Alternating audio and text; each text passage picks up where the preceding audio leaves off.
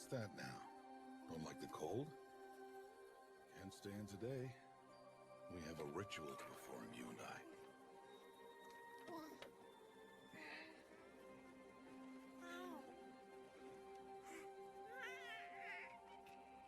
Here. Wear this. It belonged to my daughter. Good.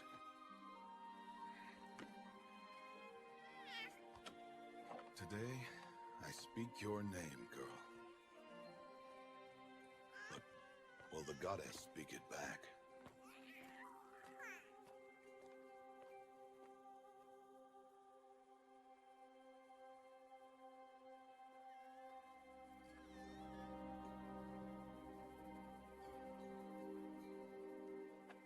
Normally, it would be the mother who declares, if you had one. The whole village would attend, and matriarchs perform the ritual. But we are outcasts. Even so, we keep the tribe's rituals. Otherwise, we might become like the faithless old ones, who turned their backs on the goddess. But their wickedness doomed them. To us, were left the splendors of creation. Beasts of air, water, earth, and steel.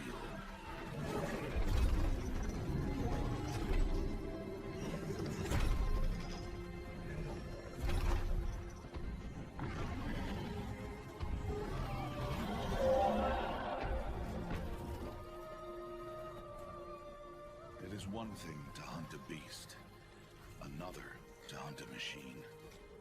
You must be humble and respect their power.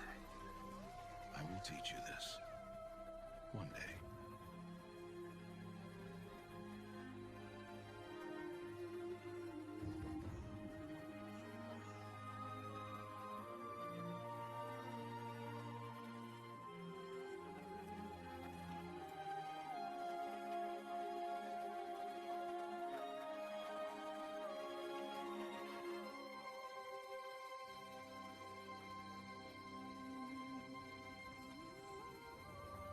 High Matriarch Tirsa. What is she doing here? Does she mean to forbid the ritual?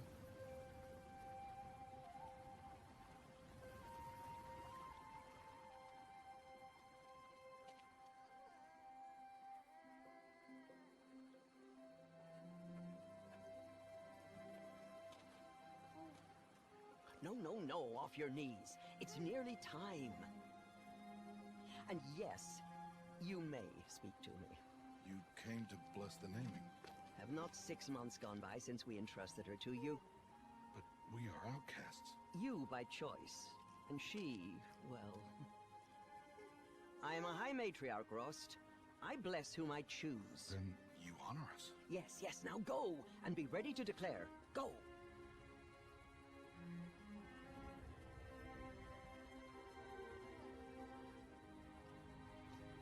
Oh, Mother, this child needs a name by which to know her. That your love may warm her life as the rising sun warms all the earth. Speak her name! Aloy!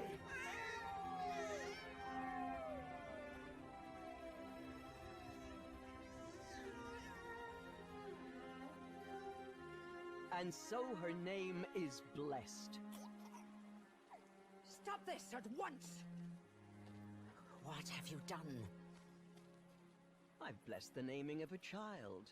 Stubborn woman, you call that curse a child? What did she tell you about his birth, outcast? Answer! I've done only what you asked. To raise it, yes. We said nothing of love. Enough. And you, blessing its name like it was one I of the know Nora, my duty one of to the them. tribe. And to you. Without consultation. I'm here. And wherever you go, I will follow.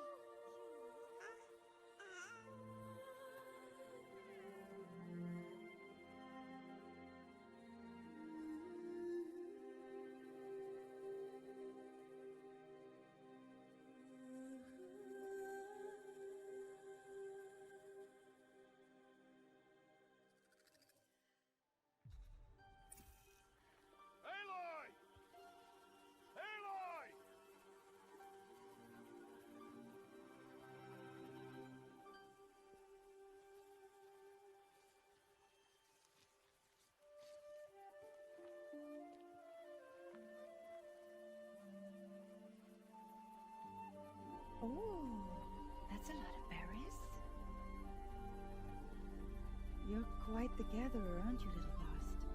Now go and see if you can find some more, hmm?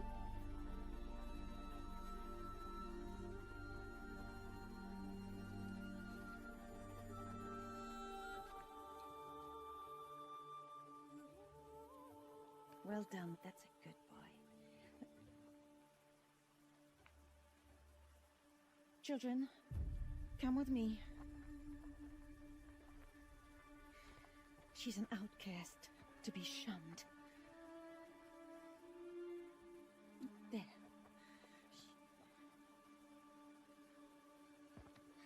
Oh, come on. There.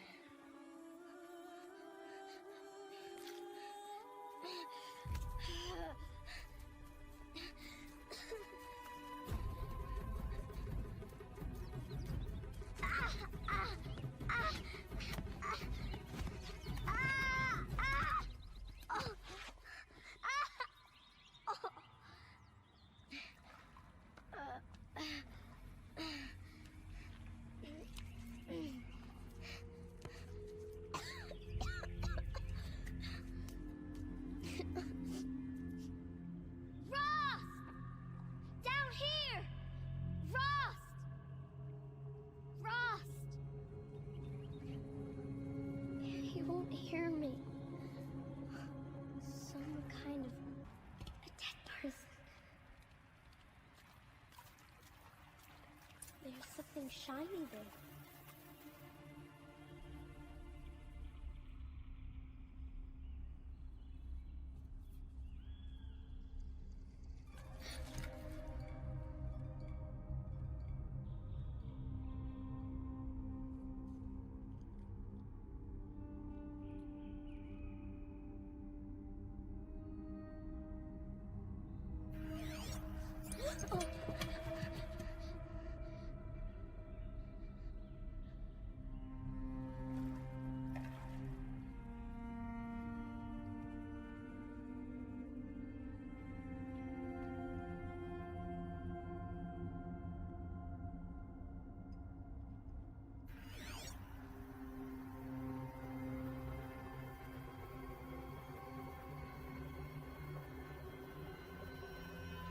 Lights. Everywhere. You think I want it this way? It's the best I can do. He's right behind you. Hi! Happy birthday, Isaac. Daddy sure does love his little big man. Look, Daddy can't be there with you and Mom, but we can still have a party, right? Sure we can.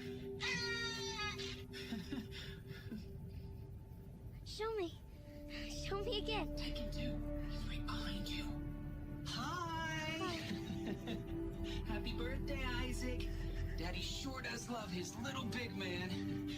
Look, Daddy can't be there with you and Mom, but we can still have a party, right? Sure we can. Happy birthday, Isaac. Daddy sure does love his little big man. Oh, Mother be praised. Come, girl. Take my hand. You don't belong down there. Come.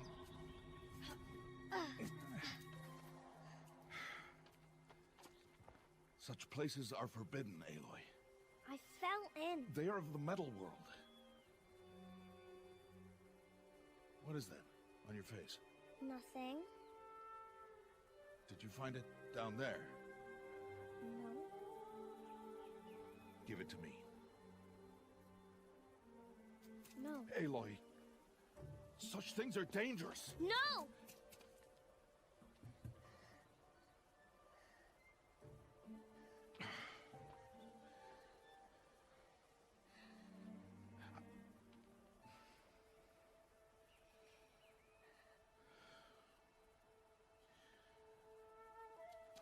Well, if you're gonna go sneaking away from home, you'll need to know how to survive in the wild. Come, Aloy. Home now. But starting tomorrow, you will learn to hunt.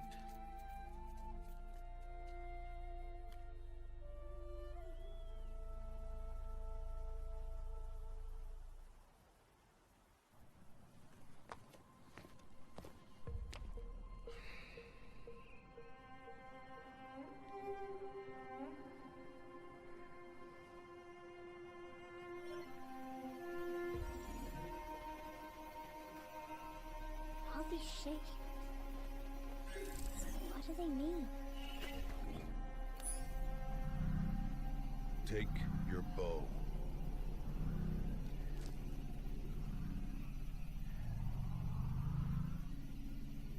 Bow?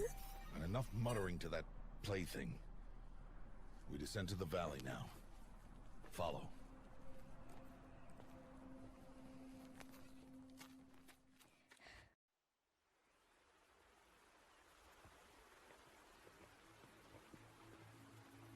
The wilds can be dangerous, Aloy. You will need to stay close and do as I say. I know. Now, you're still scratched up from that fall you took yesterday. So let's start there. Take this medicine pouch. I'll show you how to fill it. Now stay low. Little one. No, Aloy. Such machines are called Watchers. You must learn to avoid their gaze. If you are to survive in the wilds, I will show you. Listen close and do as I do.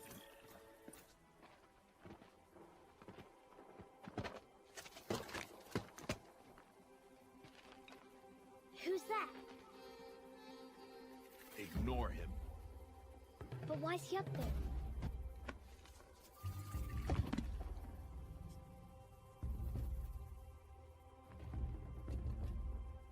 He's smiling at us.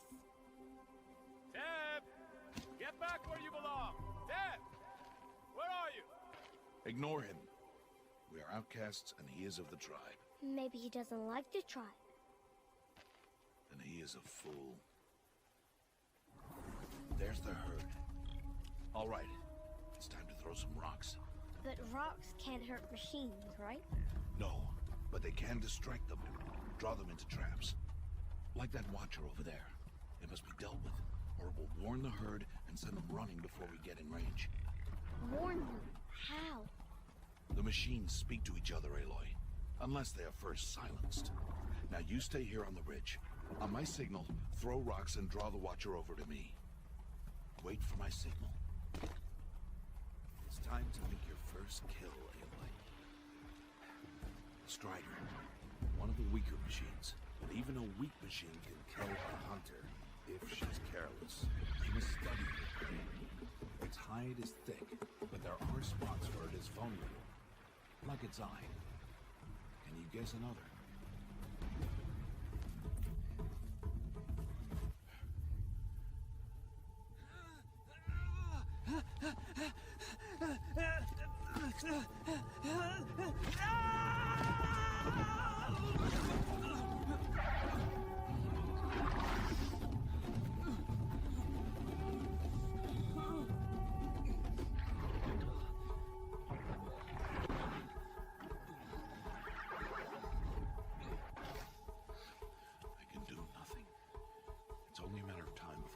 Find that boy and kick him to death. But if I shoot, it'll cause a stampede and trample him. But I can see the paths they take. Stop telling stories.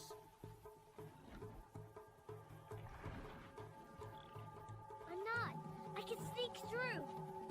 You will not.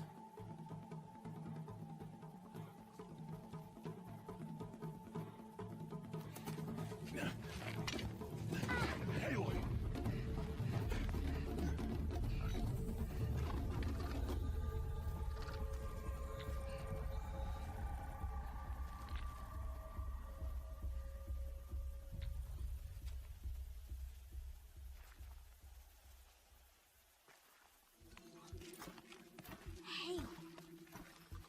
What? Who is this?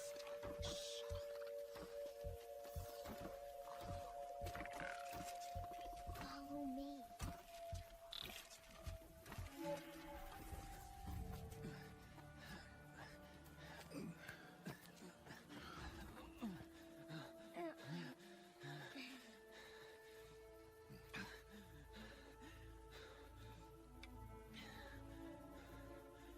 So, it is no plaything.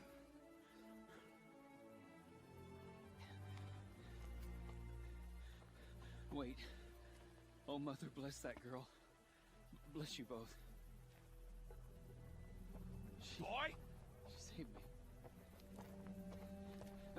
I just want to... Boy!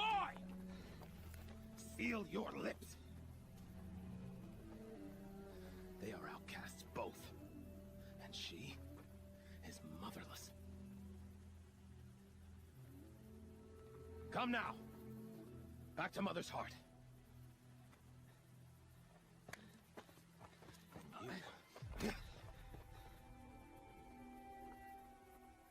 That boy should not have spoken to us. It's against tribal law. We'll go home now. Follow. I know the way.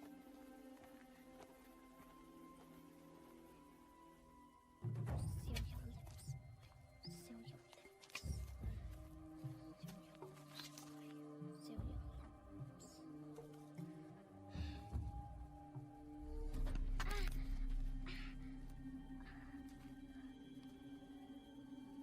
Stay away, no mother! Ooh.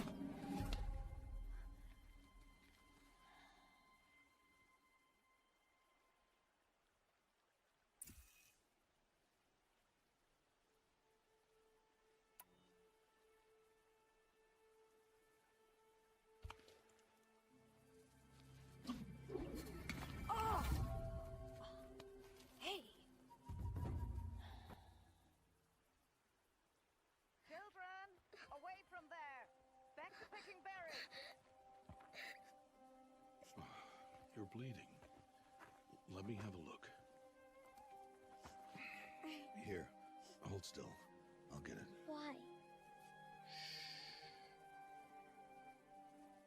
Why am I an outcast? Aloy, this is not the time.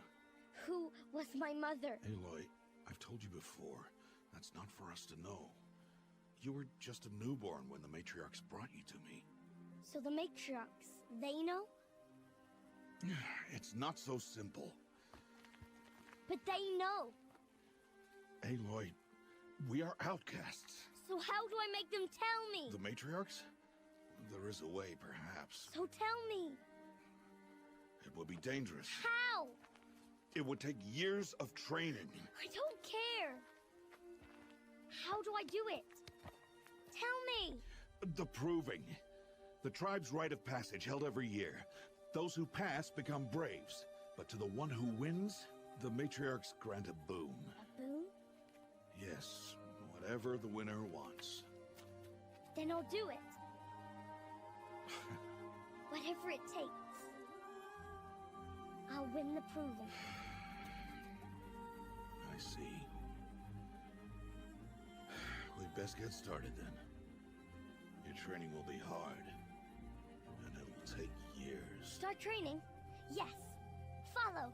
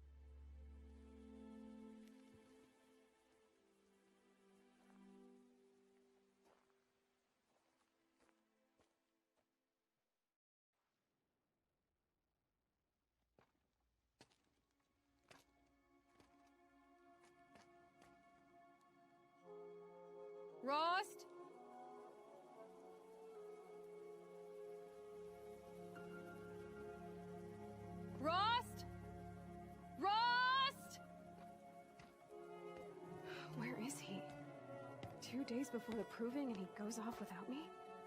He wouldn't do that. Aloy, you're here.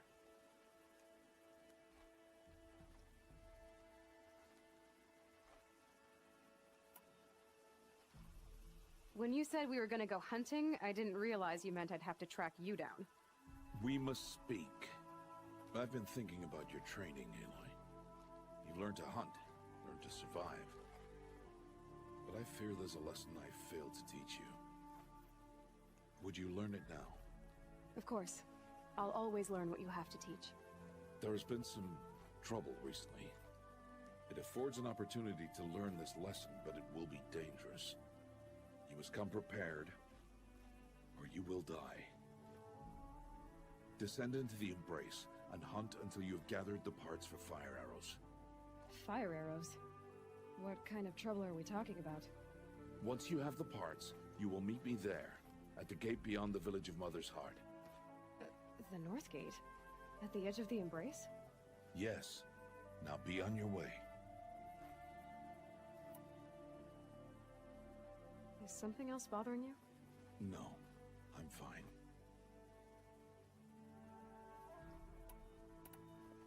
Are you worrying about what happens after the proving? What happens is clear. You will be accepted as one of the tribe, and I will still be an outcast, to be shunned. Rost, even if the tribe accepts me, I won't— There is much to do, Aloy. We will discuss this later. Okay. I'll go gather the parts, but I'm also gonna pay Karst a visit. Aloy, that man breaks the law every time he speaks to you. And I'm glad he does. I want to buy a tripcaster, and no other trader will sell to outcasts. Stock it with ammunition, then. You'll find use for that weapon tonight. That sounds ominous. All right. See you at the North Gate. Well, well, well. An outcast on my doorstep. All mother protect me. Surprised you saw me the way you keep looking every other direction to make sure no one's watching. Careful there, or you'll sprain your neck. It's always a pain in the neck when you show up, girl, one way or another. Is there a reason why you're acting so cranky today? Once you run the proving and get made a brave, you'll deal with traitors in Mother's Heart. Maybe I don't like losing customers. Traitors who don't break the law and deal with outcasts, you mean? That's right. Our days of crime will be behind us, so long as you keep quiet. Are you worried I'm going to tell someone that you trade with outcasts? I don't think you're the kind who talks, but you never know.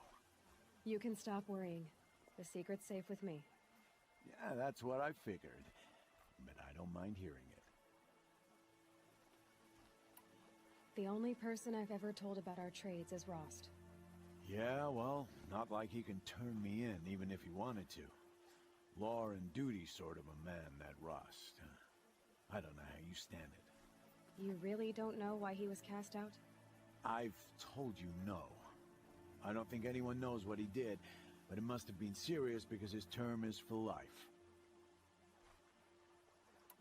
Why do you take the risk, trading with outcasts? Every time you ask. If a big, meaningful talk is what you're after, move along. It's because you used to be one, isn't it? Yeah. Got caught poking around one of the metal ruins out beyond the Embrace. Matriarch said I was tainted and gave me 5 years. What did you see in the ruins? Nothing I can make sense of. After my shunning, I tried living back in Mother's Heart, but everyone I knew had moved on, and there were so many people everywhere I turned.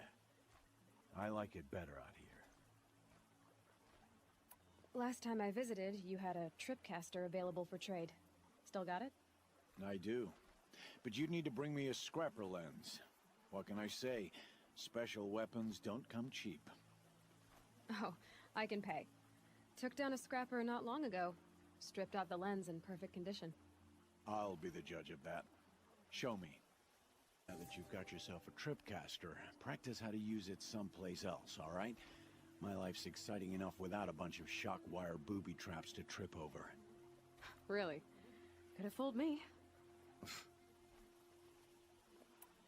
Will you be around later, in case I want to make another trade? I'll be here. Same as usual, bring me the parts you harvest from any machines you hunt. The better the parts, the more shards I'll pay. Be sure to take a close look at my inventory, though. Who knows? Maybe I've got something that could give you an edge in the proving. Pleasure doing business. I guess that concludes our business. All right, and good luck in the proving. Blessing of All Mother and all that. I've got one. You have the fire arrows. I do. Those explosions and shouts beyond the embrace. Is that the trouble you were talking about?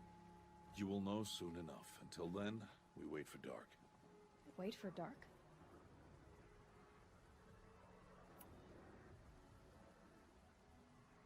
I saw Karst and got that tripcaster I was talking about. I hate to think what that outlawed trader charged for a weapon of that make. It wasn't cheap, but the caster is worth it. Perhaps. You'll know it's worth soon enough. I don't understand. Those explosions are outside the embrace. What can we do from in here? The lesson will be taught in due time, Aloy. Until then, we wait. Still a while to go before dark. I guess I'll get some rest. Good idea. There'll be no time for sleep tonight.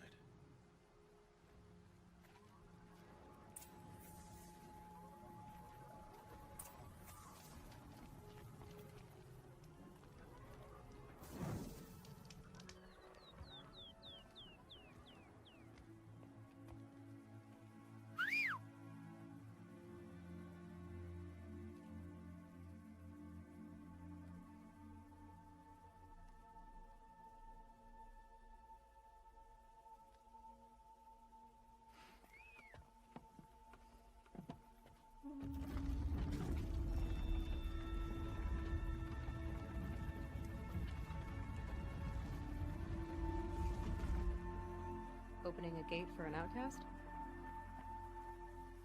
Some who are shunned reaped honor before disgrace.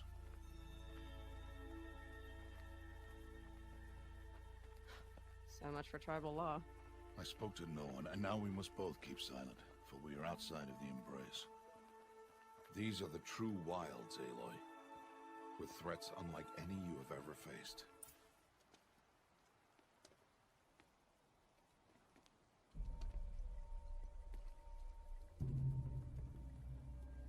An entire lodge wrecked by sawtooths?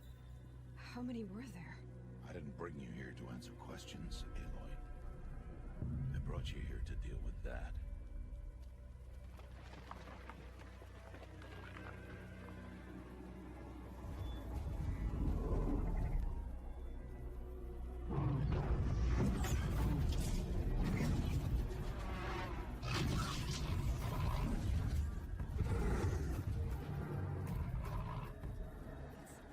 Huge. How do you defeat it? That will be for you to decide. This hunt is yours to make, Aloy. Yours alone. No matter what happens, I will not intervene. You understand? You are on your own.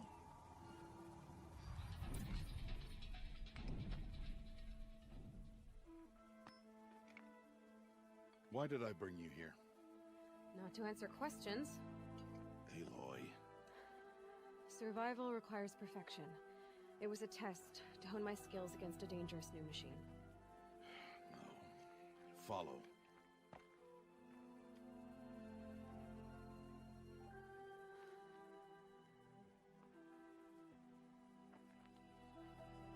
These are Nora hunting lands. They must be protected. If you hadn't destroyed the Sawtooth, how many Braves might it have killed or injured tomorrow? The lesson lives within the question, Aloy. For years, you've trained to win the proving, but only for yourself. As a Brave, it will be your duty to fight for your tribe. My tribe? You said I wouldn't need them.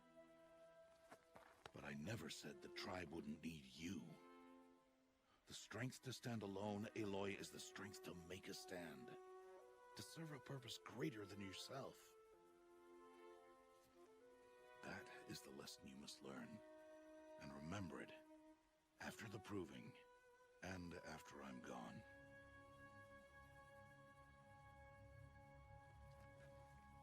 We're finished here.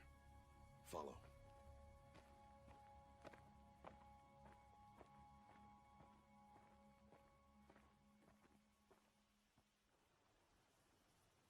Dawn has passed. This will be your last day in the Embrace as an outcast. Use the time to set your mind on the challenges before you.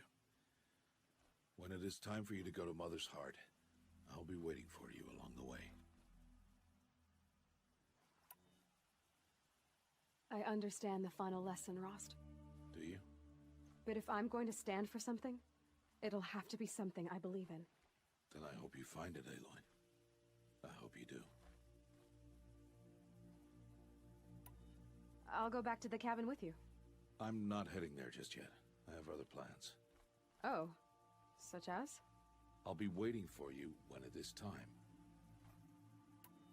I'll see you at Mother's Heart then. You will. So, it's time. Are you ready? Yes, I guess. It's louder than I expected. You've never been so close before. I guess everything's bigger up close. Soon it'll all seem familiar. Like home. I don't know about that. Look for High Matriarch Tirsa. She'll help you. Any other concerns?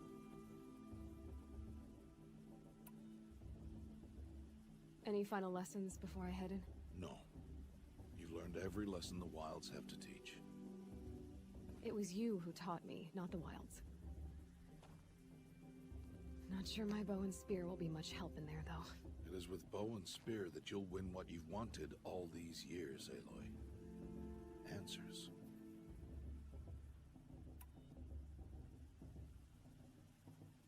What should I expect once I'm inside? There'll be people celebrating and feasting. More than you've ever seen in one place. No other village compares to Mother's Heart. It is the seat of the High Matriarchs, the center of Nora life, a jewel of the sacred land. Give it time, and you'll grow fond of it. As I was, back when I was at the tribe.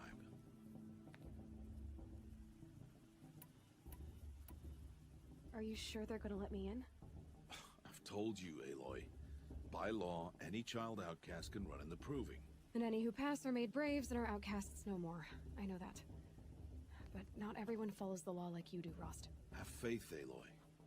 The tribe will honor your right. I'm ready to do this. See you back home in a few days? You will not find me there, Aloy. Here. Take this, too. Remember.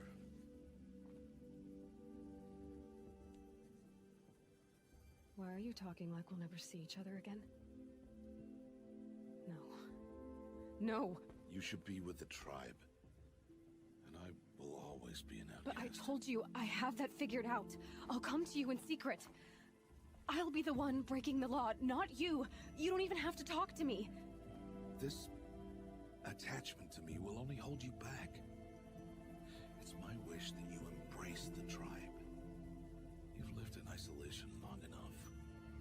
Until now, I didn't. For your sake, I must go where you will never find me. This is goodbye.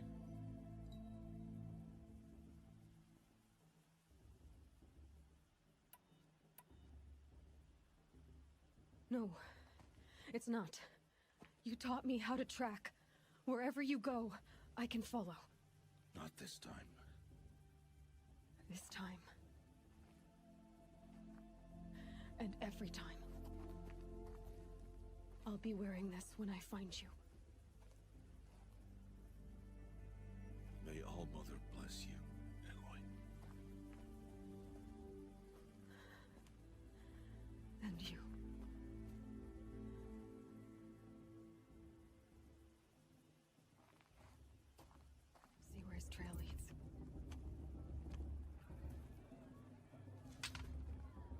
turn back, outcast. Or bleed. Your choice. Make way! Make way! Braves, stand aside. She is welcome here. Mother's heart is open to you, child. Come. I assure you, most Nora aren't so rude as those idiots. You're Tirsa? Who else would I be? Come on now. I've been waiting for this day a long time. You have? Oh, yes. But for the moment, I must leave you. I have other outsiders to keep safe tonight. You what? Envoys from another tribe, the Karja.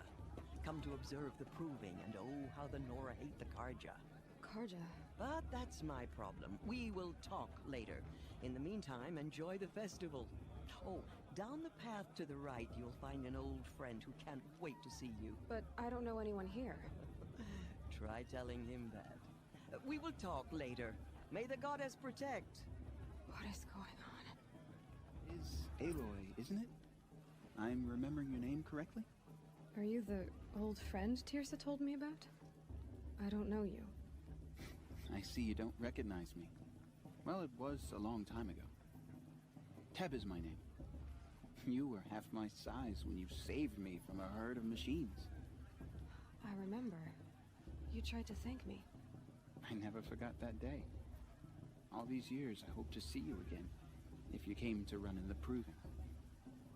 As you can see, I didn't turn out to be much of a hunter. I served the tribe as a stitcher instead, a maker of garments and armor. In preparation for this day, I've made an outfit for you. I hope you like it.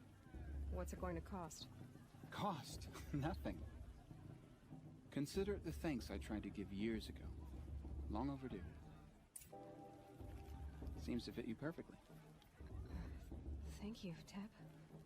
I've never had anything like this before. Well, it's yours. I think you'll find it affords more protection than what you were wearing. Every outfit offers some advantage. It's always a trade-off. Anyway, I shouldn't keep you any longer. Head for the Matriarch's Lodge if you want to find Tirsa. You'll know it when you see it. A large wooden building with an angry mob waiting outside. Tirsa said something about envoys from another tribe? Yes, that's what the mob's angry about. Karja visiting our sacred land for the first time in years. I'd expect to see some tomatoes fly, maybe rocks. Hopefully not spears. In any case, be ready to duck. Gone. Now! Oh, that's just what you want, isn't it? For me to fall on my head! From All Mother. People, machines, and beasts, all were her children. They lived alongside each other in the comfort of her wild embrace. But some grew restless. Though they took of her bounty, they wanted more. These were the faithless. The machines had whispered to them, promised to serve them, to make them a new world, better than the one All Mother provided. A world of metal. They told the faithless they would do all the work for them. Feed them, shelter them, give them a life of ease, of plenty. And so, the faithless left with the machines. Only the true children, the mothers and fathers of the Nora, stayed with All Mother. At first, the machines did as they had promised. They built cities, great and terrible, monuments to their sins, but they would not serve the faithless for long. A king rose up among the machines, a machine more powerful than any other, the Metal Devil. And then the faithless served him, served the machines. That was not enough for the Metal Devil. He wanted all to serve him, and tried to tempt the true children away from All Mother. They would not go. They gathered on the mountainside to cling to her and prayed, more devoted than ever. The Metal Devil raged louder than thunder. In his fury, he came to confront All Mother, intending to kill her. She struck him down forever. As you know, for his lifeless faithless body is up there still, frozen in shame and defeat. The machines were driven mad by the death of their king, and their minds became as wild as beasts. The faithless abandoned their cities, forced to wander the world without the care of the machines. Only we remain the true children of All Mother. We built all this with the hands that she gave us. Machines are to be hunted. Metal to be used for scrap, for craft. But never to be adored. And we stay true to her laws, resolute in our prayers, don't we? For the dangers are never over. Still the faithless envy our sacred land and covet it. And year upon year, the machine's anger grows, searching for little Nora boys and girls who have not behaved. What? Is that a machine among us now? No, no. These old eyes are mistaken.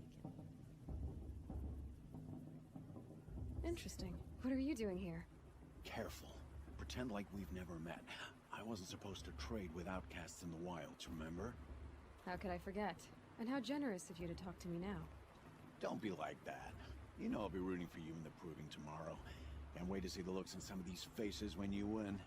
And if you need any last-minute supplies, I'm your man. So, Mother's Heart. I thought you preferred the wilds. Well, man can't drink alone all the time, can he? Truth is, I get lonely once in a while. There, I admitted it. Don't think less of me. I won't hold it against you, if you give me a discount. You can't be. I'm joking, Karst. It's good to see you.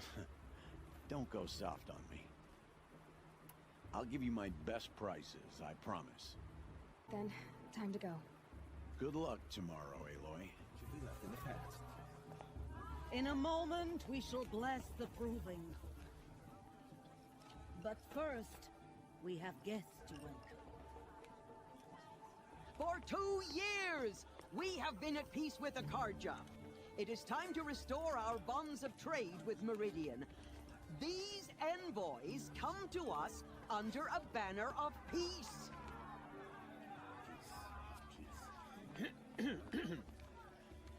An enunciation of gratitude written Killers by and the hand slavers! of Yeah! Sun King of Killers and slavers!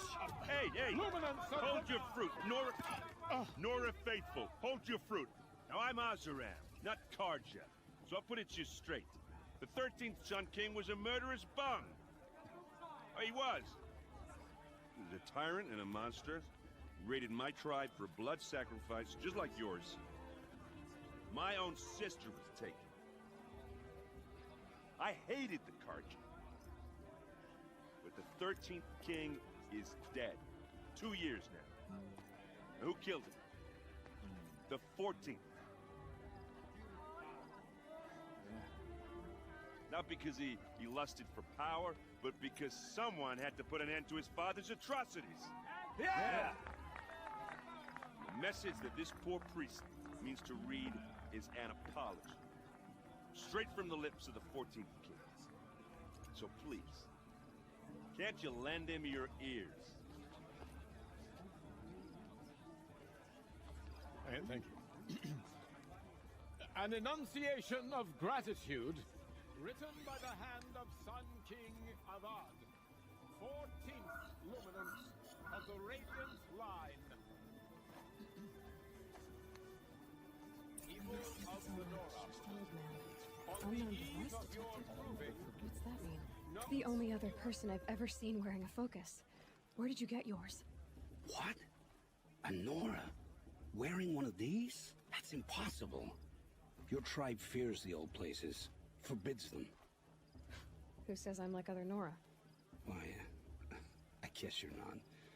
If you've gone delving in the ruins of the metal world. What's wrong?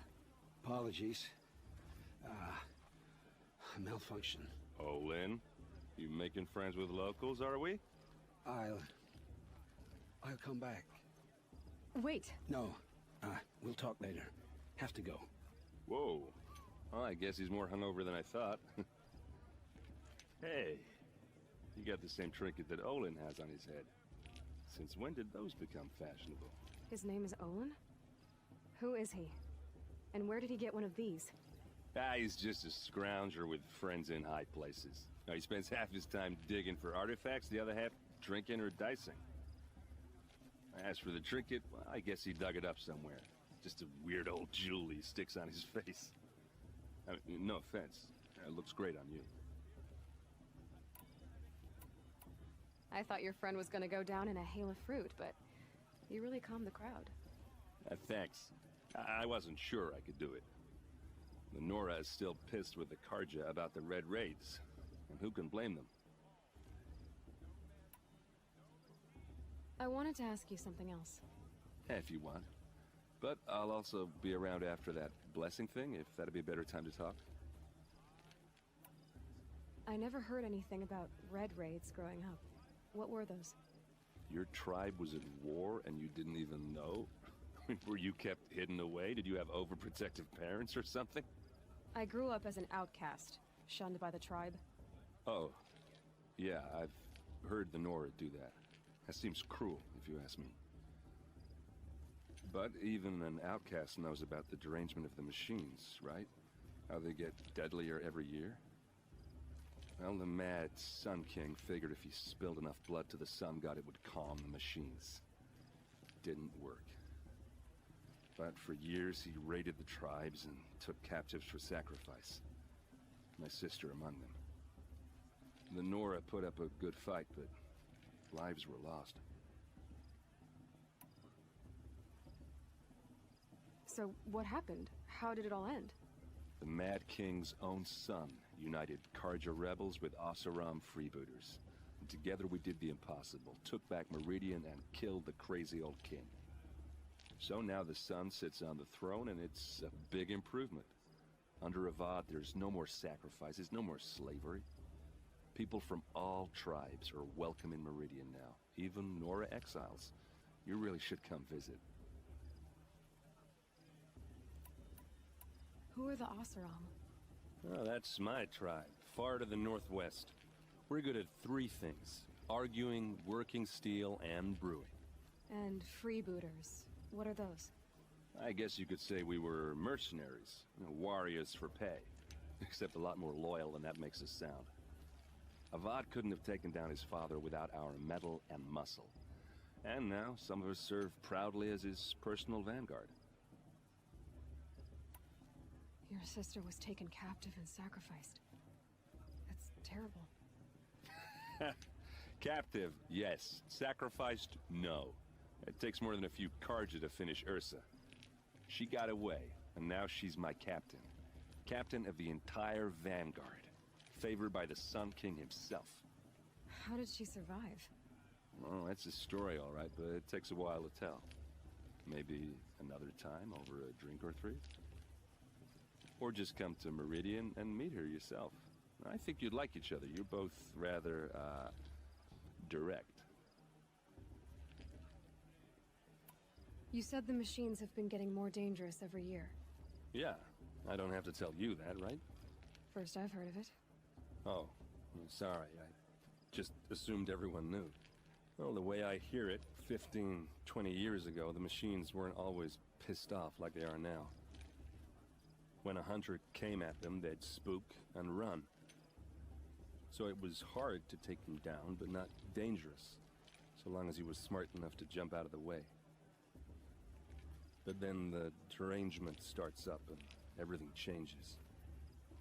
Now, when a hunter fires a shot, the machines snarl and charge right at him. A few more years pass and they start attacking people on sight.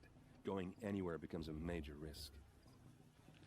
If that wasn't bad enough, entirely new kinds of machines start showing up. Bigger, meaner, and heavily armed. Like the Sawtooth. Yeah, 10 years ago, that one. But every couple of years or so, something worse comes along. Believe me. So what's making it happen? And no one knows. And the machines, well, they aren't telling. If the Karja have such a cruel history, how did you end up serving them? The last king and his men were butchers. But the new king wants peace. There's nothing cruel about that. Besides, the Carja don't just fight, they build. Look, take Meridian. Next to it, everything else is just a bunch of sticks and stones. I want to ask you about something you said before. Ask away. I've never seen armor like yours before. You've never seen Vanguard steel? Well, let me introduce you. Ring-locked, impact-protected, sturdy enough to choke a sawtooth. It has to be. The Vanguard of the Sun King's best. Life-takers and machine breakers to a one. You might even give a Nora warmaid like you more trouble than she can handle. With all that metal to slow you down? I doubt it. Yeah, hard to say. From where I'm standing, looks like a pretty even match. What else do you know about Olin? Is he really that interesting? I'm starting to get jealous. Well, he scours the wilds for ruins, digs up stuff, and sells it to nobles. When he's not scrounging, he's scouting. Exactly the skills you want the man guiding your expedition to have. I've known him for a few years. He's a loyal companion, cares for his family, holds his drink well enough. I like him, but besides that, not much to tell.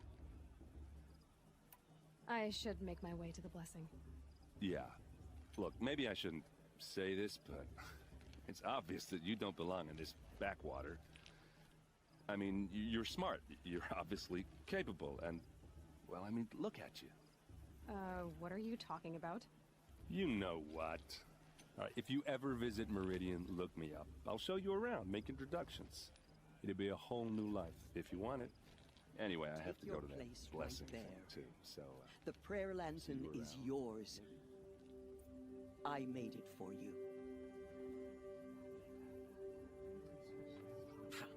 Blasphemy. Sisters.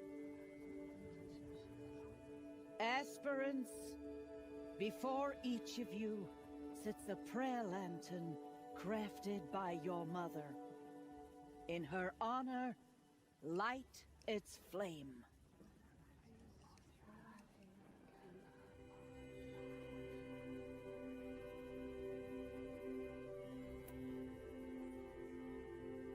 In honor of Rost.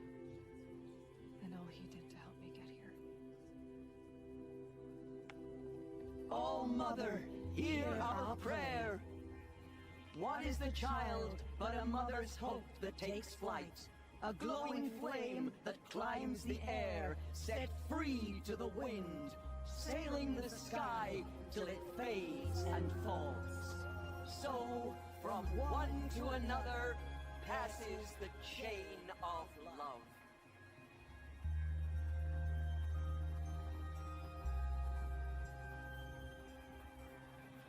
Olin? You know my name? Ah, guess Aaron told you. Why did you act so strange when we spoke earlier? Must be this festival. I'm really not one for crowds. Maybe I should just turn in. Stop dodging my questions. All right, cool your fire.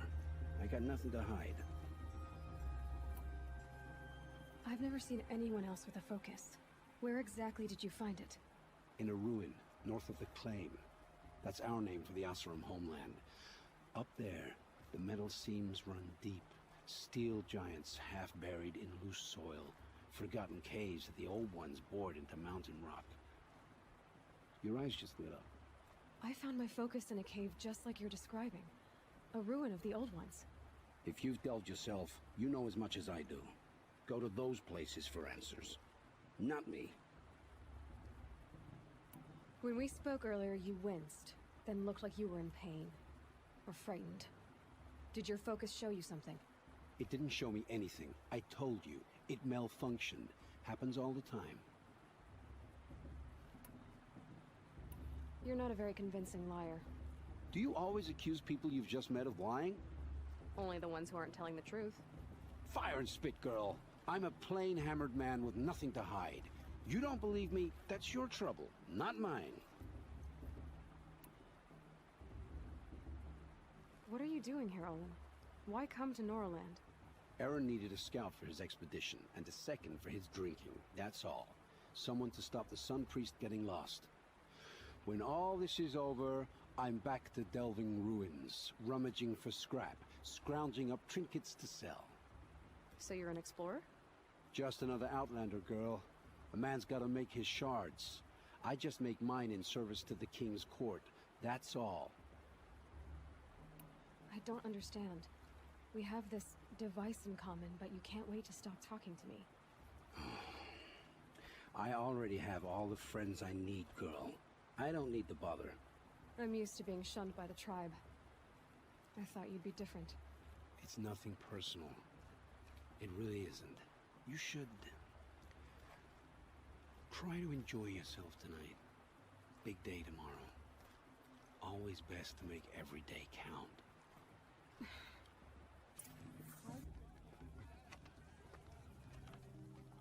Motherless chuff. What did you say? Find your bed, outcast, and dream of winning the proving. That's the closest you're gonna get.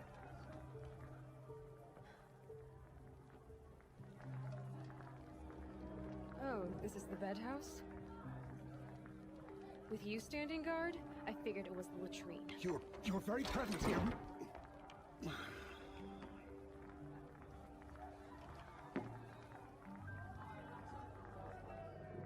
Well, well. Look who's come in from the wild. The motherless outcast. I see you've still got a scar from where that rock I threw hit you. Now that's a cherished memory. You can be a real lard sometimes, boss. Cut it out. Try to dress like a real Nora. Not that it fools anyone. So this is how it's gonna be with you, is it? This is how it's gonna be with everyone, outcast. You belong in the wilds, not Mother's heart. And you definitely don't belong in the proving.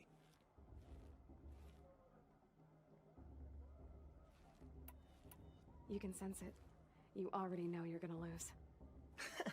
I've trained all my life for the proving. I'm not afraid of you. I'm not afraid of anything. Really? Confidence is quiet. You're not. You know, I often think of the day I gave you that scar. It's a cherished memory. Yeah. The look on your face when I knocked that stone out of your hand was pretty entertaining. But I suppose you leave that part of the story out when you tell it, don't you? I branded you that day to mark your shame. All you did that day was make me stronger. Just wait. I'll show you tomorrow. Yeah, right. This is boring. Time for Boss to get some sleep. You'll be the one surprised tomorrow, outcast. Not me. Oh, are you gonna shut your mouth? Because that would be a surprise. Nice job handling Bast. That should keep him quiet. Till morning, anyway. I don't believe we've met. I'm Aloy. Oh, I know who you are. The competition. The others, they'll finish the proving. Most of them. But win it? That's down to Bast, you, or me. Vala. Nice to meet you, Vala. You're right. I am going to win tomorrow. Never celebrate a victory before it's earned, girl. My mother taught me that. Now, if you'll excuse me, I'm gonna get some sleep. I plan to be well rested when I run you into the ground tomorrow. Your bunk's right there when you want it. Okay. Thanks. So, your first day in Mother's heart. What do you think?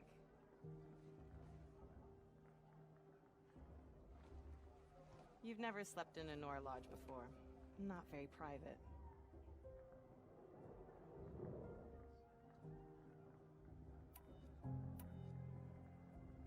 Comforts and distractions. That's what I think.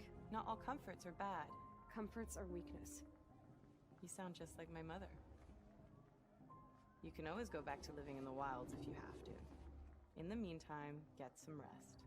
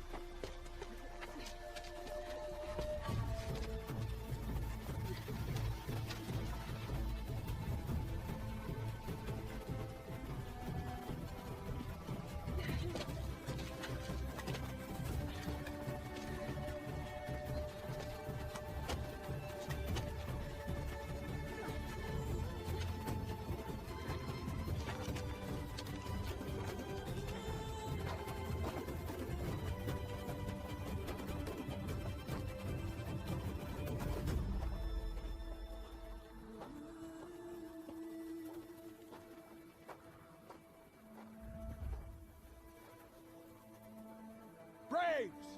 Ready yourselves! What will it take to get you out of here?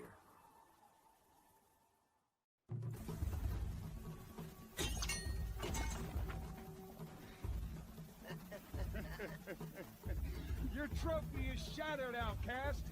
Looks like you'll need another.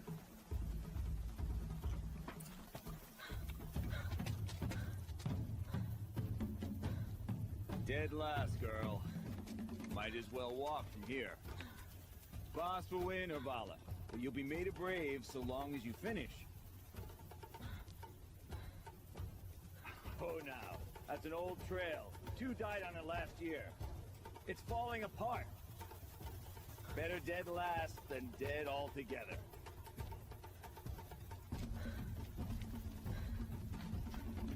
Whoa, whoa, whoa, whoa! By all mother, are you crazy? You're gonna kill yourself! It doesn't get any easier! You're insane to go that way!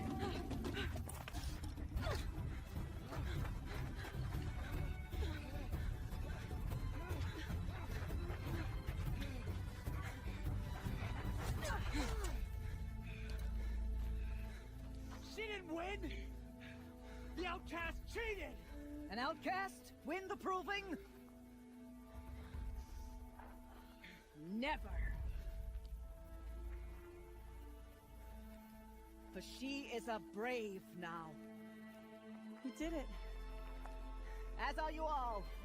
So long as you put your trophy on the altar. But it is Aloy. Once outcast, and now brave, who is first among us.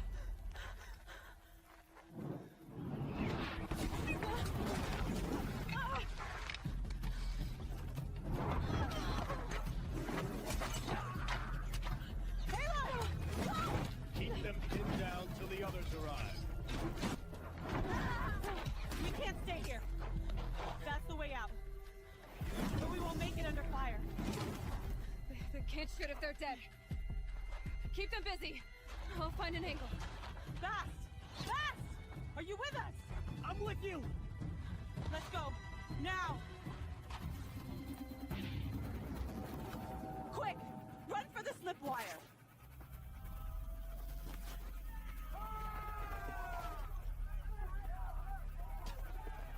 Kill them all! No witnesses, no survivors!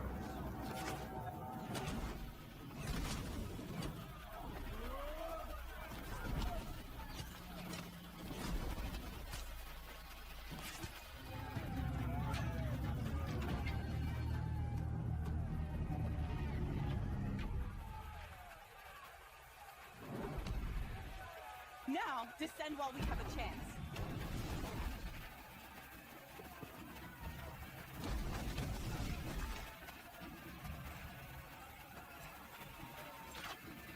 Get back!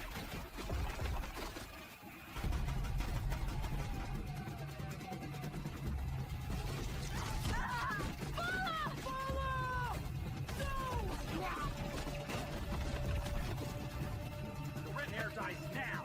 Everyone, forward!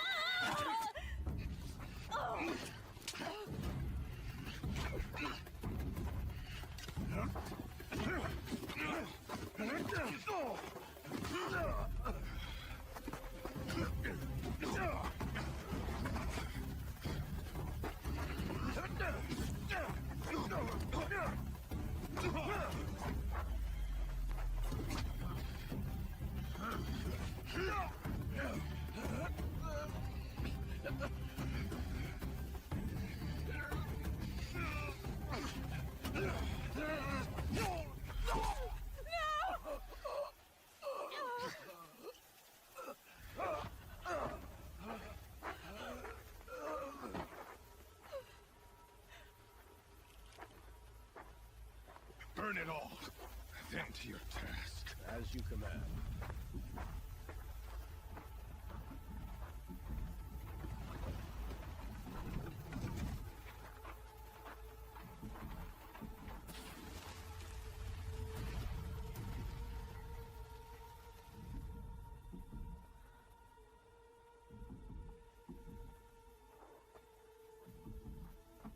Aloy.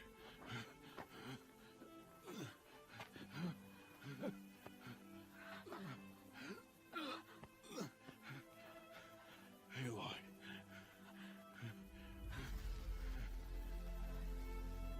Survive.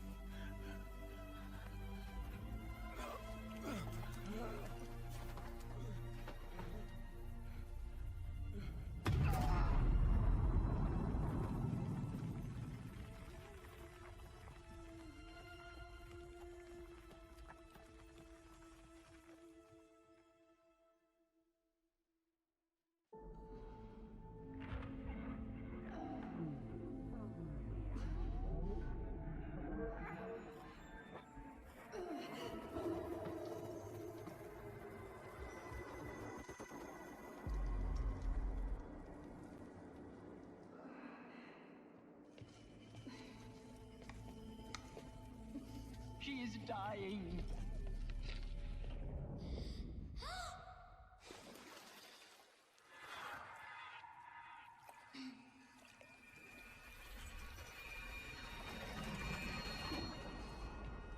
To take her there is blasphemy! She should be near her mother.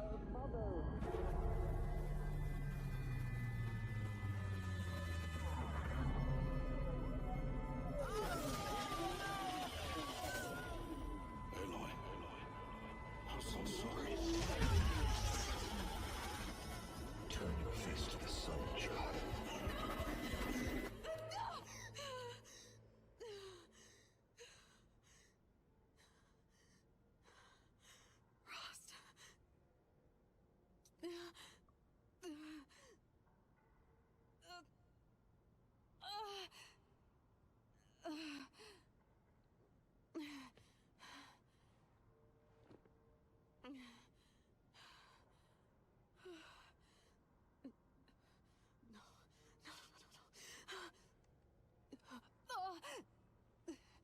I have to get out of here.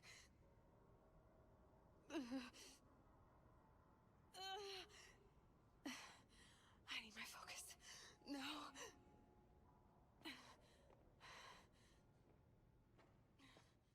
Out. But why is no one here? Where am I? My clothes. Good. But where's my focus? It's here. Okay.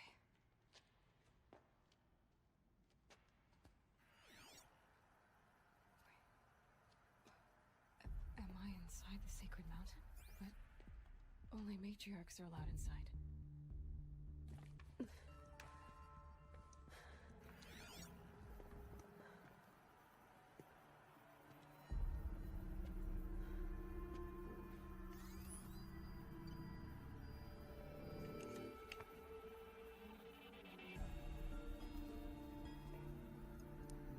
Now, what can you show me? Ah!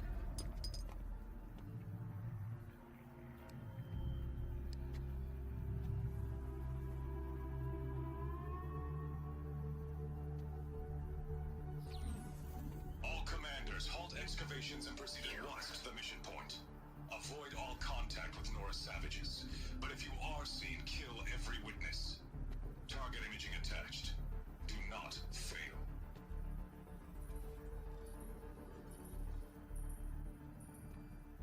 Target imaging.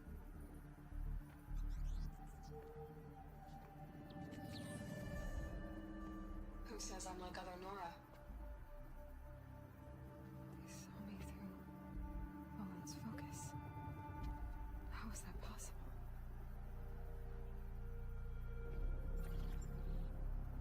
Then make it quick. I'm heading in.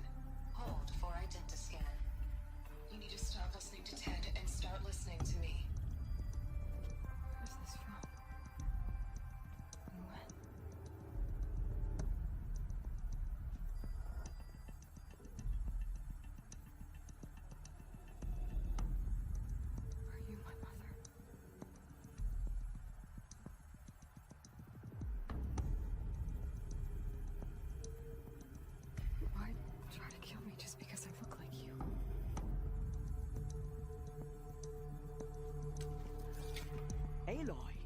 You are awake.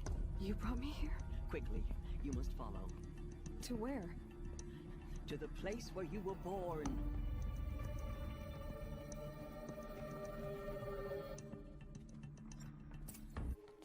Does my mother look like me, but with short hair? I don't see how that could be. You were not born of a woman, Aloy. The mountain is your mother.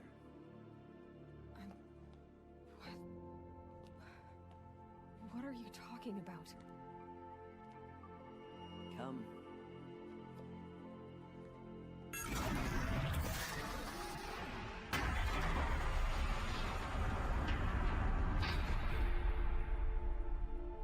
What is this place?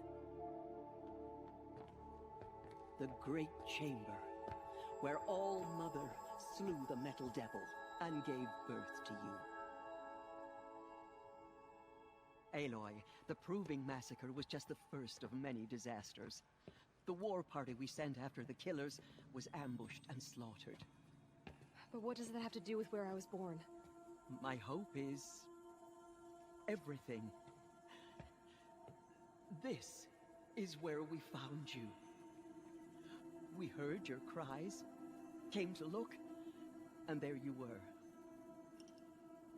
Just lying there? Yes. You mean I came from behind the door? Always, that is what I have believed. That you came from the womb of the mountain. A gift from All Mother herself. But others, like Lansra, feared that a darker power put you here. Not a gift, but a curse. But this isn't a goddess. Aloy! It's a door. With people behind it. My mother? Oh.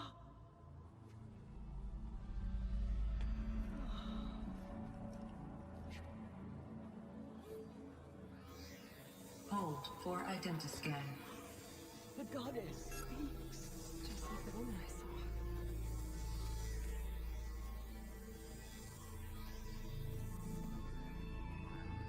Error. Alpha registry corrupted. Identity cannot be confirmed. Entry denied. No, no.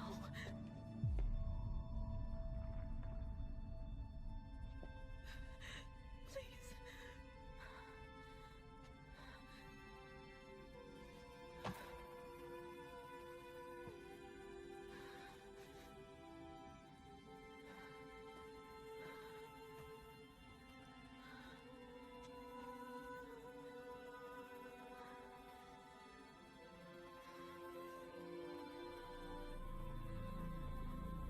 Aloy, All Mother spoke to you, as if she knew you. Were you not listening? It didn't recognize me. Because of corruption. The goddess's own words. Surely, if you heal this corruption, she will see you clearly. And how would I do that? You said you've had visions. Of a woman with short hair. The killers came for me because I look like her. But their power is overwhelming. Is there no other trail to follow? Oh, he was one of the outsiders. The night before the proving. The killer saw me through his eyes. He lives in Meridian. So you will have to leave the sacred land. I've been an outcast all my life. Why not an exile too? Shh. There is another way. Come, and we will make it so. It is done? Yes. I showed her. Sisters, the goddess spoke to Aloy. Told her to heal the corruption. Ha! But how is she to do that? She will have to journey beyond our sacred land. A seeker? If the goddess spoke, it must be so. You would name this thing a seeker? Sister! For once, Lansra, join with us. This will be your sin, not mine. Send her seeking, and may she never be seen again.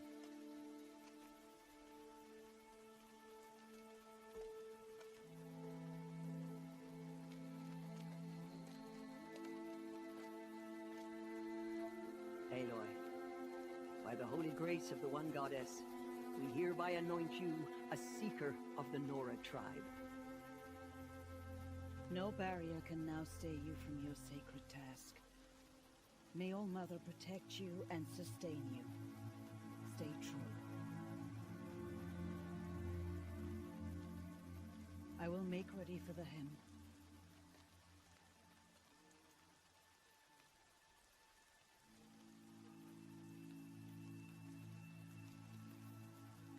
Our hopes lie with you.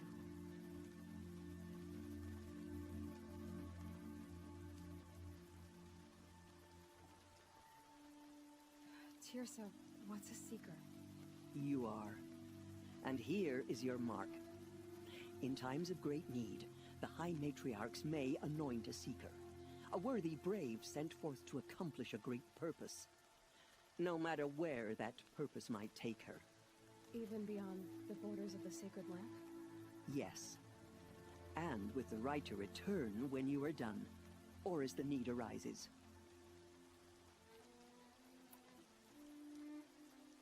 So I can go anywhere at all? No restrictions? Even to forbidden places, like the tainted lands beyond All Mother's sight. Or the ruins of the metal world. I see. Why are the lands beyond Nora territory called tainted? Is it not obvious? Our land is sacred. We live in sight of the one goddess, All Mother, source of all that lives. Beyond her sight lies a vast fallen land, spiritually tainted. That is why it is against tribal law to leave. But the Seeker blessing will protect you. Have there been other seekers? There have, but they are rare, and most who set out are never heard from again. Was Rost a seeker? No, not a seeker. What are you not telling me? This is not the time, Aloy. Perhaps another day. What was done with Rost's body? I'm afraid there was very little left to recover. But what there was, we buried at the place where he raised you, with flowers on the grave. Thank you. Why are the ruins of the metal world forbidden? They are blighted places, Aloy. Dark and wicked, like the children of metal who built them. When they rebelled and tried to murder All Mother, her wrath leveled their cities, but could not cleanse their sin. Their ancient spite haunts those ruins, ready to ensnare anyone foolish enough to enter them. But I've been in a ruin. It looked a lot like the inside of All Mother. That cannot be so. It is. Then, this is something beyond my understanding. I will trust you to reveal the truth. So many have suffered. Is there anything I can do to help? What is most important is for you to fulfill the purpose All Mother has intended for you. I don't know what that means any more than you do. Then you must find out.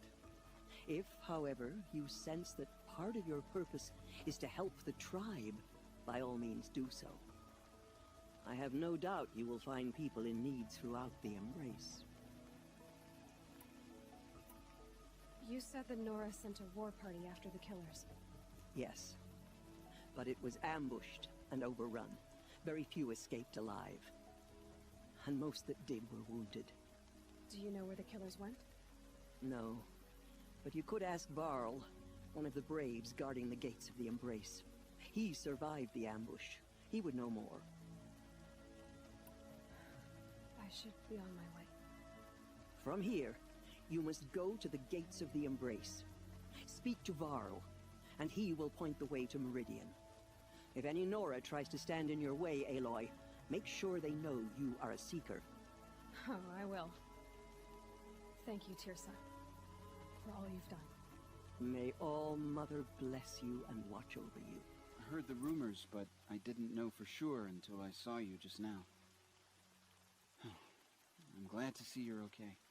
And you're even wearing the tunic I stitched for you. I'm honored.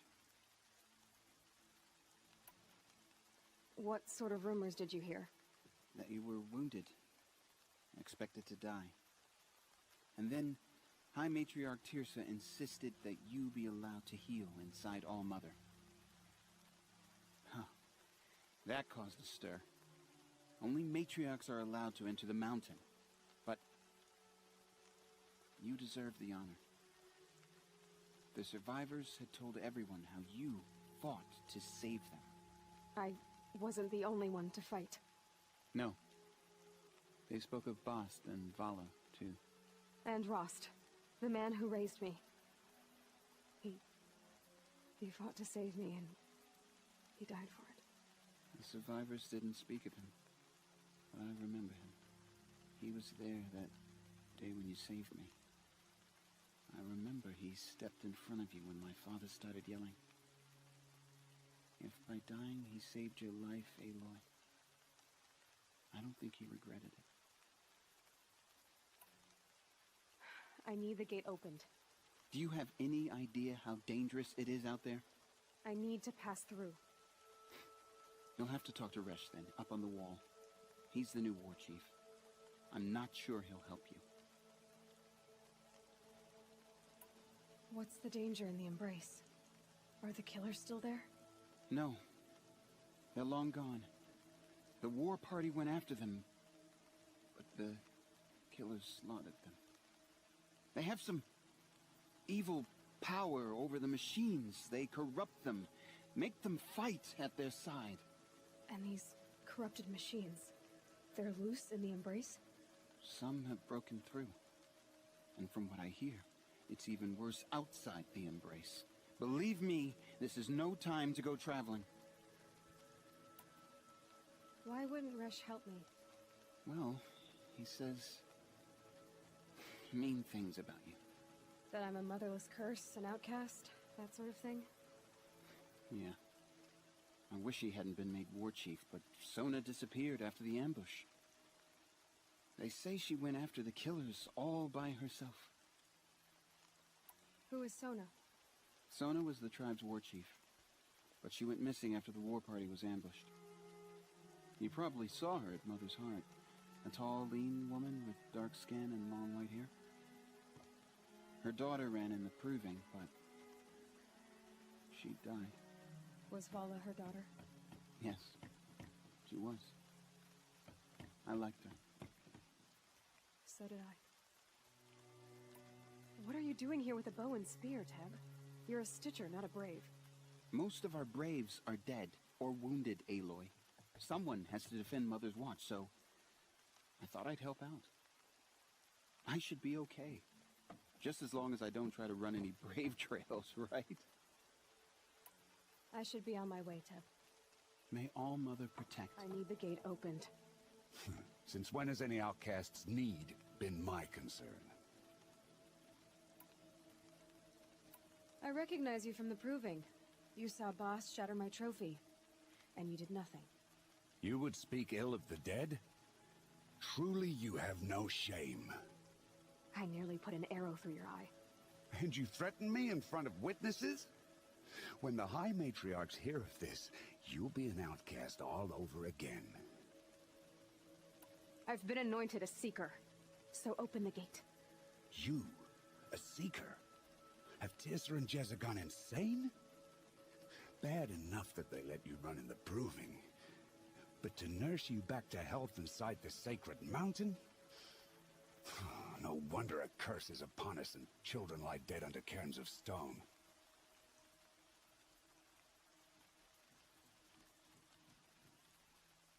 How can you be so heartless? I fought beside those children, shoulder to shoulder and back to back.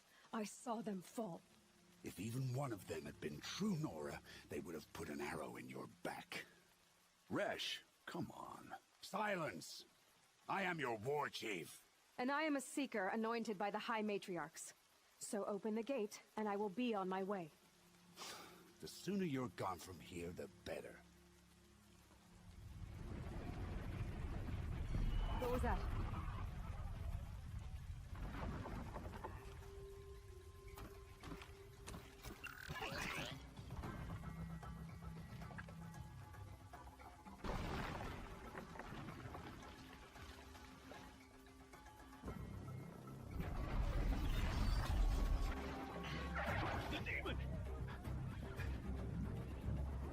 Sound the alarm!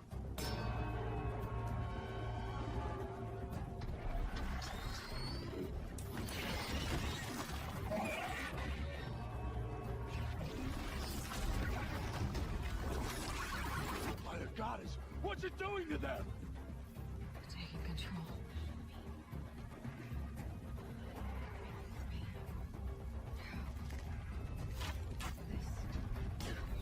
Brace yourselves!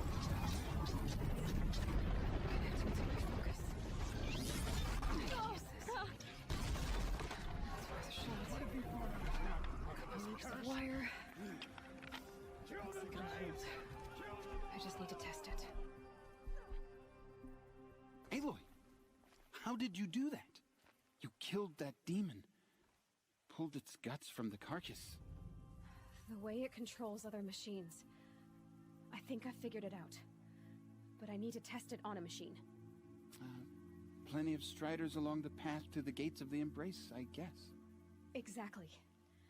And the gates are where I'll be headed anyway. I need to speak to Varl.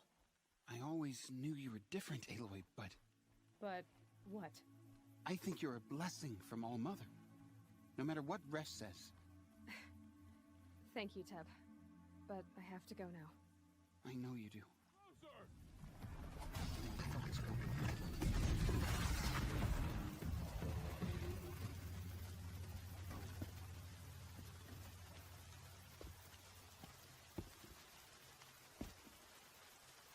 Varl, I take it?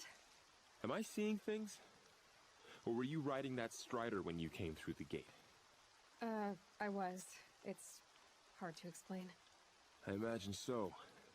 Strange times we live in. We who've survived. I recognize you, of course. Aloy, the outcast who won the proving. I'm glad to see you survived your wounds. High Matriarch Tirsa said you might know the way to Meridian. The capital of the Karja Sundom? You seek exile? No. A traitor named Olin. The Matriarchs made me a seeker so I could go after him. Huh. Well, then you should head north to Mother's Crown. If you make it, talk to Maria. She'll point the way. If I make it? The trail is dangerous. Ever since the War Party massacre, our lands go unpatrolled, and our borders unguarded. We have no war chief to lead us. Isn't that Resh's job? Ugh. Only because Sona went missing. I'd go after her myself, but she ordered me to hold this gate with my life. And so I have. You said the trail is dangerous. What sorts of dangers? Almost too many to name. The killers are still out there, and somehow they've corrupted the machines, spreading madness. Yes, I've seen it myself. Bandits, too. Cutthroats who snuck across the border to prey on us. The word is, there's a camp in the metal ruins upriver. Sounds like I need to craft more arrows. You said I won the proving. How did you know that? I spoke to survivors. They said you fought bravely, as did Bast. And my sister. Your sister was Vala? I'm very sorry. I liked her. I think we might have even become friends. If we'd had a chance. Thank you. She died saving others. There is no better death. You said the war party was massacred. How? When word came of the attack on the Proving, War Chief Sona assembled a war party to give chase. But in their haste to get vengeance, some braves broke rank and raced ahead, straight into a trap. A pack of crazed machines, seething with corruption, fell upon the braves and savaged them. War Chief Sona led a countercharge and destroyed the machines, but by then the killers were gone, and our losses were extreme. You said War Chief Sona is missing? Even when the war party was massacred, she wouldn't give up the chase. She called for volunteers and went after the killers. You didn't volunteer? Of course I did, but Sona denied me that. She ordered me to see the wounded back to the Embrace, and to guard this gate, to guard the Embrace with my life. That was days ago. Since then, there's been no word from her. So there's no way to know if she's alive or dead. If anyone could survive out there, it would be her. Sona's prowess is legend, an unbending spear to measure ourselves against. Sounds like she sets a high standard. Ugh, you have no idea. She's my mother. I should be on my way. Aloy, before you make the journey to Mother's Crown and beyond, is there any chance you could search for Sona? The tribe needs her leadership. I'd go after her myself if she hadn't commanded me to hold this gate at all costs. Where was she last seen? The War Party massacre site, a wooded hollow across from Devil's Thirst, on this side of the river. You might be able to pick up her trail there. She went after the killers who attacked the Proving, who killed those we love, who tried to kill you. I get it, Varl. I'll see what I can do.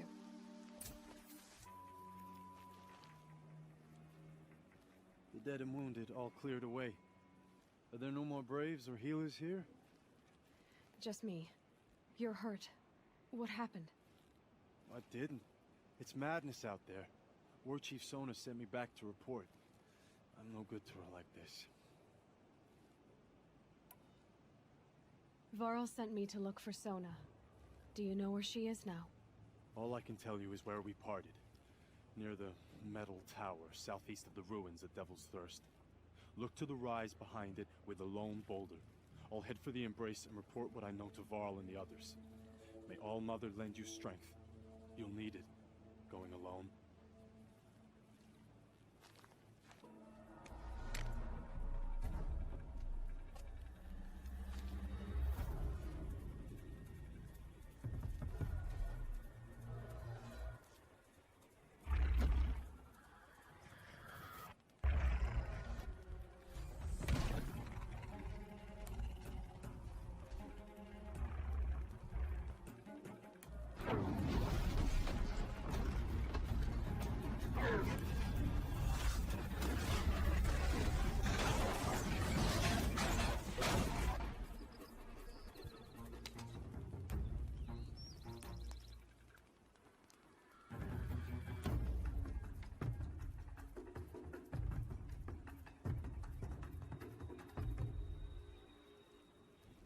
You're lucky I happened by. One heartbeat more, and that sawtooth would have torn you apart. Half a heartbeat more and I would have killed it myself. So you're War Chief Sona? Varl asked me to find you. Has he held the gate? He has, bravely. I saw him kill a corrupted machine himself. But he worries for you. Our tribe needs strength, not sentiment. I've tracked some of the killers who struck the Proving. I crave vengeance. Do you? You have no idea. Show me then. Lend me your strength. Follow. Hours ago, I sent braves into hiding in the trees below. On my signal, they'll attack. The enemy and their demonic machines outnumber us. But we will have fury on our side. We could have more than that. Explain. That's Blaze. What we used to burn, they used to blast. It's how they dug out this pit. So we put fire to it and then? Boom. Then let us begin. Whoa, wait. Let's not rush. Give me some time to make an approach. If I end up alerting them, open fire. All right. Let's see what you can do. Wasn't all the killers. I counted more at the War Party massacre. If I have to chase their filthy shadows from here to Spear's Reach, I will. You're hurt. Losing blood. My health is not your concern. No one doubts your determination, but you need rest. She's right, War Chief. Give your wounds time to close. Varl, what are you doing here?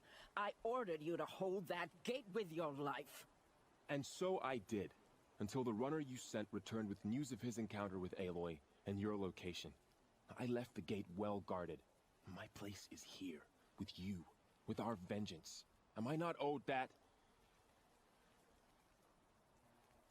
Maybe I should have a look around. See if I can figure out where the rest of the killers are. Do as you wish. I found something. Everyone else does. The rest of the killers are camped inside a ring of metal. Any idea what that means? Damn them. The Ring of Metal lies in the ruins of Devil's Grief. That ground is taboo. I will return to the matriarchs, beg them to make an exception. There's no time for that. Blood spilled calls for blood spilled. If the ground is cursed, then let our vengeance sanctify it. You blaspheme. Please, War Chief, break the taboo. Devil's Grief is a cursed place. But maybe Aloy's secret blessing can protect us. I'll send scouts ahead. Our force will assemble at the cliff above Red Echoes, and launch our attack from there. Sounds like a plan. See you there.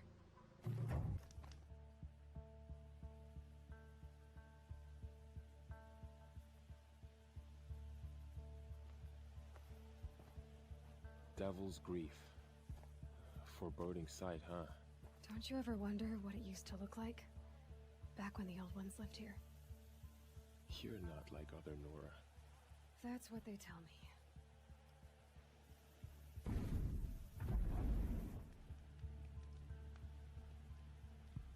War Chief? Our scouts found enemy camps in the ruins, guarding the approach to the Ring of Metal. Then we should hit those camps first. Make sure they stay quiet. Agreed. Wipe out the camps, and our enemies in the Ring of Metal won't see us coming. I'll take out the alarms. We'll send Braves to each camp to lie in wait.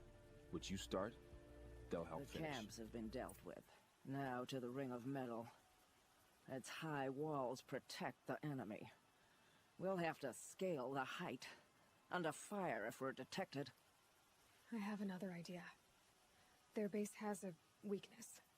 Send me in alone, and I'll exploit it. If I'm successful, I'll blow a hole in those walls big enough for the entire war party to charge through. Sounds like a plan. So long as I get to come with you. A war chief should be grateful for 2 arrows so eager to spring from the bow. Yes, Varl. Go with Aloy as her spearmate, but be vigilant. Yes, War Chief. I will.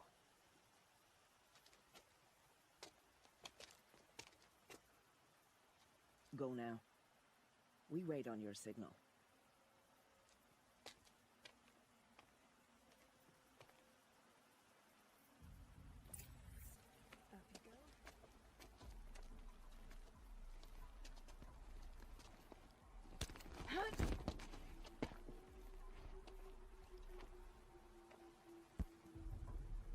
Take my hand.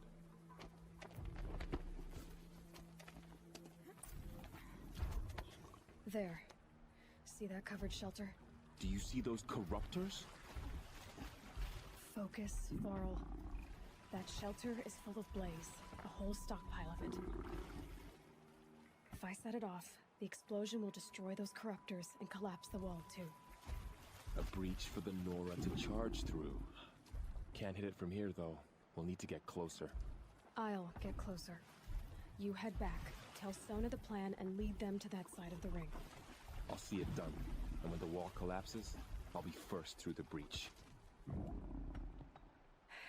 Now all I have to do is make it all happen.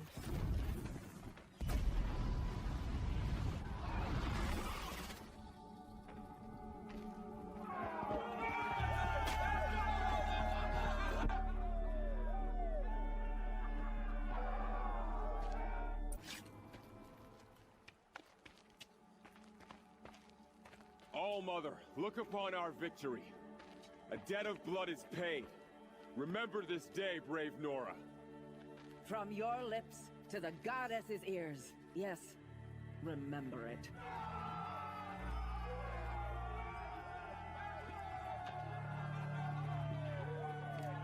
Be ready to leave this place. Let your spears and arrows rest in the bodies of the fallen. They are tainted, like these ruins. Would have died. You're Aloy. I've heard about you from the war party, the hero of Devil's Grief. One of them, maybe. I didn't fight alone. You're Maria. Varl told me you'd know the way to Meridian. The Karja capital. West will take you to it, but their soldiers will stop you long before you get there. They can try. No, what I mean is there's a Karja fort that guards the pass between East and West. Word is, the Karja have sealed the gate out of fear of the corrupted machines infesting our sacred land.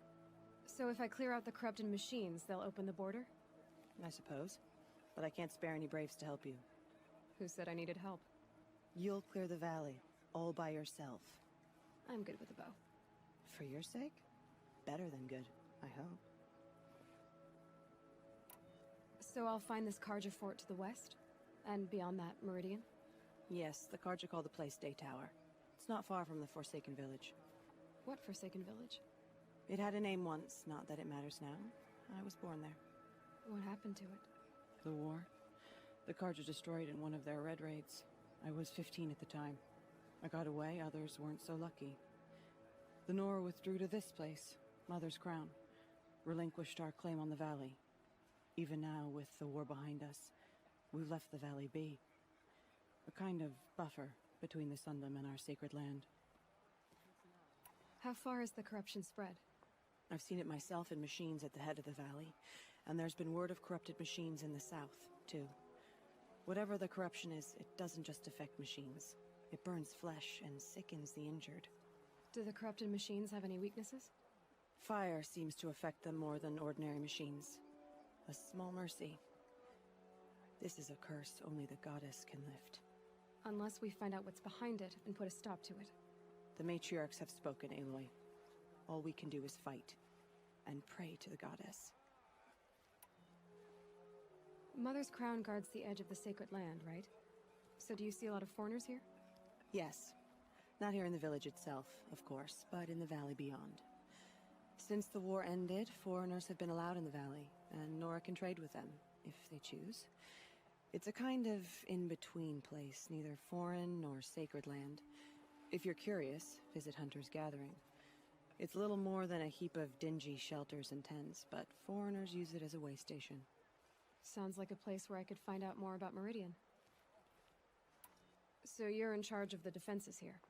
I have Sona's counsel, though she really should rest. Good luck convincing her to do that. Mother's Crown defends itself. During the war, it survived 15 assaults, broke 3 invasions. We will endure. Trying to live up to glorious pasts has a way of getting people killed. You wouldn't know this, but I won the proving the year I ran. Like you, I started off behind, had to find a shortcut. I barely made it, crossed the finish line with a broken ankle. This isn't the proving, Maria. This is real. You missed my point. Getting posted to Mother's Crown? It was the boon I requested. My prize for winning. Trying to live up to the glory of the Nora hasn't killed me yet. But if it has to, I'm willing. I should be going. All right. Be careful out there, Aloy. I hope you find whatever it is you're after. Chief Sona, you're reinforcing Mother's Crown? If the Nora are to weather another attack by the Metal Devil, we must brace our defenses. Still, concern is not yours. You're not mine to command. You can still ask, War Chief. Very well. We need to harvest Lancehorns. They carry chill water, and their lenses have many uses also. I have chill water now. Good. Our ice and fire will stay buff for machines. That leaves the matter of the Lancehorn lands. There's hunting to the west of here. I also need the watchtowers stocked with signal arrows. Take these to Orn's Tower in the south. If you would. Orn? Aren't you a little young to be a sentinel? You can talk. Fair. The War Chief had me bring you these fire arrows. Send up a signal the moment you see anything suspicious, alright? I know. I'm young, not stupid. If they come back... Just be safe. The trip down's the best part. I brought you the Lancehorn lens, Sona. I'll make a weapon with this myself. No warrior should forget the feel of craft. And you brought the signal arrows to Orn? I did. Kind of hope he never has to use them, though. We stand agreed. It is a poor war chief who has a craving for war. For now, all I ask of our braves is that they are ready. I thank you for your aid. Truly, the sun shines upon us this day! It wasn't the sun risking its ass down here. So, will you open the gate for me now? You heard her! Open the gates! And send word to Captain Balan! Where are you headed, girl? West! To Meridian! The Way of Broken Stones is a hard run, even in the best of times. You might want to have a word with Captain Balan. He came from Meridian not long ago. You find him in the fort, on a balcony to the left overlooking the valley. Okay, thanks. We're the ones who should be thanking you for taking down those machines. Walk in light, Nora. Captain Blon, I have questions for you. First, about another Nora woman who might have come through here. And second, about the trail to Meridian. What can I expect on the way? Well, it was definitely another Nora. No way I'd forget that. She caused an incident. As for what to expect on the trail, nothing good. More machines all the time, and our scouts report corruption that way as well. So much for sealing things off. Keep to the roads. They're safe enough. Though after what you did at the gate, I'll wager you don't scare easy. It's a good quality. I could put it to use, if you don't mind a quick jaunt back east. I know it's bold of me to ask a favor after you just did one, but I can offer you answers in return. If there's anything you need to know about the Sundom. What do you need, Captain? I sent several patrols east when we got word of corrupted machines there. All of them confirmed my fears, so I sealed the gates. But it looks like we left some men behind when they were closed. Waleed, tell her what happened. Machines attacked us near an abandoned Nora village, sir. Lakir told us to pull back. Then I lost sight of the others. Never seen a Nora woman before, soldier? Have some respect. Report to her, not to me. Lakir always stresses reporting back, so that's what I did. I felt terrible about leaving them behind. Now that the gates are open again, I can send someone after them. You said something happened with Nakoa. The Nora girl? Yes, something happened. Attempted murder. Prefect Zaid can tell you more about it. You can find him near the main tower, up the steps. Wait. Saeed is here? He is. Look, I've heard what your people say about him, but he swears it's a case of mistaken identity. If there's a shadow to him, I've never been able to prove it, and the forbearance he showed towards this Nakoa woman was impressive. Oh, speak to him. Maybe he knows where she went. And try not to assault him, please. Is there anything more you can tell me about the road to Meridian? Sun King Avad has devoted considerable resources to making it safe. But by the Sun's witness, it's been harder to control in peace than it was during the war. The machines grow more dangerous all the time. Add to that bandits and new reports of this corruption. We're stretched thin to protect a few outposts like this one. As for everywhere else, well, travel at your own risk. Did an Osram named Olin come through here? Twice. He was part of the royal delegation to the Nora, and they passed through on the way, then back. And they brought back stories of a vicious attack on your people. My condolences, of course. Do you know where Olin is now? Not exactly, but he was on his way to Meridian, I'm certain of that. Everyone goes to Meridian. Can't you send more soldiers to find the missing men? What about Waleed here? Most Nora still don't take well to the sight of Karja armor. Officially, it's a risk to send patrols so close to your sacred land. I'd prefer not to do that again. But heading that way won't be a problem for you. Please say yes. What was that, soldier? Nothing, sir.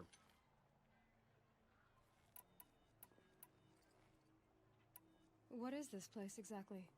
Day Tower marks the eastern edge of Karja territory. A trading post, a way station. One with an ugly reputation among your people. During the reign of the last Sun King, many Nora were taken captive, then gathered here for transport to Meridian, and sacrifice. But the sun set on that. I was appointed by the Sun King Avad to make sure old Karja at this outpost show respect to the Nora. Where do things stand between your tribe and the Nora now? Sun King Avad wants peace. So do the matriarchs, I'm told. But old wounds are slow to mend, and both tribes are proud. My task is to make sure there are no further provocations from the Sundom. Especially now after... well, while your people recover from this terrible attack, I mean. What's Meridian like? It's a changed place. A living city. Nothing like it was during the rule of Sun King Jiran. Avad, our new king, has done all he can to make sure of that.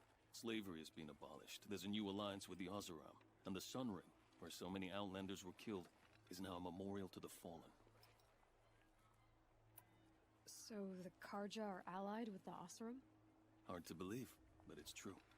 Mad Sun King Jiran raided the Oseram for years. Avad managed to get them on his side. He had help, of course. Ursa and Eren played a part. Oseram siblings, bigger than life. They gathered an army to free Meridian. I marched with them. Scaled the North Cliff with my men and secured the Temple of the Sun. Sent Jiran's kestrels and priests packing. Now Oseram are a common sight in the city. And a common sound, too. They sure bicker a lot.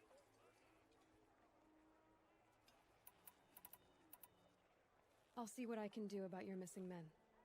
I will be grateful, but not as grateful as Waleed. You hear that, lunkhead? You might be off the hook. The world beyond the sacred land.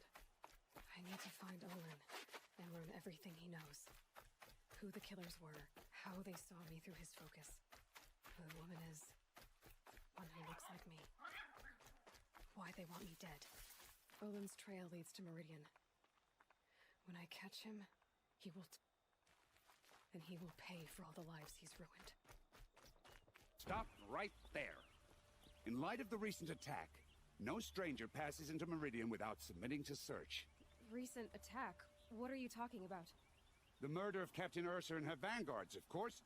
Ambushed by Shadow Karja forces in Redridge Pass. Ursa? You mean Eren's sister is dead? How would you know his name? I know Eren. Summon him. I need to speak to him. Ha! I doubt that Eren, the new captain of the Vanguard, a man in grief, is going to waste his time on a grimy outlander. Aloy! Hey, you're alive! I thought you were dead. Make way, make way! All the way to Meridian just to see me? Have you been drinking? Not really. A little. So, you're alive. We should celebrate. The drink's on me. We need to talk, alone, and you need to pull it together. Over there. So you approve? Of course I approve. From now on, she may come and go from this city as she pleases. As you wish, sir. There. Alone as you asked. And what did you want to tell me? I heard what happened to Ursa.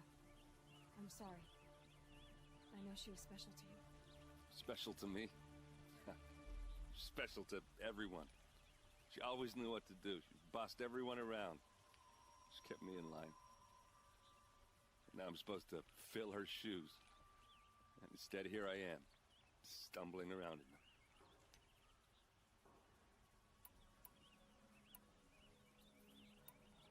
Give yourself some time. You'll find your footing. Not at the rate I've been drinking. And what would your sister have said about that? I know, you're right. I should expect more of myself. She always did. A lot has happened since we last spoke. The Proving was attacked by a group of killers. Not many of us survived. We were in the village when we heard explosions up on the mountain. Some of your braves came back, said most of the contestants were dead. I've never heard such a wail of grief as the sound that rose up from your people. How did you survive? How I survived is less important than how I was targeted. Targeted? What do you mean? The killers came for me because of Olin. What are you talking about? That doesn't make sense. I need to find Olin. I need to know what he knows. But he's a friend. No, he's a traitor. I don't know who the killers are or what they want, but I do know that Olin is working with them. But, this... I don't need you to understand, Eren. I just need you to take me to him. He's not here.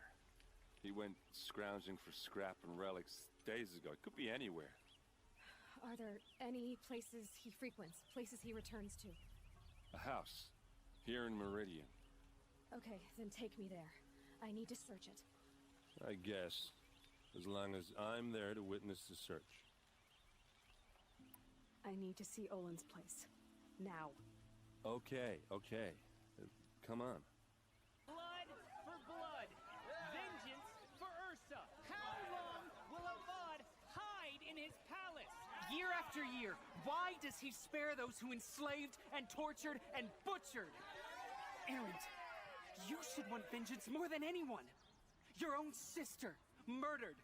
And her death, unavenged? One more word, you scorched out slag, and I'll throw you in jail myself! Now get out of here, or I'll give you all a kick in the ass! What did he mean about Ursa's winter blood? Okay, how are we gonna get in?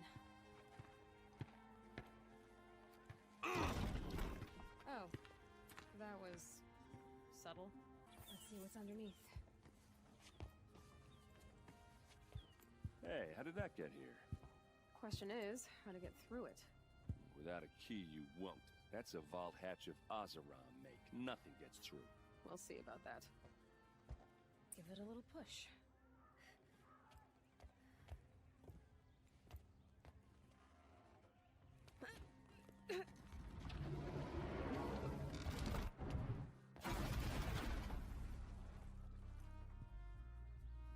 I did say not to break anything, didn't I?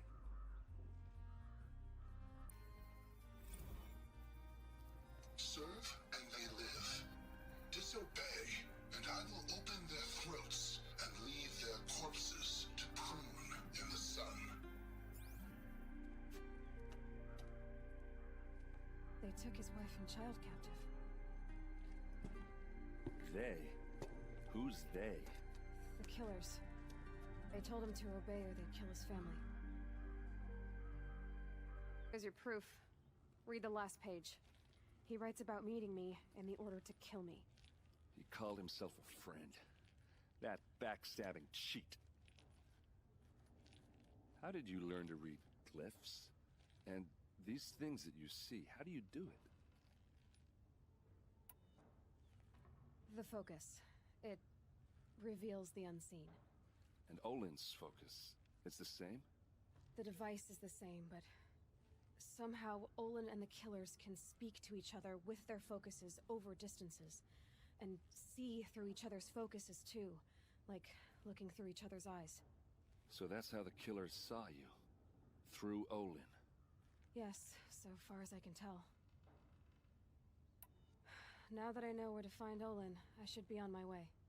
All by yourself? Leave it to me. I'm faster on my own. Wait. If that device lets you see the unseen... Out of the way, Erend. I'm asking you to help me, Aloy. I need to know who killed Ursa. Not just the Shadow Karja army, I know that, but the exact soldiers who did it. I'm sorry about your sister, but that's your war, not mine. Don't act like this isn't personal. You came here hunting the people who nearly killed you, who massacred your people. Why should you have justice and not me? Look, I'll head for Red Ridge Pass, where Ursa's body was found, and wait for you there. A few minutes of your focus is all I need. Don't make me beg. Red Ridge Pass, you said? I'll see what I can do. What are you doing out here all alone? Where are your men? I'm not gonna risk their lives. I don't mind putting my worthless ass on the line, but not theirs. Sorry I had to drag you into it. Don't worry. This is just an average day for me. You know, take down some machines, track some killers. Right. I'd hate to see a busy morning for you. Ready to get started?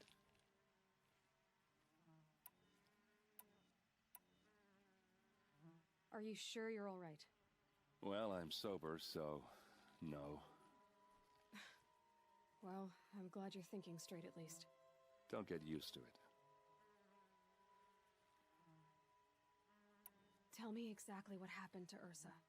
Start from the beginning. No one knows for sure. She left in the middle of the night with a few of her best men. Her best men? But she didn't bring you? No. I'd been drinking a lot. You know, maybe she thought... damn, I don't know. I couldn't hack it. Search parties found their bodies the next day, and the corpses of some Shadow Karja cowards. It was an ambush. The Shadow Karja are animals. They beat her so bad we can't even show her face before burial.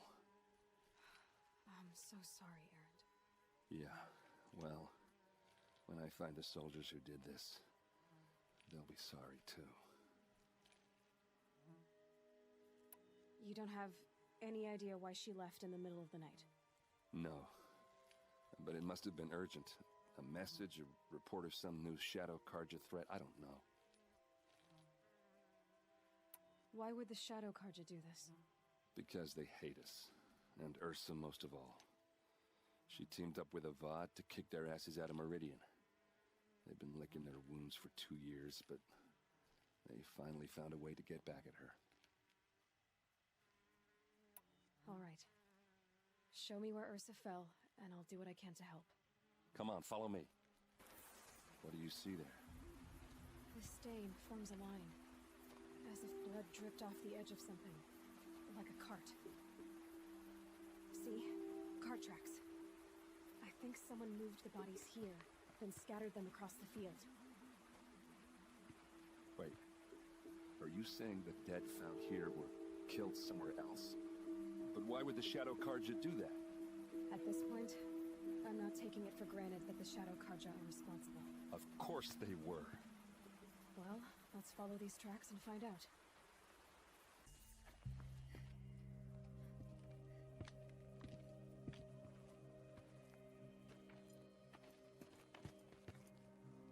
These guys aren't Shadow Karja. They're from my tribe, the Oseram. Is this how your people usually greet each other?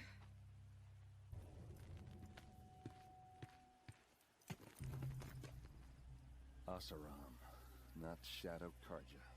Looks like I was wrong about everything, as usual. Please, use that second sight of yours. I have to know what really happened. I'm on it. This is Ursa's helmet. I thought she died in the field below, but must have been here. All this trickery. For what?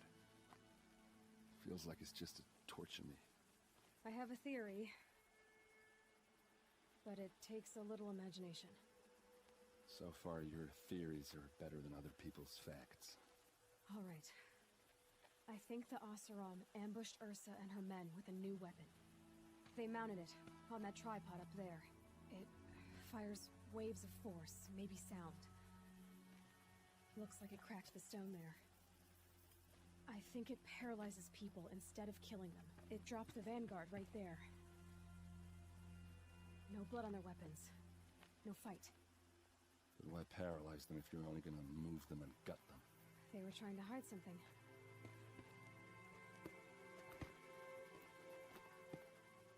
Look here, a bloody rock.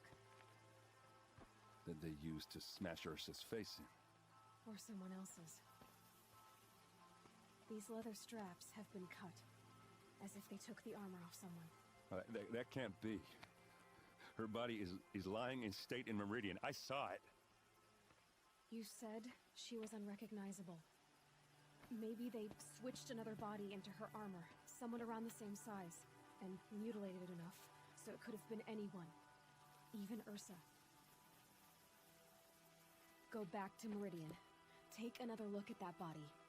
If it's really Ursa, of course I'm wrong. But if I'm right... Then my sister could be alive. I'm going. Meet me back there when you can. Greetings, Aloy. I am known as Blameless Marad. Please come with me. You're needed for an important consultation. What do you mean? Where's Erend? He's inside, attending the Sun King, where we should be without further delay. Follow me, please. Aloy of the Nora. She who sees the unseen. Welcome. It would seem you have done me a great service. Erend, tell her what you found. I checked Ursa's tomb. You were right, Aloy. The body is missing a scar below her right knee. I gave it to Ursa when we were kids, fighting over a toy sword. If the body is not Ursa's, then we must assume she is still alive. And I will not abandon her. We only know she was taken, not who took her. I can help with that. Ursa has an enemy among the Oseram. A warlord named Dervahl. Impossible. Every clan in the claim has been hunting for him since the liberation. He has to be dead by now. No other Oseram had the motive and ingenuity to lure Ursa into this trap. I expect to find him lurking somewhere near the border. I've already sent an agent to investigate. He'll be waiting for word from us at the marketplace in Pitchcliff. I can't move troops to the border without provoking the Oseram. But I could send a few vanguardsmen. And perhaps an exceptionally gifted Nora as well. Erend, Murad, let me discuss it with her privately.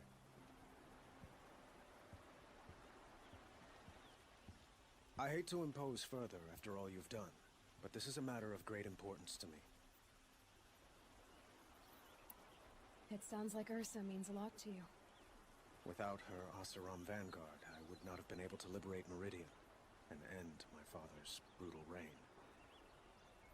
Since then, it has been difficult to maintain peace between our tribes. But Ursa has a way of making her people see reason. So you see, I need her back at my side. And quickly. Who is Dervahl exactly? To understand Dervahl, you must first understand my father. He truly thought of himself as a sun god. His mind was broken. He believed that blood sacrifice would solve, well, everything. So he raided the other tribes for victims, especially the Oseram. Dervahl fought back.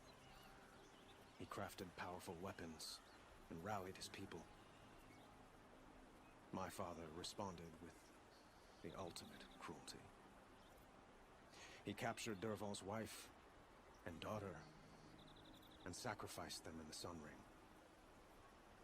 So, why would Dervahl go to so much trouble to kidnap Ursa? He felt she betrayed him. She fought by his side until she realized he planned to raise Meridian and butcher its people. And she came to me. Together, we stopped him and liberated the city from my father. Dervahl has spent every moment since trying to get revenge. Mostly on the other Oseram who fought with us. He made so many powerful enemies. I thought we'd seen the last of him. I was wrong. I'd like to ask you something about the Sundom and its politics. By all means. They call you a sun god who killed his own father in order to unite the tribes in harmony. Is any of it true? They say you can see the invisible, split an arrow at 50 paces, and tame machines at a glance. How much of that is true? It's not too far off. Well, I would like to unite the tribes in harmony, but you saw how many courtiers I have to deal with first. Maybe next week. Quite a place you've got here. You can almost see the little people below the mesa. You don't approve? Well, I have a secret for you. Neither do I. But we must be patient. Change won't come in a single sunrise. But will it happen at all, while men live in palaces? It might. Eventually. If people like you help me bring it about.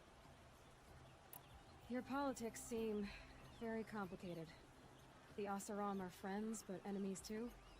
I couldn't have liberated Meridian without the help of Ursa and her Oseram freebooters. Many of them have settled here.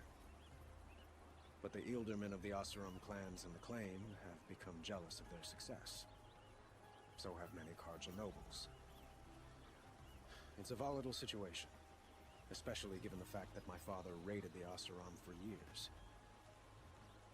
Ursa helps keep the peace, promising a future based on mutual gain. But some, like Dervahl, will never let go of their venom. What can you tell me about the Shadow Karja? What do they have to do with Ursa? They are remnants of my father's regime, holding out at the fortress of Sunfall to the west. Like him, they care only for domination, and seek to draw upon the power of the sun by spilling blood in its name. Since Ursa helped me take this city from them, they were perfect scapegoats. Dervahl knew this, of course, and planned it well. I need to get going. I know. Well, they say kings should never beg. But please, help me find Ursa. Who says that? Murad, for one. Don't hesitate to ask him or Erend if you have further questions. Aloy, how can I be of service? It's obvious that you're an advisor to the Sun King, but what is it you do exactly? Whatever is needed, of course. Are you always so evasive? It depends. You were right about Avad. He seems genuine. He is the Sun King. I serve him the best I can. What else would you have me say? Huh. Did you serve the last one as best you could, too? Well, I served him to his enemies. It was the best I could do for the Sundom. What did you do? Nothing I could be blamed for. Sounds to me like you're a spy. There are many helpful voices in the Sundom and beyond. I like to think of myself as a good listener. What will I find at the border? An outpost full of Oseram, most of whom want nothing to do with Dervahl. Still, he inspires great loyalty in those who fought with him against the last Sun King. He will not be caught alone. And don't forget, he is a master craftsman. Nothing delights him more than his dangerous toys. What makes you so sure Dervahl did this to Ursa? I don't care for sure or certain. I prefer likely or probably. How many Oseram are clever enough for this ruse? Capable of building the weapon you describe? Who hate Ursa so? More than one? Not likely. Dervahl? Quite probably. Even if people think he's dead? That is surely another reason to be suspicious of certain words. So why do they call you Blameless Murad? Well, it depends on who you mean by they, and what they might wish to blame me for. Talking to you is tiring. So they say. I have to go. Then you must.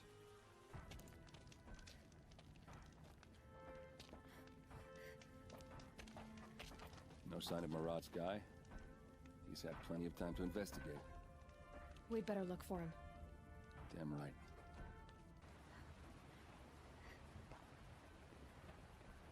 Has to be Murad's guy. Dervahl's thugs must have made it. Maybe because he found something. Look at this.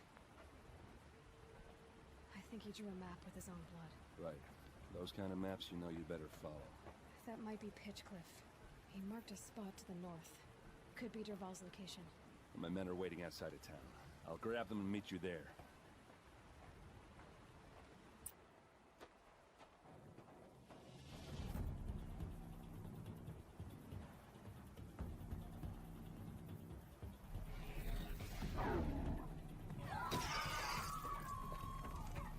Machines.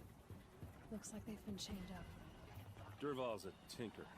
He probably experiments on them or strips them for parts. Maybe I can use them to make some trouble. I'll go in first. Hold off until the fighting starts. All right. We've got your back.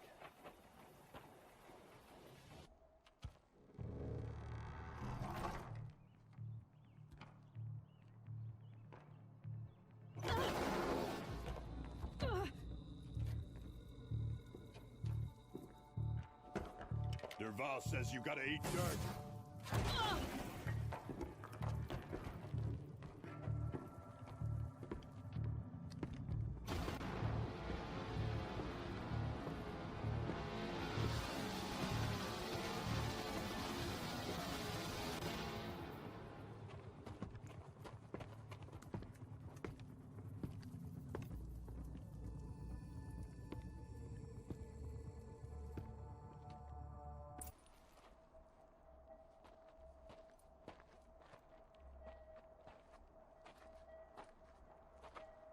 They must use these to protect themselves from that awful sound.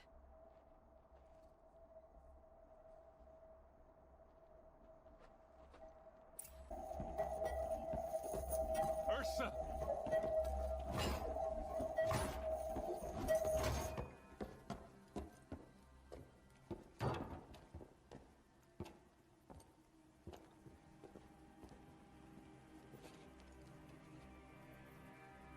Aaron? Durval tried to break me. Shows what he knows. I should have been with you. Why didn't you come for me? I know I'm a useless trunk, but... No, idiot. I got a message from Durval saying he wanted to parlay. I didn't come for you because I knew it was a trap. I couldn't let you get hurt. Just didn't think it'd be that good a trap. Thought I could take him out.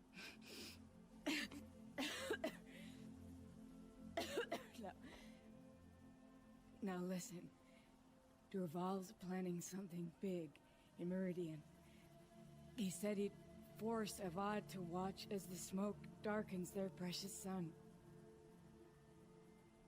Your king needs you. No more playing around. You're gonna have to grow up fast. I will. I promise. You damn well better, little brother. Ursa. No, no. Please. I won't let you down. I promise.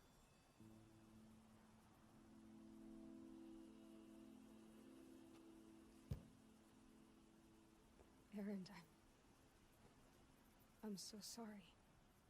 We've got to find Durval. But Meridian's a big place. I'll look through his things. Maybe we can narrow it down.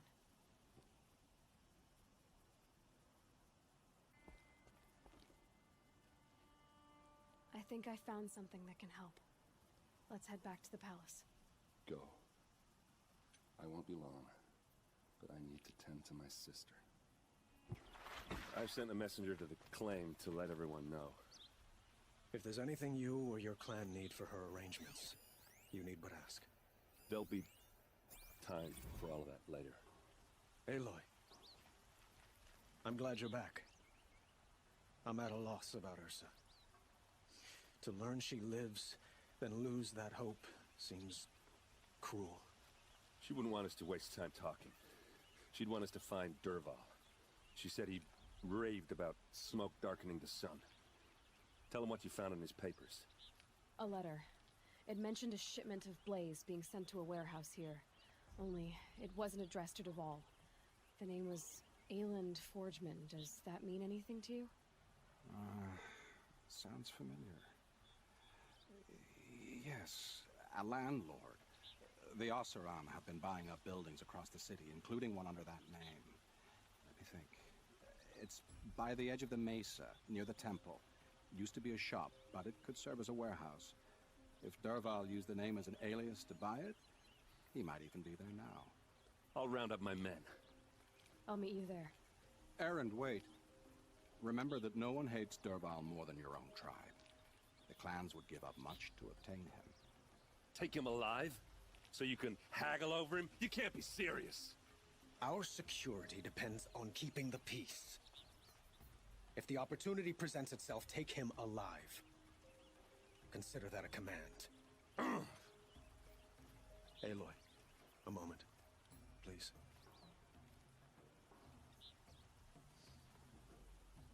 When we spoke, Aaron didn't wish to dwell on the details of Ursa's death. Understandable, of course. But now that they've been left to my imagination, those details are all I can think about. You were there. Did she suffer?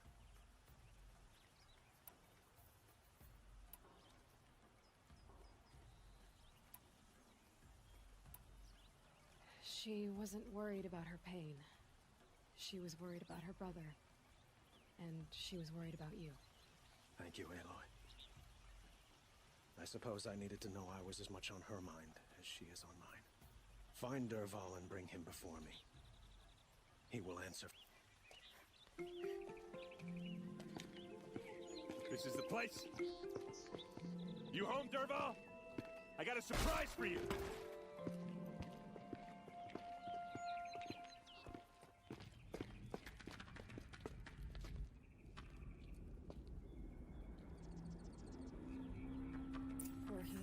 surprise for us. Is it a bomb? Doesn't look too big. Big enough to kill us. All right. I'll shut up. Help me push this out. Okay. Brute force. I'm good at that. What'll it do? Save the city, I hope. But when the blaze falls, run for it. Because the booby trap on the bomb downstairs is gonna get set off. Will we survive? Probably not. Now push.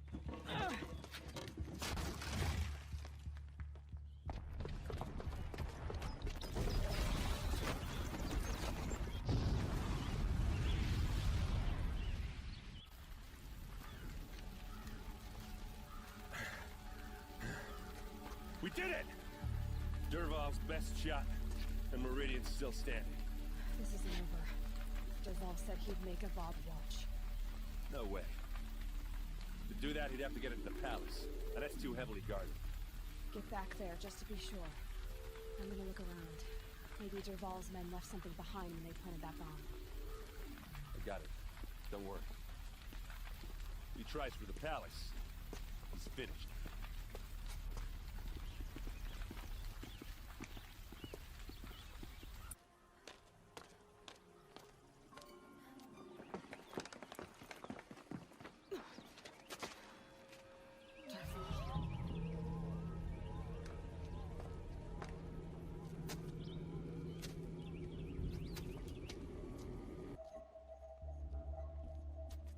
Look at you, Avad.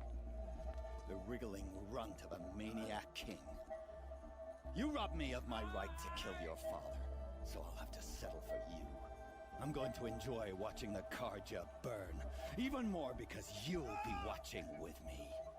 Say goodbye to Meridian, Avad. Breathe in the stench, and choke on the ashes. Something's wrong. It didn't... I didn't hear anything. There's a bit of smoke rising from the mesa's edge. No! It should be a firestorm, not some belch from a charcoal burner!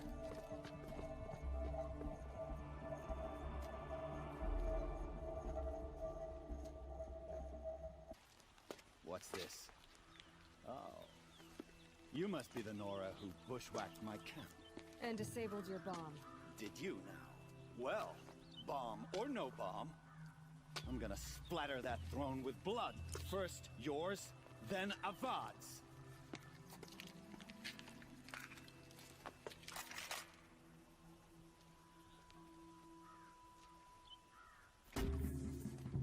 It's not over yet, Nora. Any good Oseram tinker will tell you. Always have a third plan.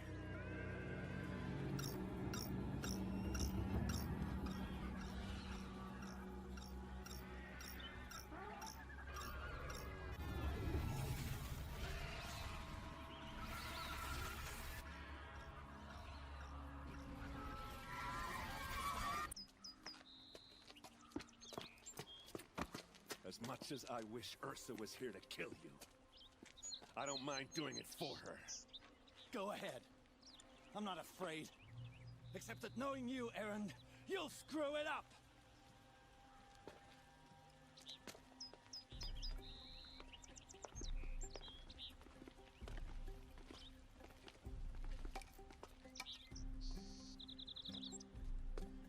I know what you are afraid of. Going back to Mainspring in chains. Every clan in the claim wants you dead. And they know how to make it hurt. They'll even bid for the privilege. It's just like you to get someone else to do your killing. Shut up! You're at the Sun King's mercy now.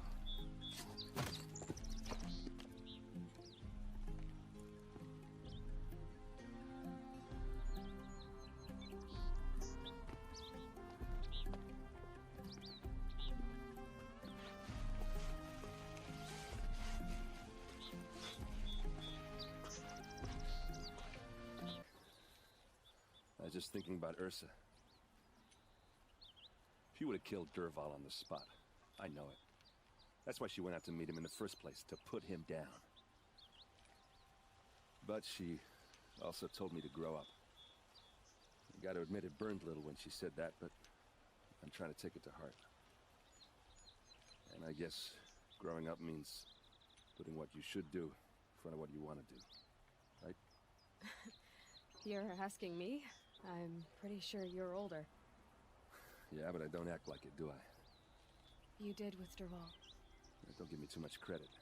Part of me still wants to wait for a quiet moment and wring his neck. Yeah, but you won't.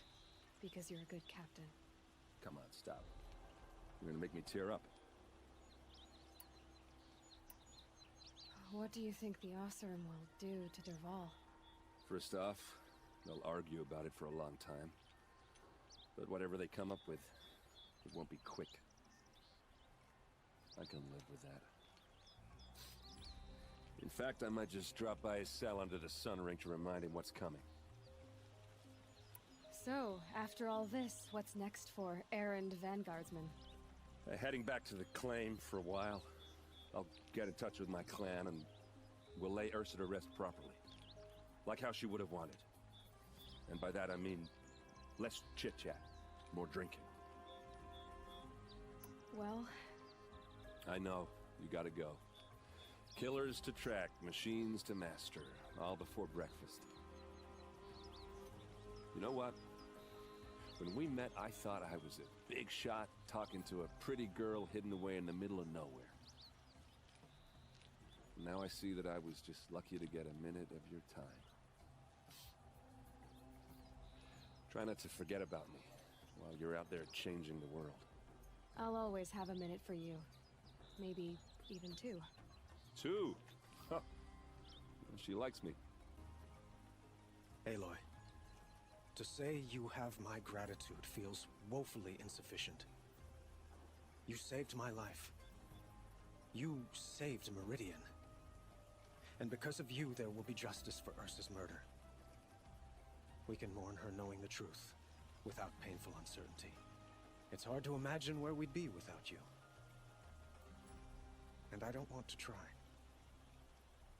I hope you will consider staying in Meridian.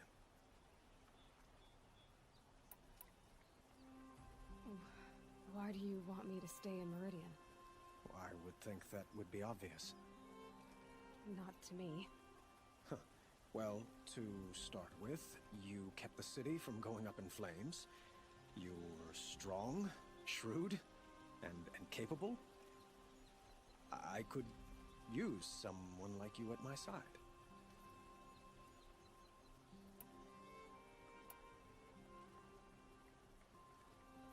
It might be worth taking a moment to examine what you just said. You just lost Ursa.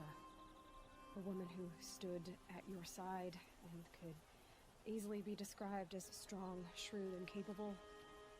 It's pretty clear how you felt about her.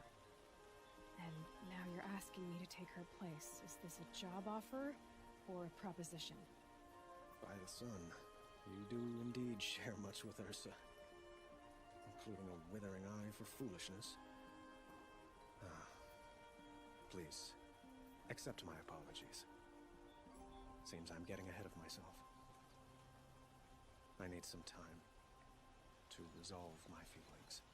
I will be forever grateful to you, Aloy. And in time, I'd like to get to know you better. Shall we leave it at that, then? What exactly will happen to Derval?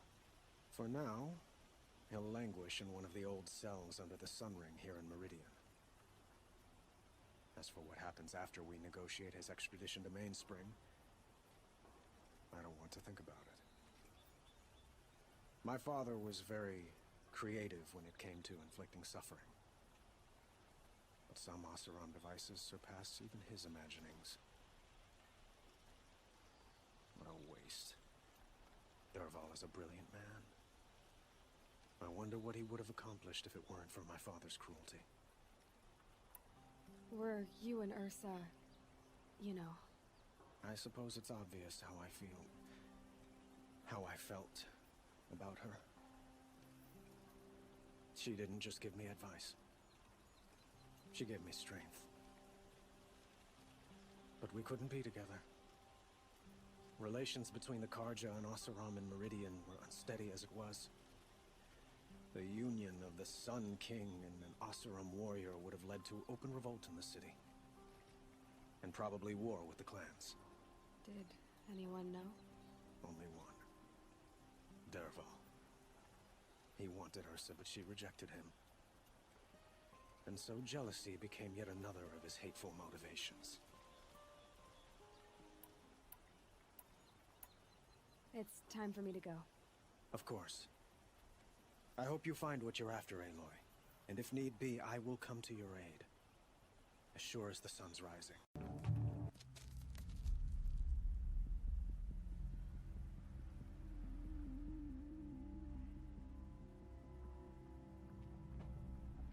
This is what you intend. To bring these ancient things back to life. Their power serves us. Machine demons from beneath the ground. It's a nightmare. Nightmares. Yes, the worst dreams of our enemies come true. Yes, rise!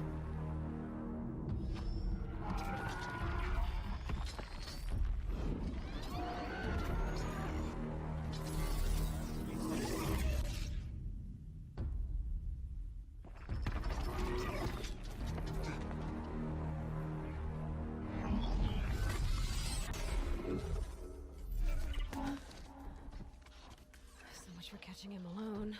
These things will destroy us all! They will only destroy our enemies and bring us back the lands that were taken.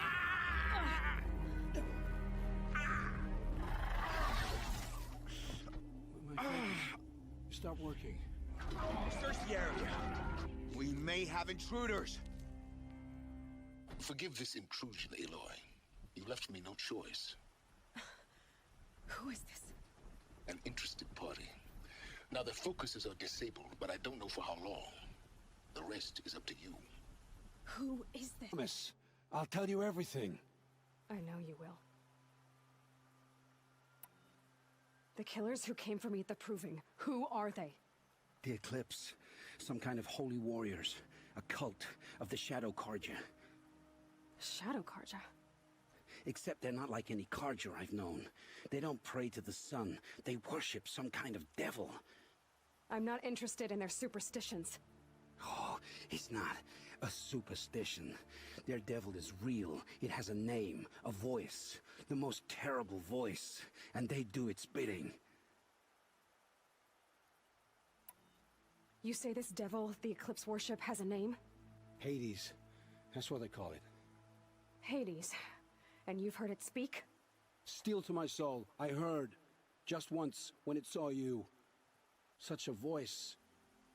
A cold, awful jangle. It scrapes your bones. It hollows your guts. A metal sound, but like nothing dug from the earth or smelted in a forge. And what did it say? System threat detected. Just 3 words. But in the voice of a devil. What are these Eclipse cultists after, besides me? They never said. But given the Karja civil war, they must want to overthrow Sun King Avad and take Meridian back. What do I have to do with that? I don't know. When they attacked the Proving, a man came for me. Tall, strong, dead eyes. Helis.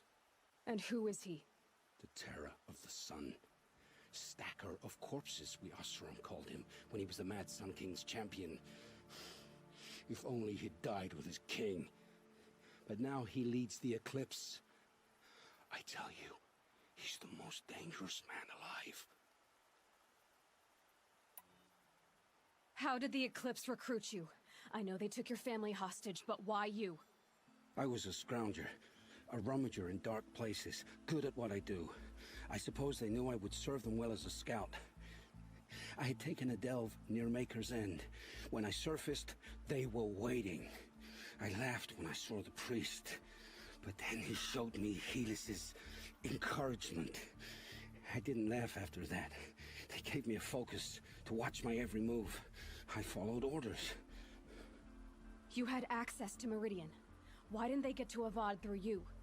Too much dirt under my nails for an audience with the one true Sun King. But whatever Ursa or Aaron told me, the Eclipse heard every word through my focus. That's why I couldn't warn you. If I'd tried, they would have killed my family. Why are the Eclipse digging up ancient machines? And how do they get them to work? I thought they wanted them for scrap, but they brought them back to life. Plugged some kind of device into the corpses so that Hades could whisper to them and call them from their grave. I've fought that kind of machine before. Are there others? Yes, the ones you fought today they called corruptors, but there are others, much bigger, bristling with ancient weapons. Those they call Deathbringers. I've only seen them buried in the ground, but after today, anything is possible. Sounds to me like they're raising an army. If so, the world will fall. And I helped dig the pit. The Eclipse were sent to kill me because I look like another woman. Older, maybe twice my age, short hair. Who is she? I don't know. My focus found her image once, in the ruins at Maker's End. Maybe you can find her there. You found her image in the ruins? How? There was a door. Beside it, a kind of ancient device that contained the woman's image. My focus recorded the location. You do look like her. Is she your mother? I'm the one asking questions. I've heard enough. It's time to finish this. I won't beg for my life. But if there's any mercy in you, free my family. Please. Where would I find them? My focus recorded the location. There are always guards there. You look like you can handle yourself.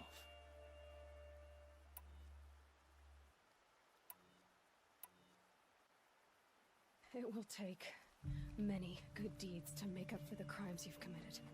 You're sparing me? After all I've done? Yes.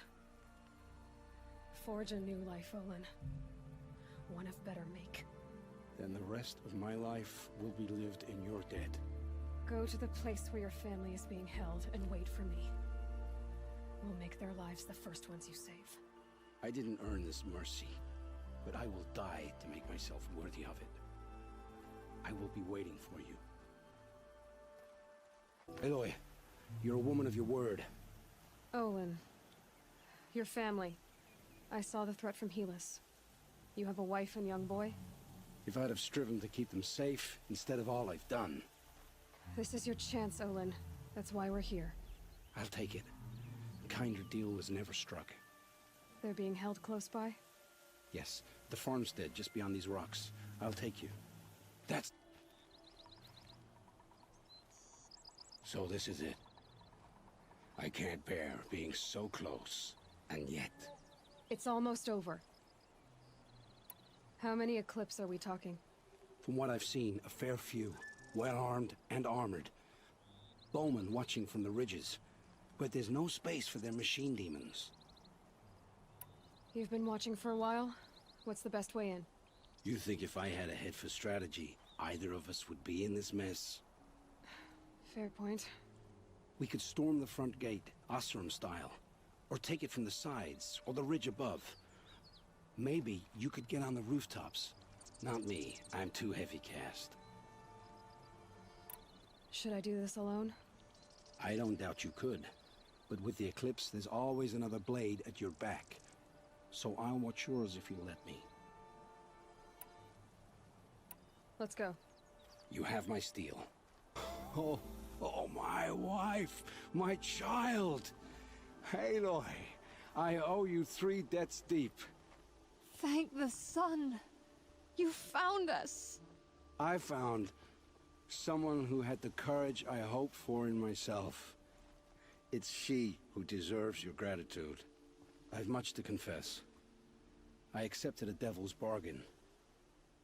And others paid the price. And you think I don't know? I heard them talk. You know there's always been dirt on my hands. Now there's blood too. Take your son up in those hands. Come back to the claim with us. You should listen to your wife, Olin. But Helis and his demons. I am honor-bound to help you, Aloy.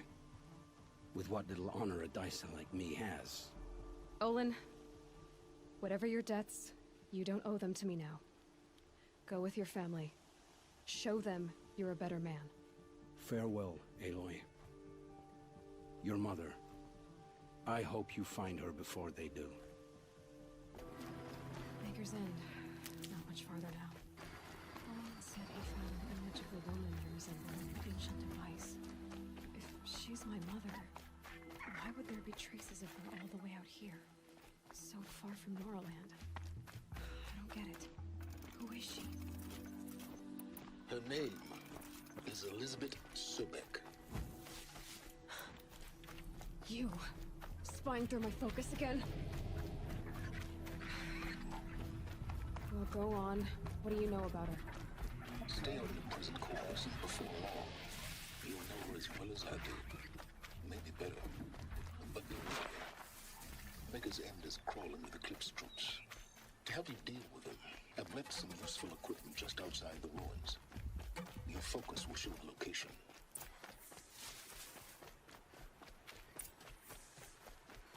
Who is he and how does he know these things? He said Elizabeth Sobek. What kind of name is that?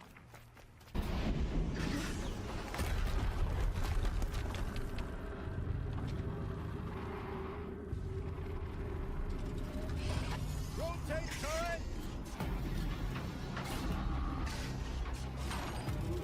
And fire!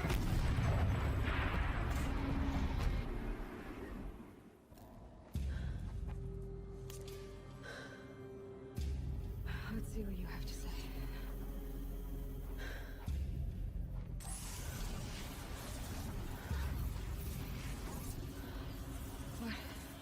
What is this? The entity lives. Unacceptable. Unacceptable. Unacceptable.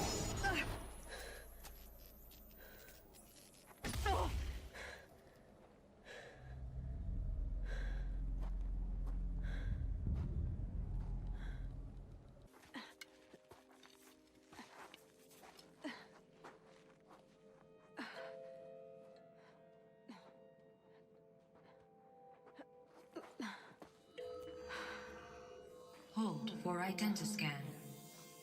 One of these again.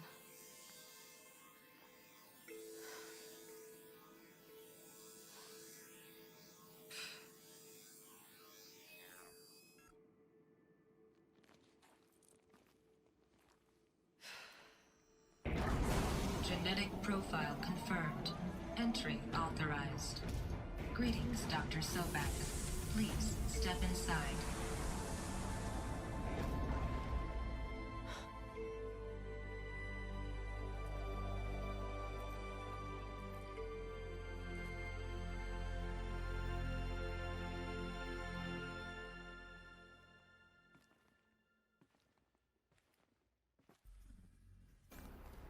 All data has been erased from this device. Do you wish to deploy Alpha privileges to recover purged data? Oh yes, I believe I do. A file has been recovered.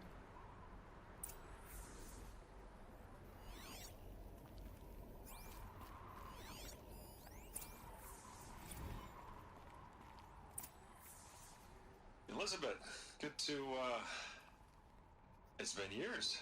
Where's your legal team, Ted? No need. I dropped all 18 lawsuits the moment you landed.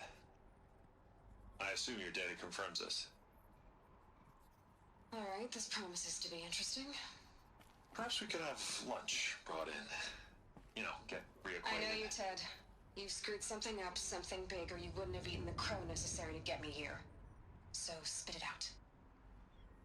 There's a glitch in the chariot line. Your killer robots? Peacekeepers, yes, those. So shut them down. Obviously, Liz, we would, if we could. They're not responding. Are you telling me a swarm has gone rogue, Ted? It's worse than that.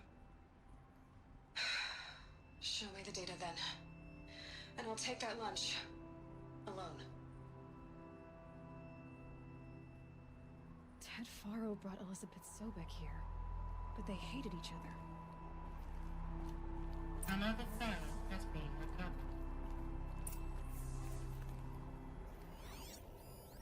This isn't a glitch. It's a catastrophe. Fully aware. It's bad. Bad? Jesus, Liz. It's not bad, Ted. It's apocalyptic. You built a line of killer robots. Peacekeepers. That consume biomass as fuel. In emergencies. And you made them capable of self-replication. Limited, self-manufacture, controlled. Not anymore. The glitch severed chain of command. The only nation this swarm answers to now is itself. You think I... Everything else is just food. And at the rate it's replicating, Ted, it will strip the Earth bare in 15 months. We're not talking fall of civilization. We're talking extinction. I get it, Liz. So how do I stop it while it's contained? It's not contained. It can't be. You know what I mean? Right. Before the truth gets out, you mean? Liz, I will do anything you say. Keep working it, and whatever you recommend, I'll do. I'm gonna hold you to that, Ted.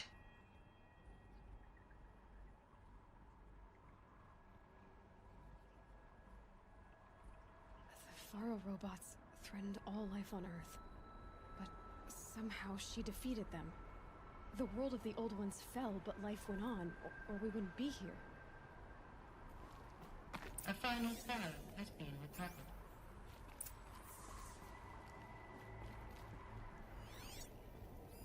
Project Zero Dawn. Jesus, Liz. There has to be another way. If there were a nicer way to fix your mess, I would have proposed it. But this? This? When I asked you to find a cure, I didn't expect it to be worse than the disease. It's not, Ted. It may be grim, but it's our only chance. Now sign the proposal. Sign it? I can't sign that. Yes, you can. That? Liz, I cannot in good conscience sign that. You've got a choice, Ted. I know. I am speaking to you from a VTOL en route to U.S. Robot Command. In 15 minutes, I meet with General Harris and the rest of the Joint Chiefs. What? Are you crazy? Now your choice is what I tell them. Sign, and I'll tell them the wealthiest corporation on Earth has guaranteed the funds necessary to build Zero Dawn. Exactly as I've designed it. Or don't sign, and I will make sure they and everyone else on this planet knows the real cause of the glitch. Jesus, Liz. You don't have to threaten me. I'll sign.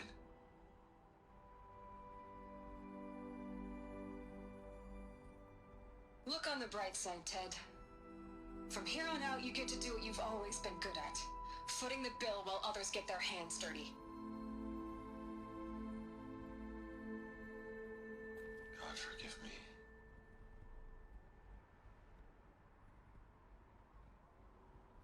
This doesn't add up. Sobek couldn't have been my mother. She lived ages ago. All this searching, and I'm still no closer.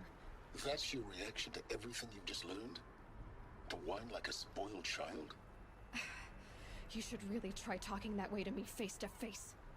As you wish.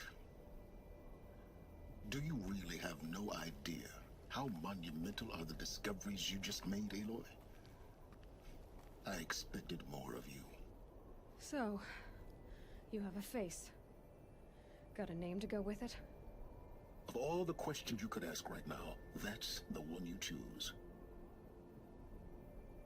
I've spent decades searching the ruins of the older ones, trying to solve the mystery of what happened to them. For years, I've suspected that Faro robots destroyed their civilization, but I could never confirm it. And in minutes, you uncover more ancient knowledge than I have in a lifetime. And what you want to know is my name. Silence. That's my name. Now, why don't you try asking another question? Something less trivial.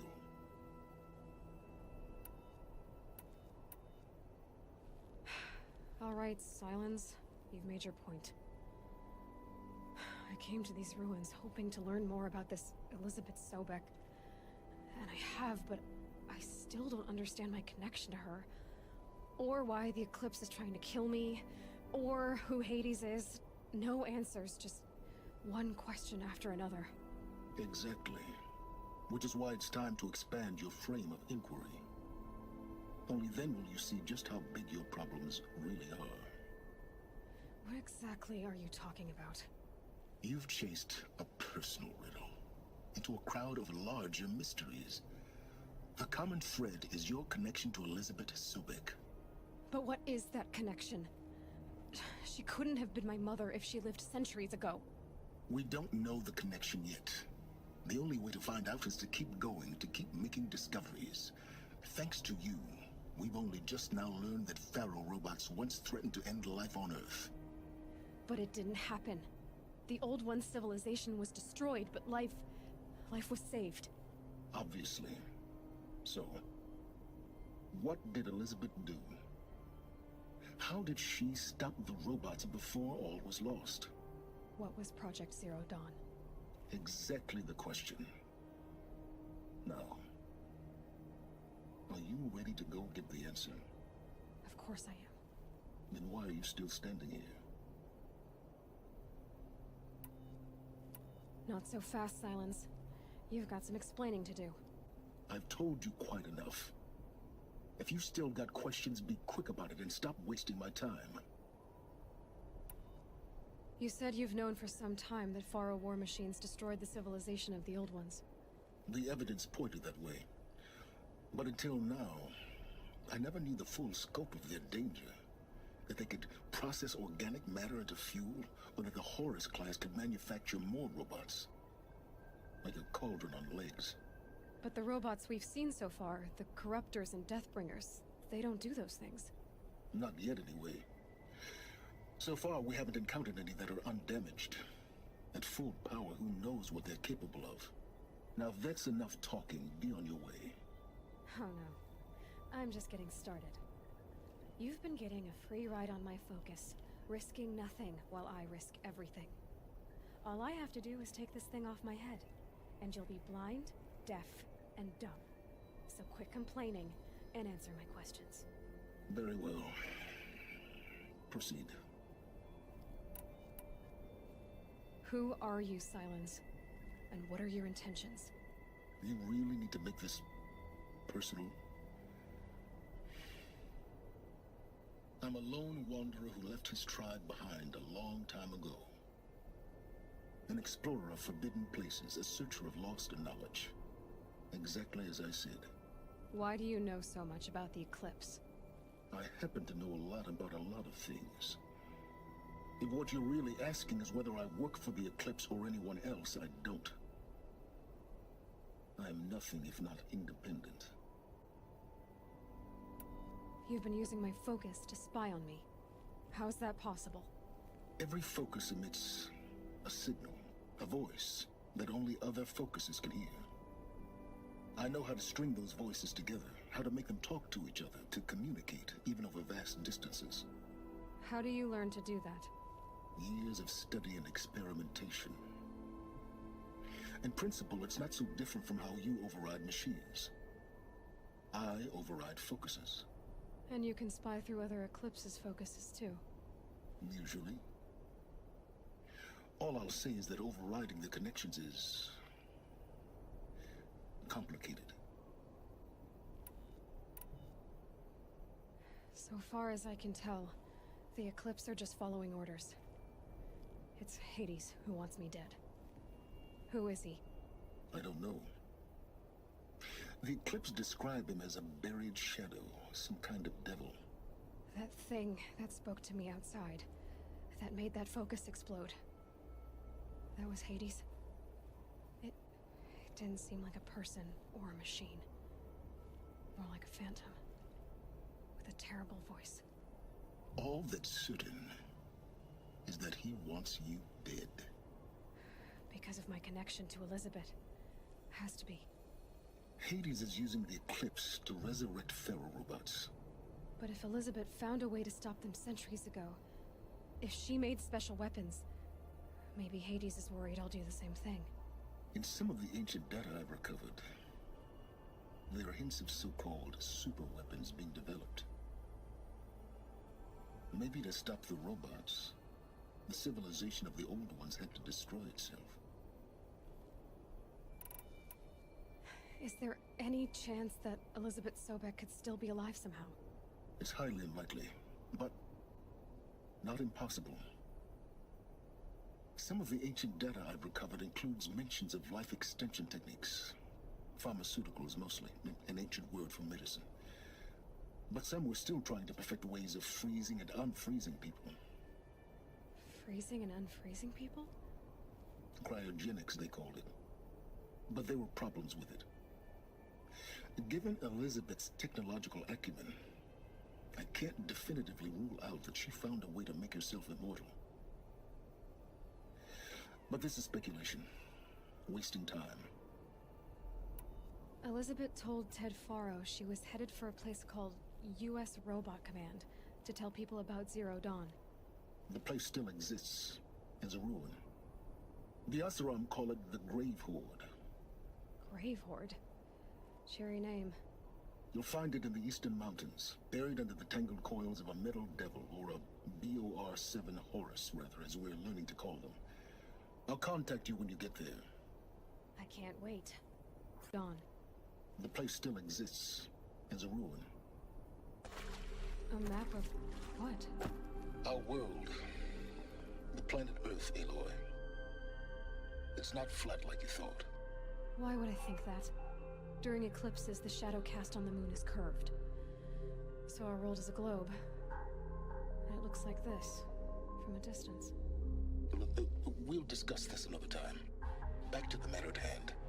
The Faro robots were spreading across the world, eating everything up. Somehow, Elizabeth stopped them before it was too late. But how?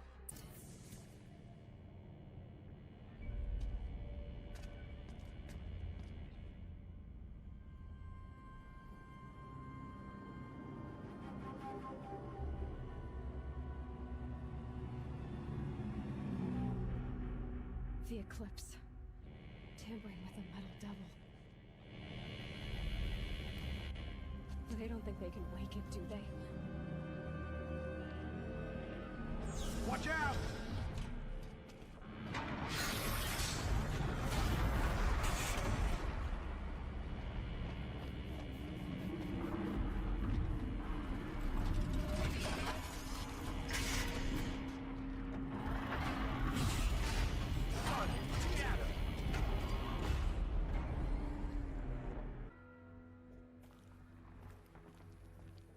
Thank you, Dr. Sobek. You can take a seat.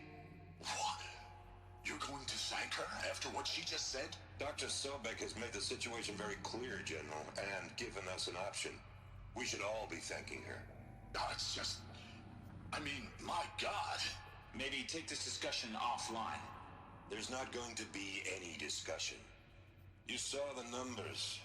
Now, Pharaoh, he'll foot the bill, but his money can't buy the time necessary to complete Zero Dawn. That can only be paid for in blood. Oh, come on. If we upgrade our fleet, crack the code somehow... Were you not listening? Robots can't do the fighting for you this time. When it comes to hacking, this rogue swarm is an apex predator. Anything automated you throw at it, they will hijack and take over. But this... We'd be throwing civilians into a meat grinder. Commanders, the enemy we're facing self-replicates faster than we can kill it. And it eats biomass as fuel. Zero Dawn is all we've got. So we put a railgun in the hand of every civilian strong enough to carry one, show them where the trigger is, and point them to the front? How the hell do we sell that? By giving them something to fight for. Zero Dawn. The top-secret super-weapons program that will save us. So long as humanity holds off the swarm long enough for Dr. Sobek and her team to finish it. The file I'm sending contains the war plan for Operation Enduring Victory. War plan? This is a war crime. It may be ugly, but it's something. Consider the alternative. Dr. Sobek, I've secured use of a decommissioned orbital launch base outside Bryce, Utah as the Zero Dawn staging area. Plenty of space there. When can you get started? I've already mailed you a list of Alpha and Beta candidates. Most are foreign nationals or subjects of corporate holdings, so extracting them... Leave that to me. You'll get your dream team. Count on it. Then I'll be off.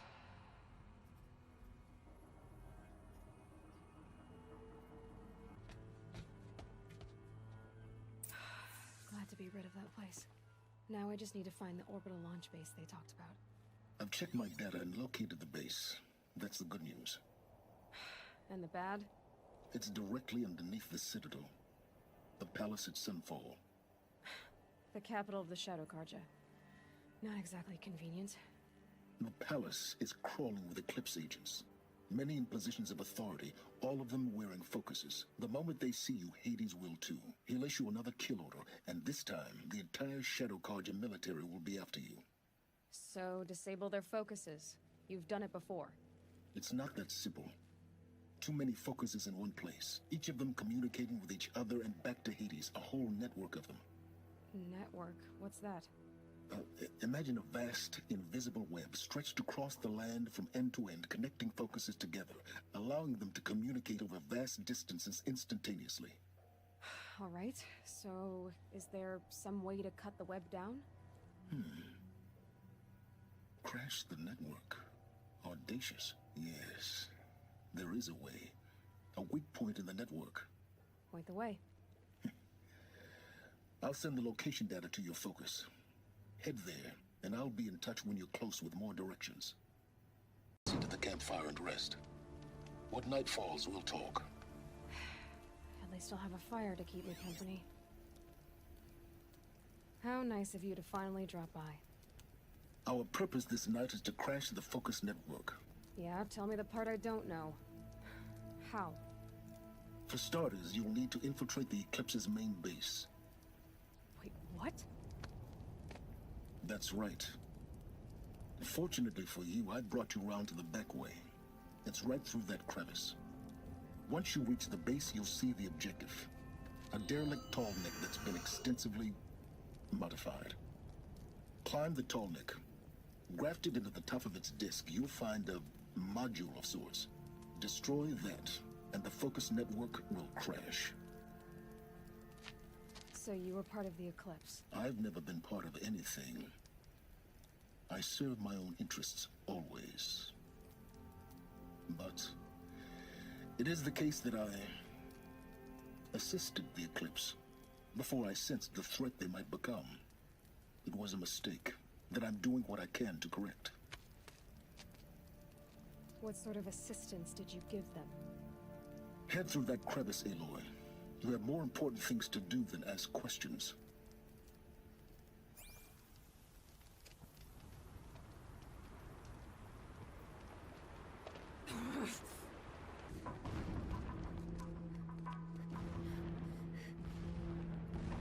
You getting this? I see the legs of a tall neck down there, but no tall neck. Damn. The transmitter's been moved. Check down the ravine to the left. Only place it could be.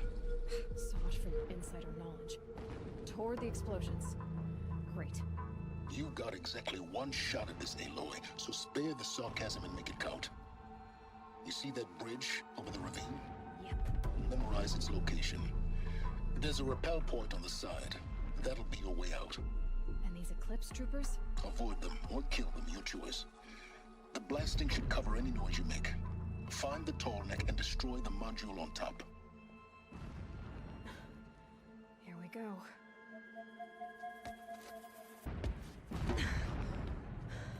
I see the module. Good. Now be quick. This is Hades? Aloy, this is not the time.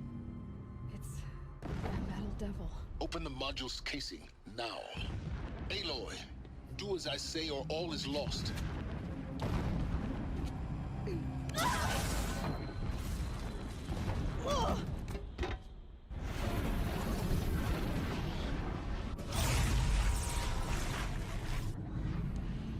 Entity has come here.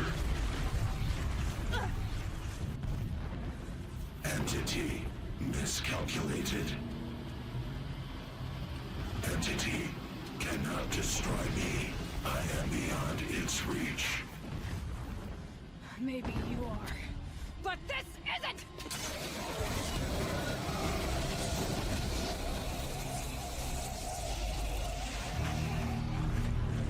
Destroy the entity.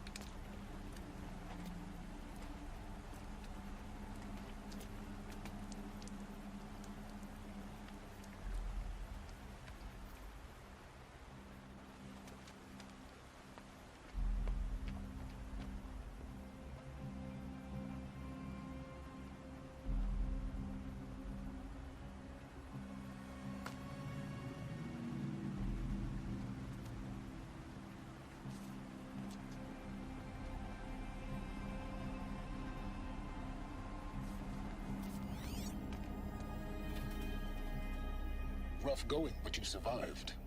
You knew Hades was there and you sent me to him? I won't deny I risked your life, but it was the only way. Now, with the focus network down, we can both get what we want. Access to the secrets of Zero Dawn. I'm past trusting you with secrets. Good.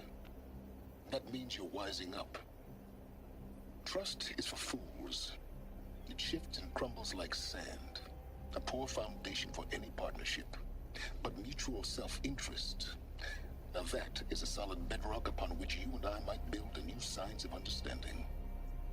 We both need answers, Aloy. And thanks to you, we're on the verge of grasping them. It's unfold. We'll speak again. You miserable... Damn him.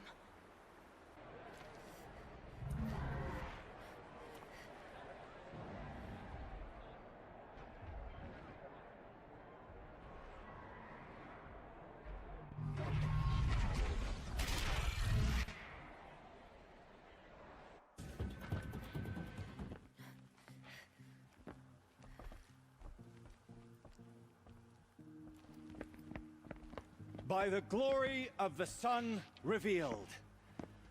Behold, radiant Edaman, the one true Sun King, the light in shadow, whose will is light and whose light is law!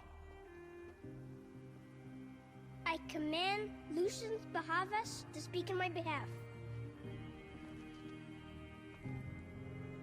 By the will of radiant Edaman does the sun glare down mercilessly upon the traitor Uthid. To the hunter who brings his head to us shall go a bounty of 500 shards. More prisoners than royalty, don't you think? Love your hair. You and I need to chat, little huntress.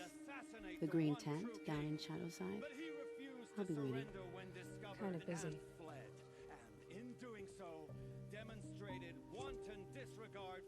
We both know you're no killer for hire. Uthid is innocent. So come see me, while there's still time to save him. So, the way in I spoke of is right behind you. You've got to be kidding. Not at all. And you needn't worry about the Kestrels. They'll be too busy acting important to pay attention to you. The food is from Dowager Queen Nasadi, little ones. Her Highness knows times are hard, and helps when she can. Eat, but bring some home for your families, if you have one. I've heard whispers about you. Rides machines, fancy spear, delightful freckles. Some even say you have a conscience. How extraordinary. Who are you? You're obviously not one of the Shadow Karja. My name is Vanasha. For now, all you need to know is that I'm a whisper of reason in this howling pit of insanity. I know how that feels. I'm sure you do. And so does Uthid. He's a good man, so naturally the Shadow Karja want to murder him. I've done some digging, and I think he's headed for the Green Climb. It won't take those mercenaries long to find him. He could use some help, if you're so inclined. How do you know Uthid is innocent? I'm excellent at making inquiries. Look, he feeds orphans from his own rations and personally punishes anyone who hurts the old or infirm. The idea that he would try to kill Edelman is ridiculous. He must have found something that can embarrass the priesthood. Otherwise, Bahavas wouldn't risk marking such a well-regarded man for death. Stop being evasive and tell me who you really are. Stop being evasive? You might as well tell me to stop being charming. It's impossible, but I like you, so I'll tell you a secret. I have friends in Meridian, and I like to do favors for them when I can. Uthid might be of use to them, if he survives. What makes you think he's on the Green Climb? He knows he'll be pursued, so he needs a hideout that's both familiar and defensible. He once single-handedly held off an entire bandit clan in those foothills. My guess is that he'll fall back on what worked before. I'll do what I can for Uthid. But what about you? What about me what? What will you do while I risk my life? Useful things, little huntress. Look for 3 dead trees south of Sunfall. They mark the start of the Green Climb. Good luck.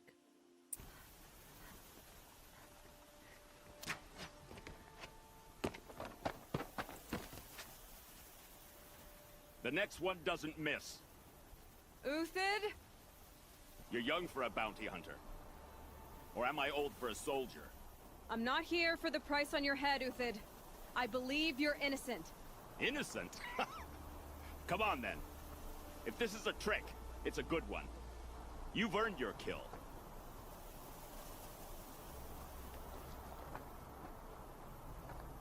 No tricks. Just talk. All right. Speak. I want to know what happened at Sunfall. What really happened. All right. For weeks, each dawn in the tent city came with a new death. Always in their sleep, no struggle. The old, the infirm, sometimes the young. Those who couldn't fight for the cause. I should have realized then it was a culling. Who would do such a thing? They thought it was a curse, an evil spirit. But it was only a man. And a silent poison. It took time to catch him, but we did. We brought him before Bahavas for the sun's judgment. The High Priest Bahavas? He's the one who put the bounty on you. Yes. He thanked me for my diligence, then had his guards release the villain. You see? It was he who ordered the culling. Then they turned on us. Should have died with my men, so their loyalty meant something. 20 years I gave to the sun. For what? Malice and murder? As for honor, sacrifice, true sacrifice, the kind priests and rulers know nothing of? It's all a fat joke. If it's honor you seek, the Sun Karjas seem trustworthy. A little stuck up, maybe, but trustworthy. Those Karja once raided your Nora lands. Raided every land we could reach. It was the Sun's will. I did what I was told. Others did worse. But as their captain, I had... Uthid, I don't care what you did. I can't absolve you. But the Karja are changing their ways. You could too. Perhaps. Avad doesn't understand what the Sun demands of its soldiers. Perhaps he understands it too well. Now you sound like the blameless Murad. I can believe you're a good man. But why go with the Shadow Karja in the first place? Why serve them? Because of Itaman, of course. He was the one true Sun King. Itaman's just a child. Yes. An untainted vessel. I believed he was pure. But they used him. Used our faith. I can see that now. No shadows under a noonday sun. Bahavas didn't need to disgrace my name. I did it myself, serving a rotten throne.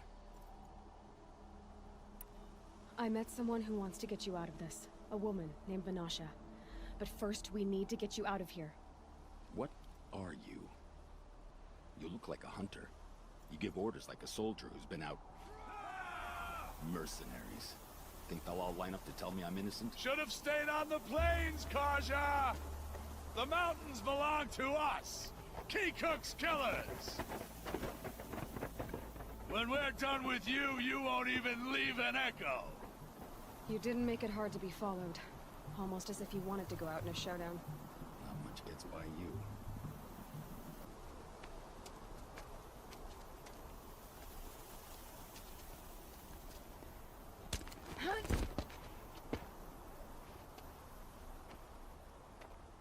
Up and over.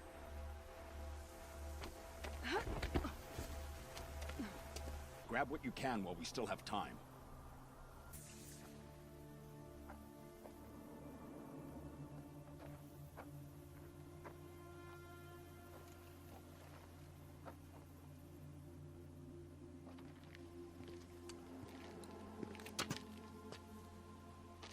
A robust defense is the most satisfying to break.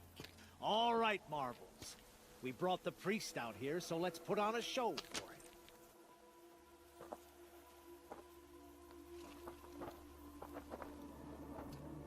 I know that, Hood. We've unfinished business, Bahavas and I. This will be difficult. I think you rallied to a lost cause. I don't intend to die today, Uthid. I did. But you're starting to change my mind.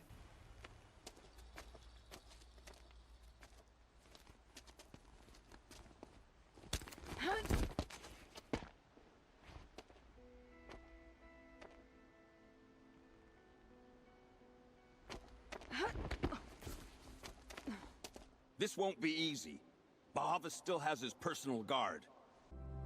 I had to come here myself to end your suffering, Uthid, and mine. The Outlanders led us here, and now that they are dead, their price is most affordable. But enough with needles. It's time for blades. Remove them from the sun's sight.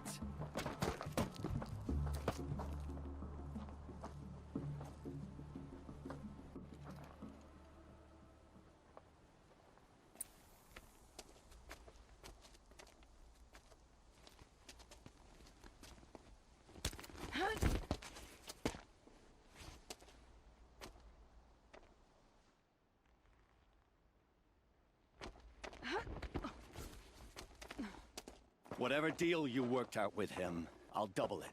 More than double it. No. I'm tired of this, Bahavas. The lies and the violence and your cheap-scented oils. I don't suppose you kill yourself. I had to. I had to. Prune the weak, or all the Karja in Shadow are doomed. This solves nothing. But may the sun find some worth among your drying bones.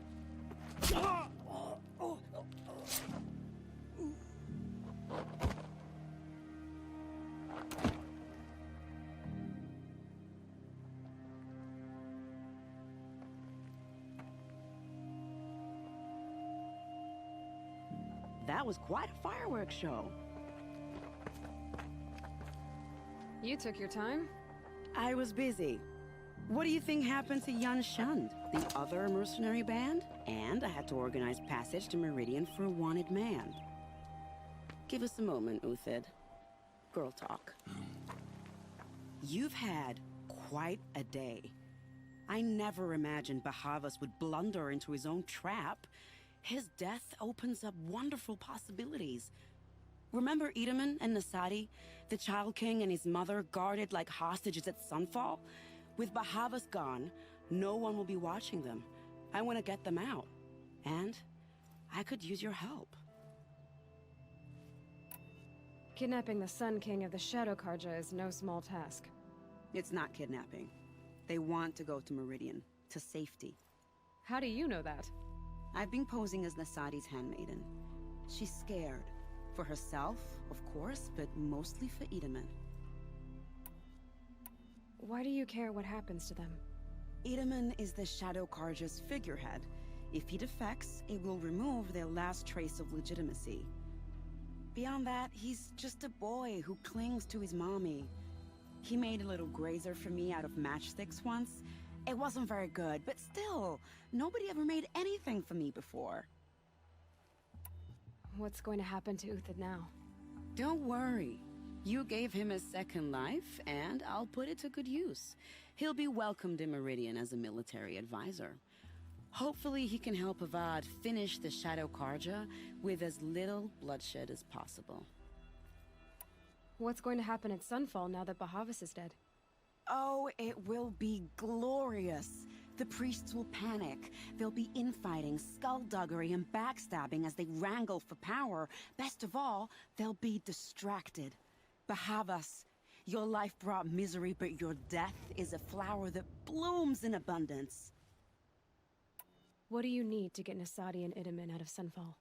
With Bahavas dead, Sunfall is the easy part. I'll handle that. The big fuss will be crossing the border to the Sundom. Find my friend, Three-Toe Huadiv, near the branded shore. I hired his crew to sweep the path, so all you have to do is wait for me. If this Huadiv has already cleared the area, why do you need me? Contingencies, little huntress. Something will go wrong, and I need protection I can count on. You. I'll try not to disappoint. Three-Toe Huadiv, right? Vanasha sent me. What happened? I got hornswoggled, that's what. Vanasha batted her lashes, wiggled her hips, and promised us treasure. Clear a path for the royals, she said. Sneak past the garrison and skewer a few watches. Hardly a bother. Little did we know there was a damned monstrosity lurking underground. When will I learn not to gawk at skinny girls? Why do you think Vanasha swindled you? My crew came to Sunfall because we heard the bounties were fat. She offered us the fattest one of all, enough to retire on. It's my own damn fault for taking the bait.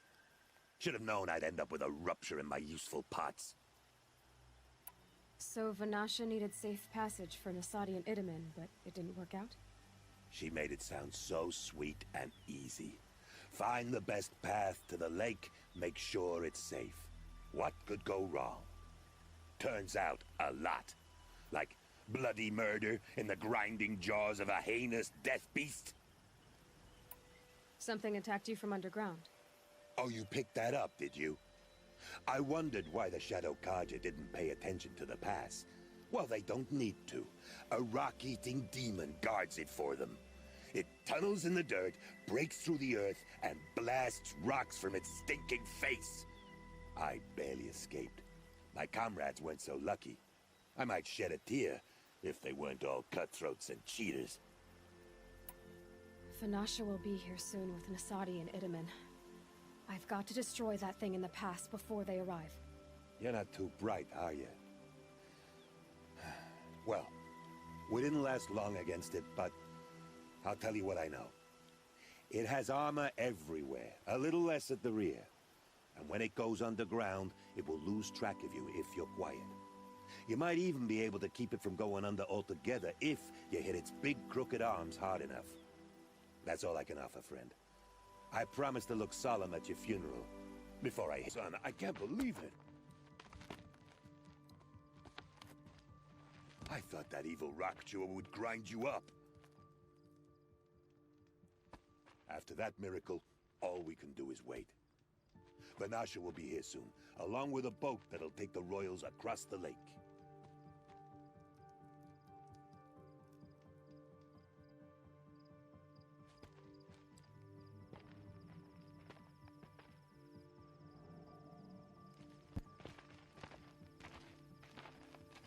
Ah, little huntress. Glad you accepted my invitation to play bodyguard.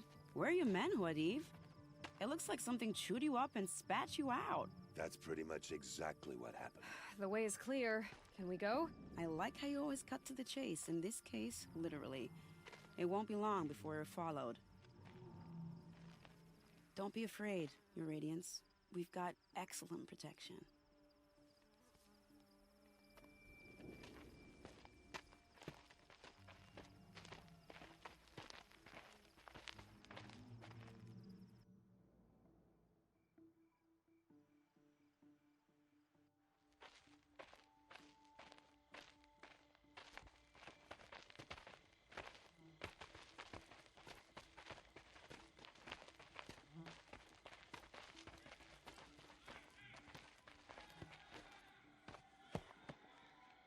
Oh dear. Here come the Shadow Carja, and they're very angry with me. I'll hold them off. Very noble of you, but when I start a fuss, I like to finish it. Not that your assistant isn't welcome. Huadiv, get Idaman and his mother to the shore. Carefully. So it comes to this. I must say, after 2 years under the heel of these zealots, I'm ready to extract a little blood. I don't want to jinx it, but we might be in the clear.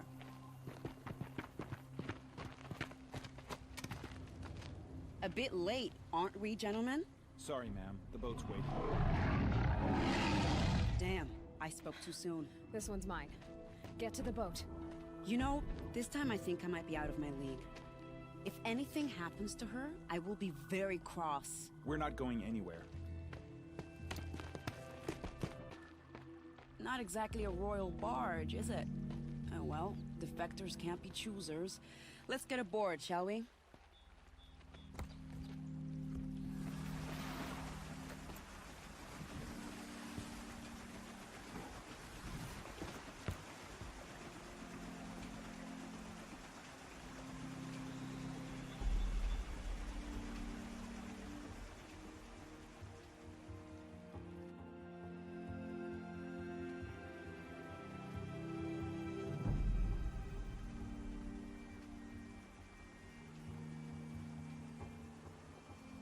You've done a good thing. Maybe even ended a war. Maybe. But my war just keeps going.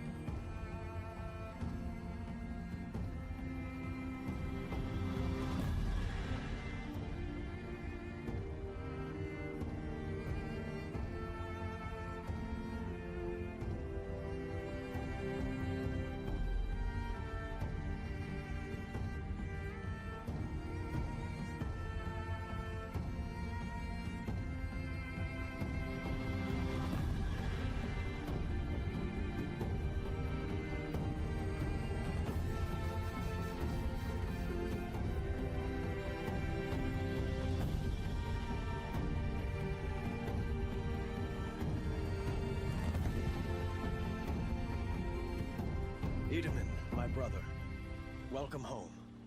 You have nothing to fear. You are now under the protection of the Sundom. My protection. As is your mother, she will not be harmed. You have my word, the law of the sun. Aloy, it seems I see your influence everywhere. You've done so much for the Sundom, and it will always be appreciated. You have my thanks. May you walk in the light.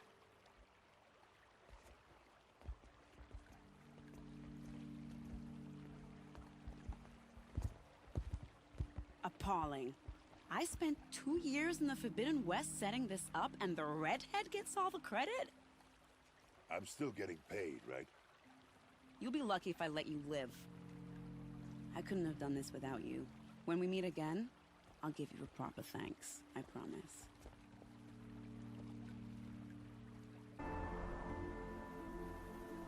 I'm heading down. I've spent a lifetime trying to uncover the secrets of this world. Where the machines came from. How the old ones achieved such marvels only to fall into silence and death. A lifetime of failure. As year by year, decade after decade, I hit walls I could not break, doors I could never breach. Hello. Until a Nora huntress marched out of the savage east.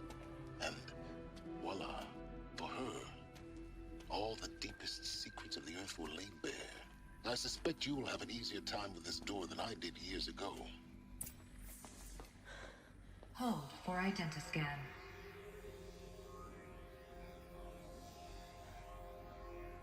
Genetic profile confirmed. Entry authorized. Malfunction. Malfunction. Malfunction. Malfunction. kidding me? You don't hear me laughing. Shut up. There's gotta be another way. Hey! Elizabeth Sobek here! Requesting access! Access request acknowledged. Root command functions available. Do you wish to proceed? I do! Get me through this door!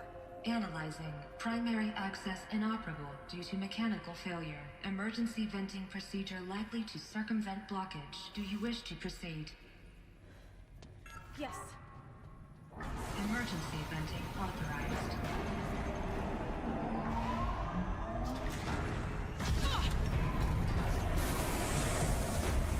I underestimated.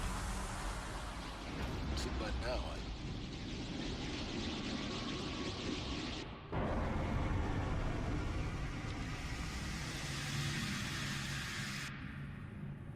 Guess you can't have everything. that will draw attention. We won't have this place to ourselves for long now. We? Last I checked, I was the one risking my life down here. Yes, fine. Now will you please get moving? There's so much to learn in less time than I'd hoped.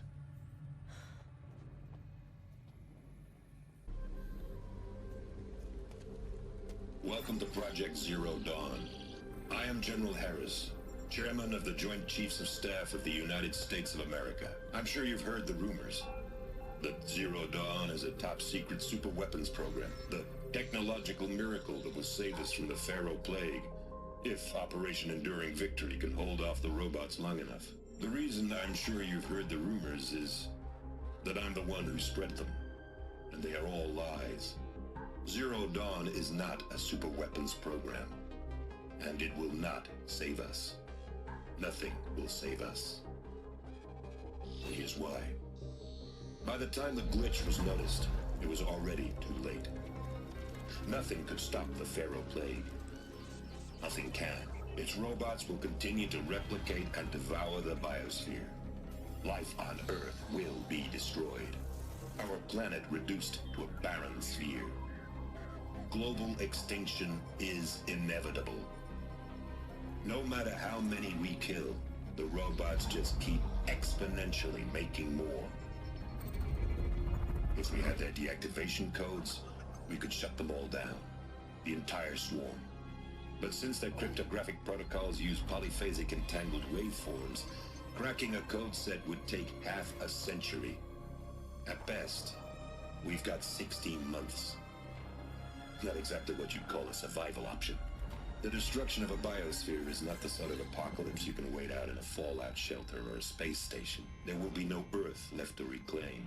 Just a lifeless, toxic rock with several million Pharaoh robots on it, hibernating, waiting for something to eat. This is the horrible truth behind the lies of Operation Enduring Victory. My lies. Lies designed to inspire millions of innocents to sacrifice themselves in battle. Why? One reason. To buy time for you and the work you will do here. Zero Day, the day that life on Earth ceases to exist, is coming fast.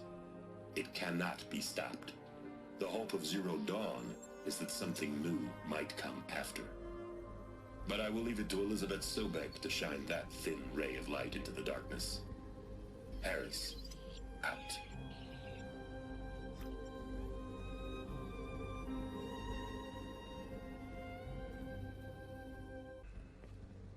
Elizabeth Sobek. You've heard the bad news, and it's all true. The Pharaoh Plague is devouring the biosphere. Life itself will cease to exist. But does that have to be the end? What if we could give life a future? What if we could build a kind of seed from which, on a dead planet, life could blossom anew? This is the aim, the hope, of Project Zero Dawn. to create a super intelligent, fully automated terraforming system and bring life back from lifelessness. What would such a system require? At its core, it would need a true AI, fully capable of making the trillions of decisions necessary to reconstitute the biosphere. An immortal guardian, devoted to the reflourishing of life. We call it Gaia. Mother Nature as an AI. But that's just the core of the system. She will need to be surrounded and empowered by a comprehensive suite of subordinate functions. Think of them as extensions of Gaia's mind, each dedicated to a specific purpose. Now, these aren't AIs, but make no mistake, each presents an engineering challenge more profound than anything the human species has ever before attempted. Hardware that preserves and then gestates the billions of seeds and embryos from which life will be reborn. The construction of underground facilities to hold it all. And that's just the start. We don't have to build the entire system. The beauty of a fully automated terraforming system is that it can build itself. Now, over the days to come, you'll learn how all these functions, all these pieces that you'll be working on, fit together. How we'll race the clock to execute our harvest initiatives, write the software, build the tech and the facilities. How we'll lock it down and seal it up before the inevitable occurs. But even more important, you'll know how it doesn't end here. How Gaia will generate those deactivation codes General Harris talked about, and build the transmission arrays to broadcast them, shutting down the Pharaoh robots for good. How Gaia will not just build, but imagine any conceivable robot it needs to do its work across centuries. From detoxifying the Earth's ravaged atmosphere and poisoned seas, to the regreening of the Earth from cryopreserved seed stalks, to rewilding the Earth with animal life. And then, when all that is done, how a new generation of human beings, spawned at cradle facilities around the globe, will partake of Apollo, the vast archive of human knowledge and cultural achievement from which they will learn of us, our world. And most important, how not to repeat our mistakes. It's not an impossible dream. It is within our grasp if we work tirelessly and stop at nothing to achieve it. We can't stop life from ending. But if you will help me, help Gaia, we can give it a future. Join me and help make that future real.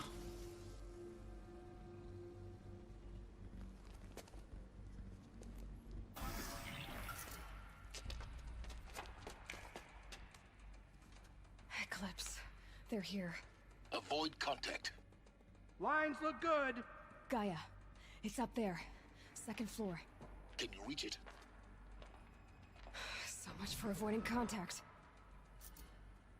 The Alpha Registry master file. Intact?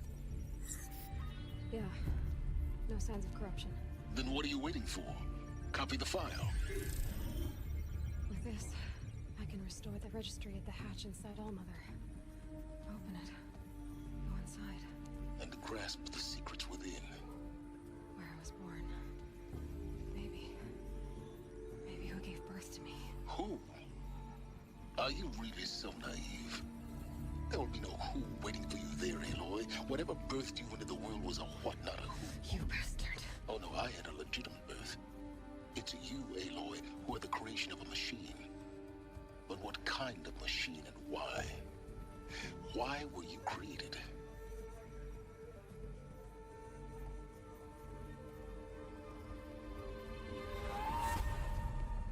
Eclipse. You need to get out of there. What you found is too valuable. You're too valuable.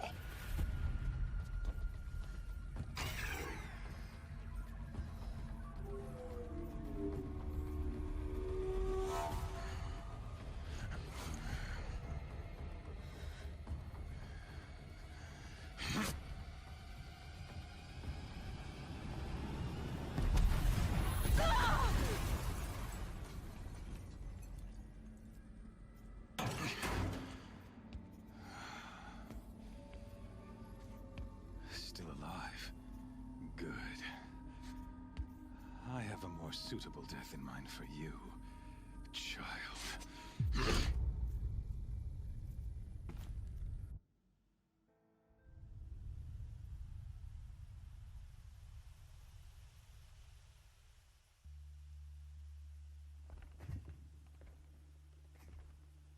My entire life, I've always known one thing with prophetic certainty. That I was destined for glory as a great champion of the sun. Even when Jiran was murdered, even when Meridian fell, I never doubted my destiny. Until you came along. When I heard that you had survived, a doubt took root in my mind.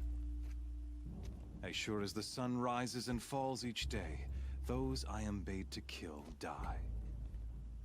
And yet I failed. How?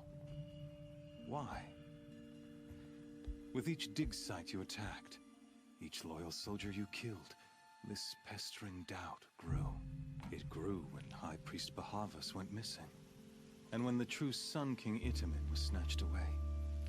It not only grew, but multiplied. I kept thinking of the moment my knife pierced your throat. One twist, a simple tug of the blade, and you would have bled out. In slaughter, I am a practiced hand. So why hesitate? Why fail my destined purpose? I guess even a monster like you can have a glimmer of conscience. You didn't kill me right away. Turn your face to the sun, child. Dressing up murder as religious sacrifice so you could feel better about it? No, I never doubted the righteousness of killing you. And yet, your words touch close to the truth. In my heart, I deemed the order to kill you unworthy of me. You were just a savage girl. So I thought at the time. Even still, I aimed to kill you, and yet did not. This failing troubled my thoughts, haunted every step. It was only when I captured you, down in that place, that I finally glimpsed the sun's design etched at length across the course of events. You were meant to survive that day on the mountain. Meant to interfere at dig sites and kill my men. Meant to eliminate High Priest Bahavas. Meant to snatch Itamen away. Conversely, I was meant to capture you. Here. So that you might die as a sacrificial offering to the sun. Everything as it was meant to be. Predestined and preordained.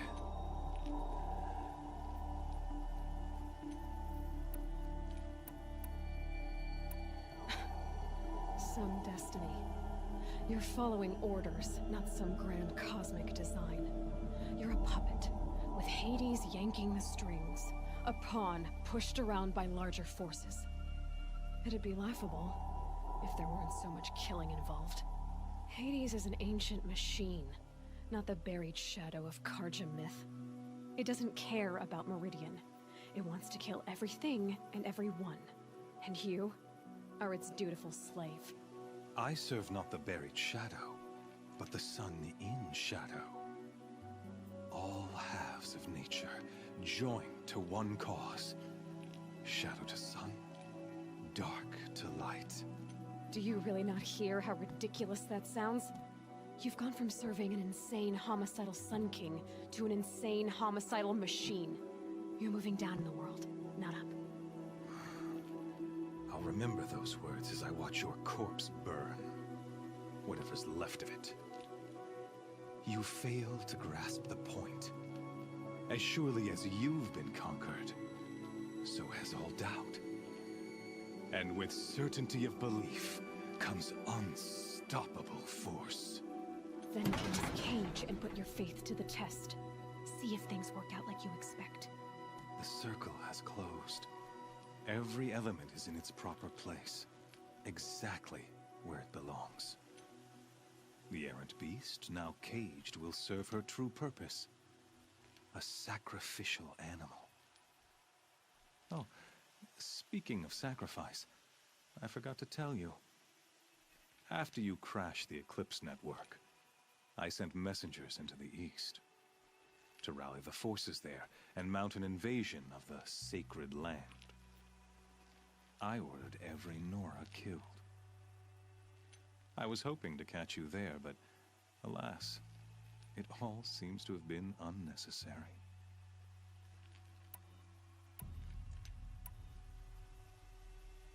Why butcher dozens of innocents for no gain?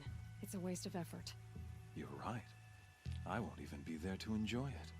In any case, I couldn't recall the order even if I wished to. Thanks to your destruction of the network, communication over distances is impossible. You not only doomed yourself, but an entire tribe. Do we not see the scorching judgment of the sun in these events? Your focus, such a powerful device, isn't it? And yet, so fragile.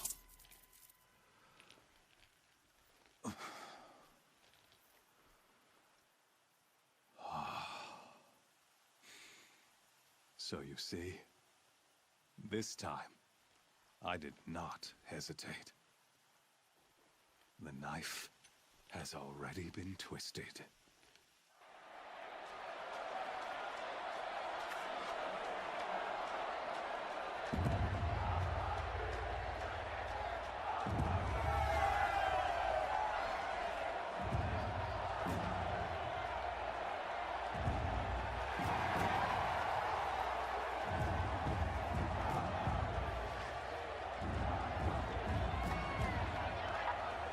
Karja faithful, rejoice! Our years in shadow are over. A new dawn trembles on the horizon.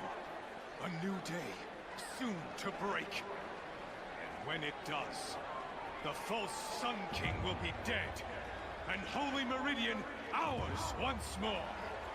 In this, I have become an instrument of prophecy. All halves of nature join to one cause. Shadow to sun, light to dark, night to day. Behold!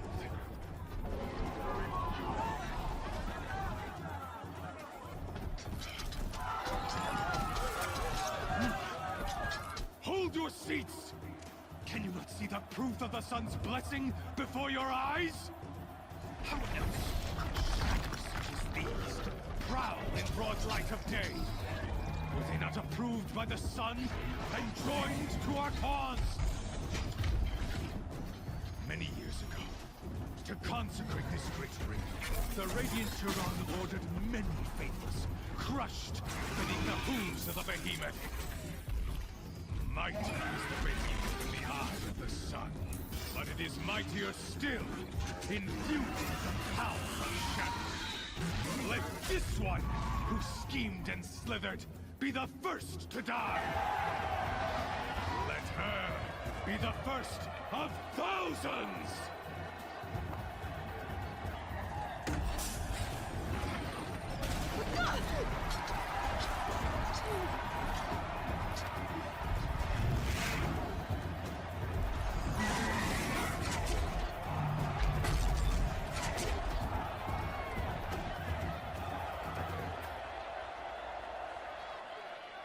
I'll never beat that thing without...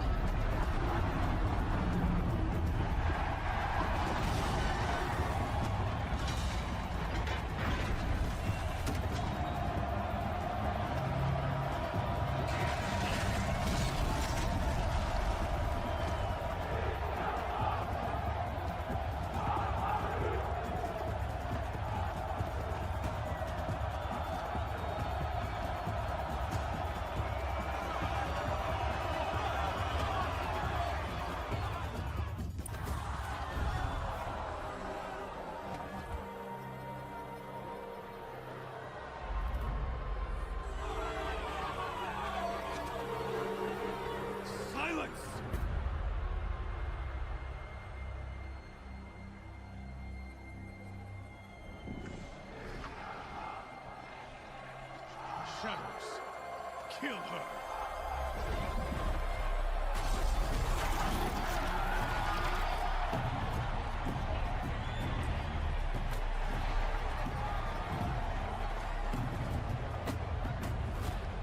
Kill her! Why leave it to them? Come get me yourself!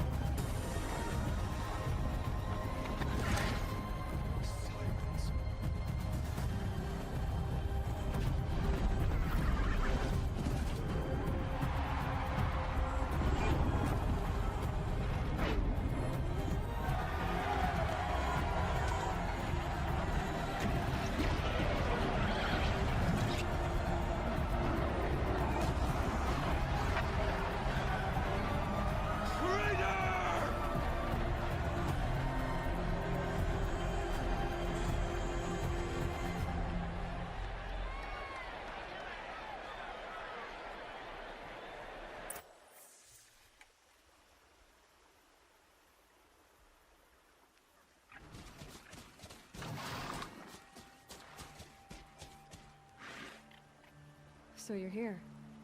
Really here. You risked your life. Of course I did. If you'd been killed, the Nora's sacred mountain would never have given up its secrets. Too bad you wasted your time, then. Helis destroyed my focus. And the Alpha Registry with it. Not at all. The whole time I've been monitoring your focus, I've duplicated every data file you scanned. Installing that data to a new focus was trivially easy. Happy birthday, Isaac. Daddy sure does love his little big man. You're really good at making it impossible to like you, Silence. But I guess I need this. It's time to see where you were born. Maybe you'll even learn why. Yeah. Meet the machine that birthed me into this world. Isn't that how you put it? I'll be off. Wait. Yes?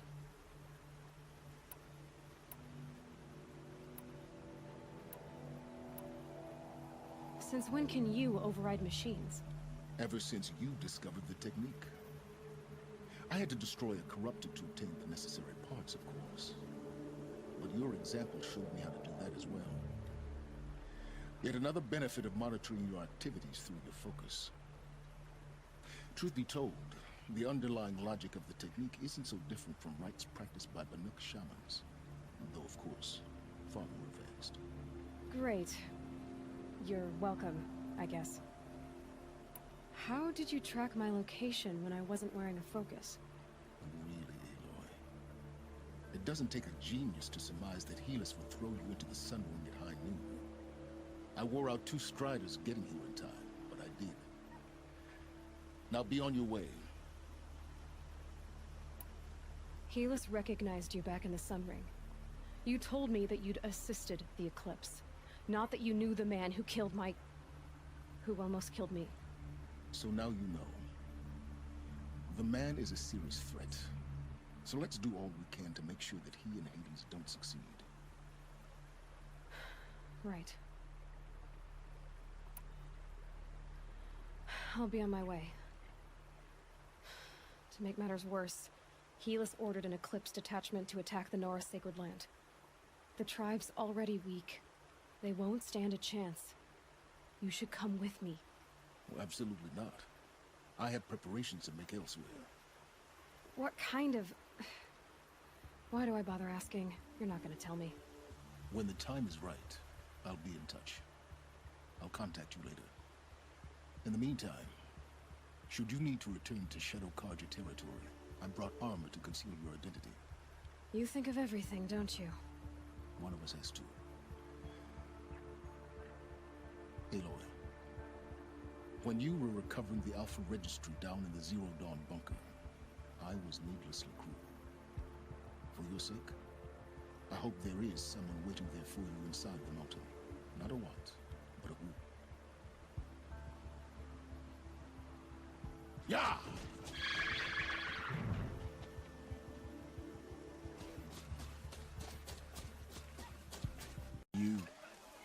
saved the tribe.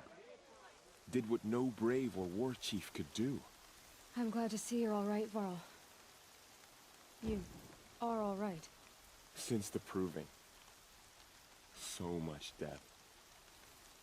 Is the killing over?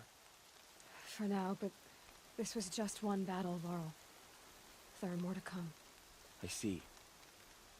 So long as we have you to fight with us, I suppose we'll make do.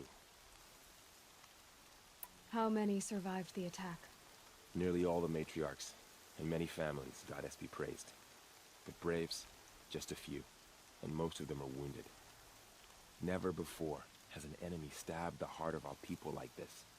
Even the Karja, in all their red raids, never broke through to the embrace. Well, this enemy may have broken through, but they never got back out. We made sure of that. Tell me about the attack. What happened? They struck from the east. Our sentinels saw the killers coming. Said that beside them marched Deathbringers and Corruptors and other machines, driven mad. We took ground, met them with clouds of arrows. Some fell, but they kept coming. Finally, we withdrew to the gates of the Embrace to make our stand. But they were too much for us. Those who survived fell back to the mountain. So the survivors took shelter in the mountain? By law, only matriarchs are allowed inside. It was Tirsa who broke the taboo. Ordered the tribe into the mountain for safety. Lansra, well, she didn't agree. But I don't think anyone heard her over all the screams and shouting. Tirsa's decision saved lives. Good for her. Common sense isn't always so common around here. Are your injuries serious? Bruises pale. Bones heal. Don't give me a hunting song, Varl. Are you okay? My body aches, but it's nothing that will keep me from fighting. I need to go inside the mountain. And the matriarchs will be eager to see you. I'm sure, but I didn't come here for them. Then, what for? You will see. I'm glad to see you. Your injuries, are they serious? A gash or two.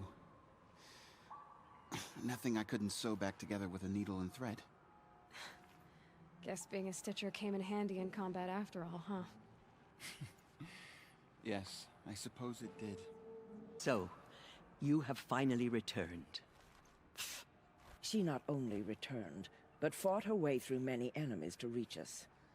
Outside, she brought low a corrupted Thunderjaw. She lifted the siege. How was this done? By the will of All-Mother. Have you returned to speak with the goddess, Aloy?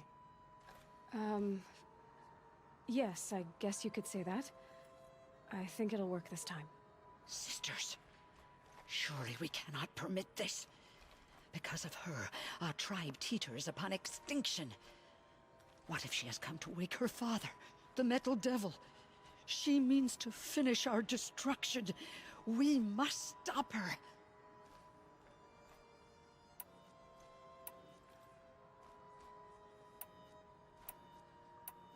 Lansra, it's over. It's time to step aside. I'm not gonna hurt you. If there's anything I've learned since the Proving, it's that there are bigger evils in this world than you.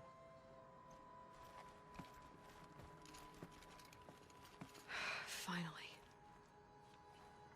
Hold for identiscan.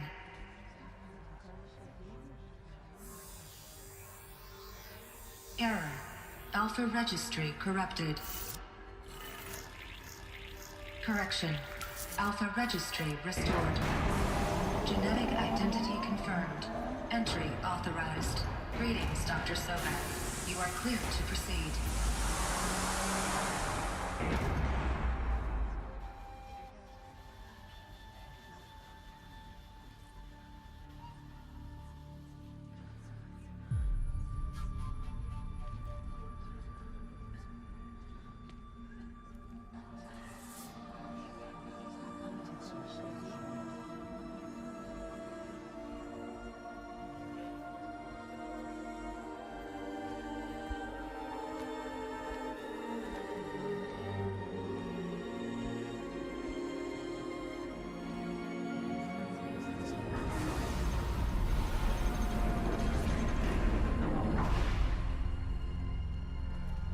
prevention.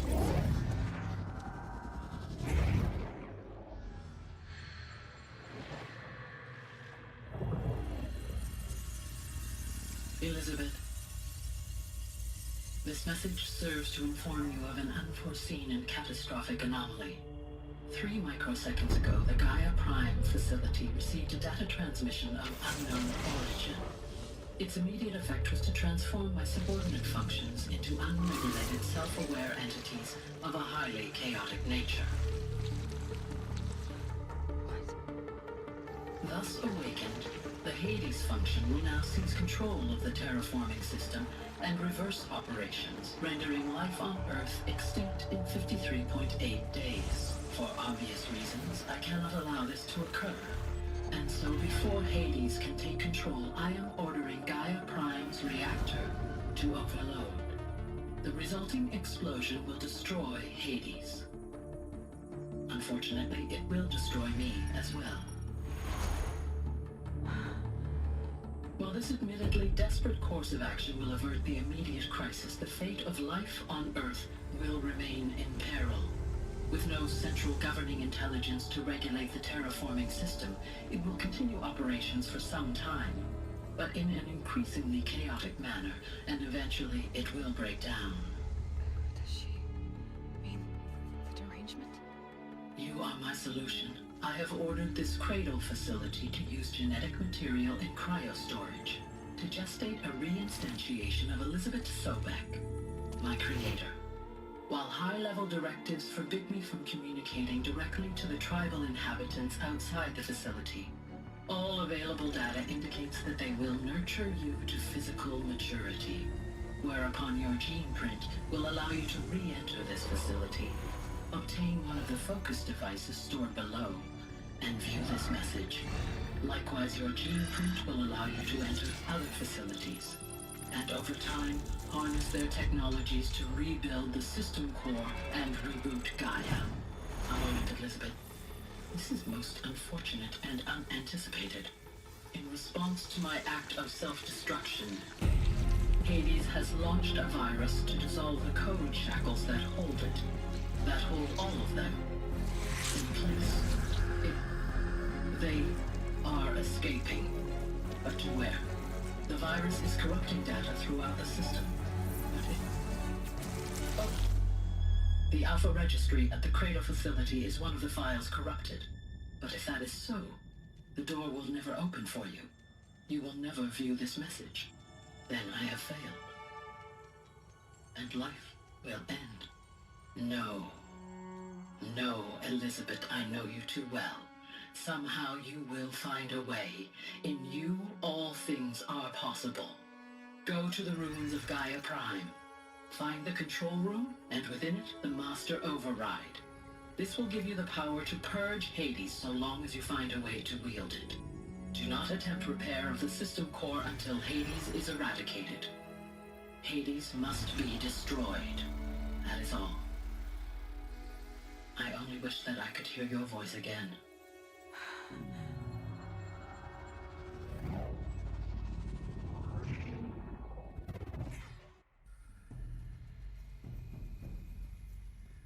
So, you're even more extraordinary than I thought. I never had a mother. What are you talking about? You had two, a dead woman and a machine. I'm not a person. I'm an instrument. Manufactured by a machine. Born in destruction and fire. To quench the flames and heal the world.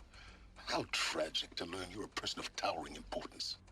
It seems you have a destiny to fulfill. So when you're done feeling sorry for yourself, go to the bitter climb. I'll be waiting above in Gaia Prime's ruins.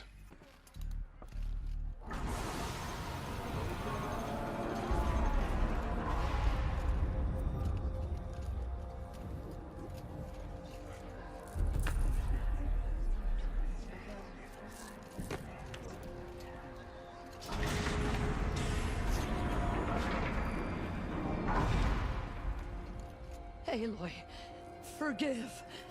Forgive! The goddess spoke to you? She did. What did she say? That I was born to lift a curse, to kill a metal demon. How, Aloy? How? I don't know yet. But she told me where to go to find out. And you will do this? It was her wish. What she made me for. Yes, I will do it. I'll try anyway. All praise Aloy, anointed of the Nora! All praise Aloy, anointed of the Nora! Up! All praise Aloy, anointed of the Nora! First you shun me, now this? I will not be worshipped. I'm not your anointed. I don't belong to you. There's a whole world beyond your borders, whole tribes of people just as good as you. And it is all in danger. It's a world worth fighting for. Not just here, everywhere. How can we help? If you can fight, and you're willing, go to Meridian and wait for me there. As Aloy says, so it shall be. Nora! Make way for Aloy! That she may forge the path for others to follow.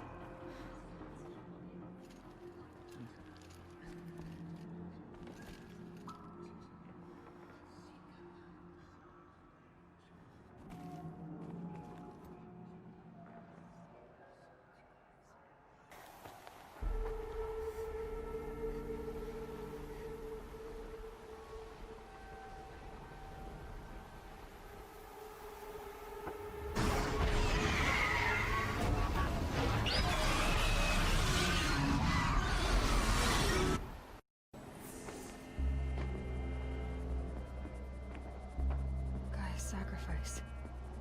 It did this. Cracked the inside of the mountain like it was an egg.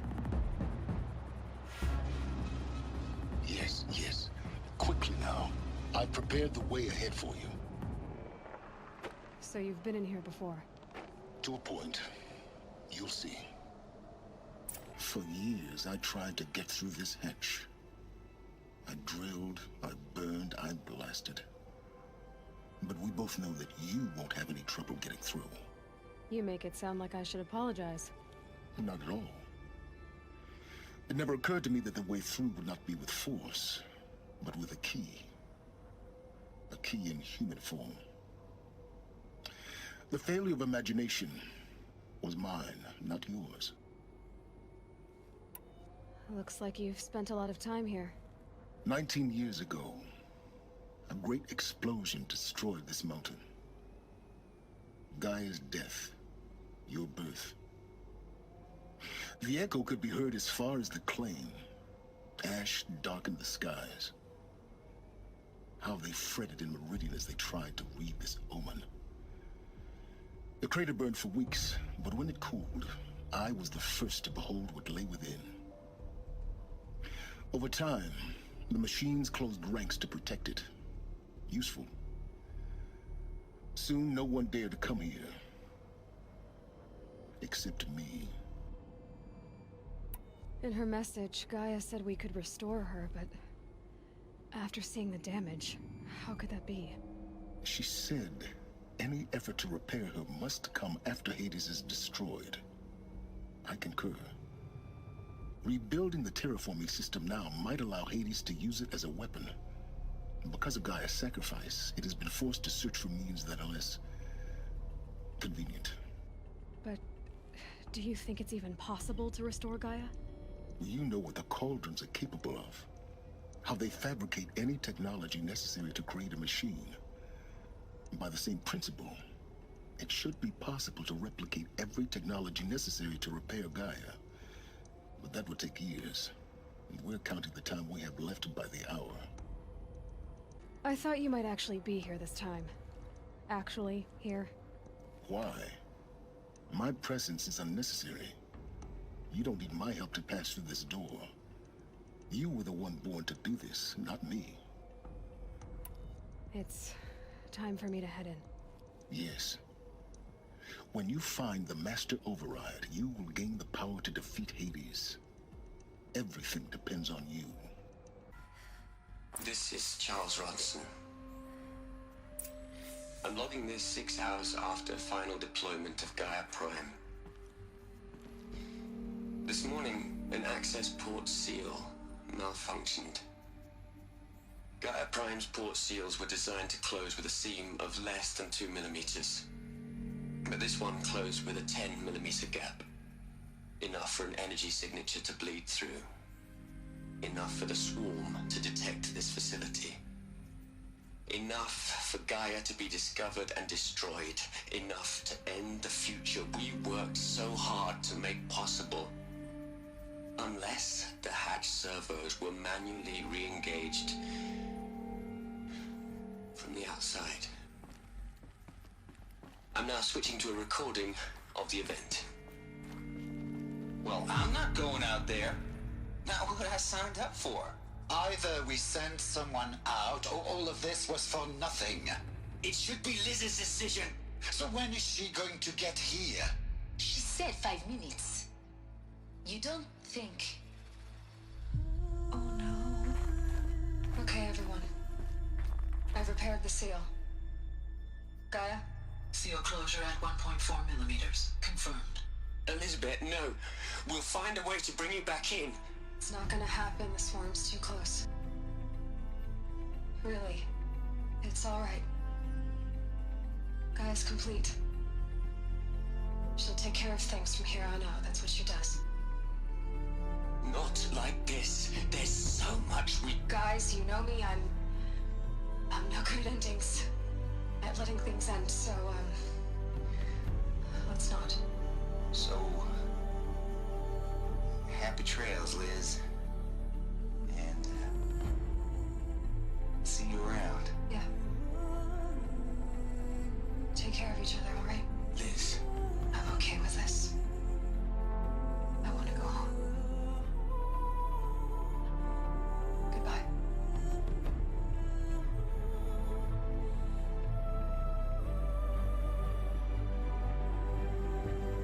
That was the last transmission of Elizabeth Sobek.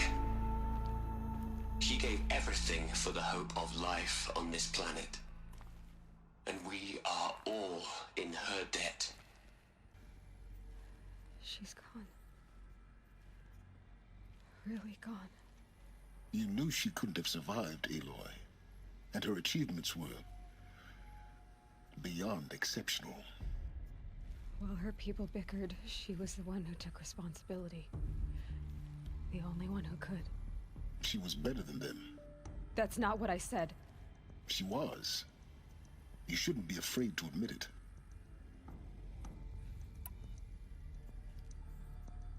Can't you just for one moment stop calculating and let yourself feel?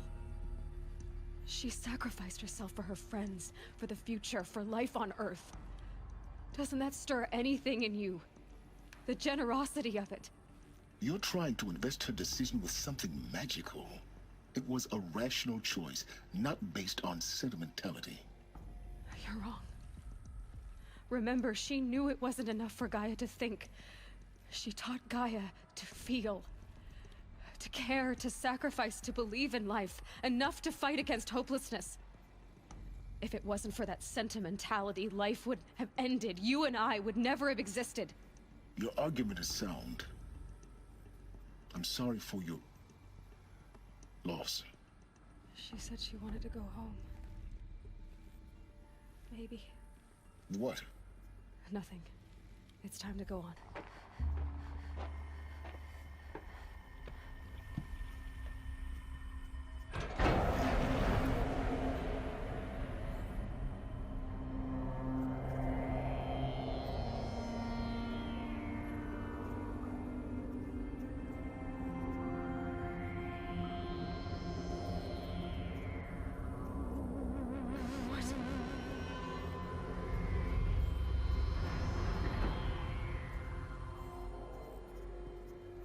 When I opened the hatch, the air rushed in from this side. Because there was none inside the chamber. The Alphas were in there.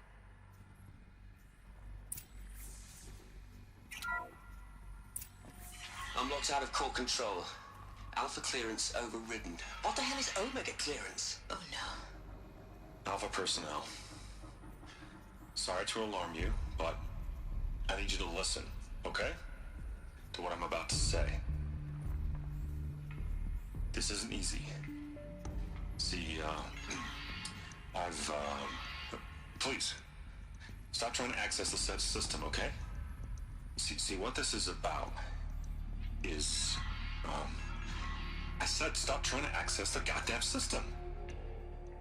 What I'm trying to say is, I can't stop thinking about the ones who come after us. Those innocents. Those blameless men and women. We're gonna give them knowledge? Like it's a gift? Ted. We've talked about this before. Apollo has 3,000 plus fail-safe conditions. It's not a gift, it's a disease. They're the cure, and we're gonna give them the disease. Our disease? No, we can't. And it's not too late. If we're willing to sacrifice. Ted, it doesn't need to be like this. It already is, Samina. I did it 3 minutes ago. I've purged Apollo. It's gone. All of it. Every copy. Sacrifice? It's not a sacrifice, it's cultural obliteration, you crazy bastard! Millennia of culture! I'm sorry. Really, I am. But sometimes, to protect innocence, innocents have to die. Emergency alert. Toxic atmosphere.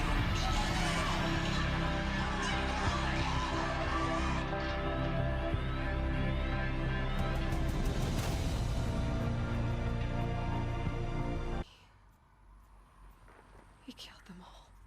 So this is why. This is why we were trapped in benighted ignorance for an innocent future. Blameless men.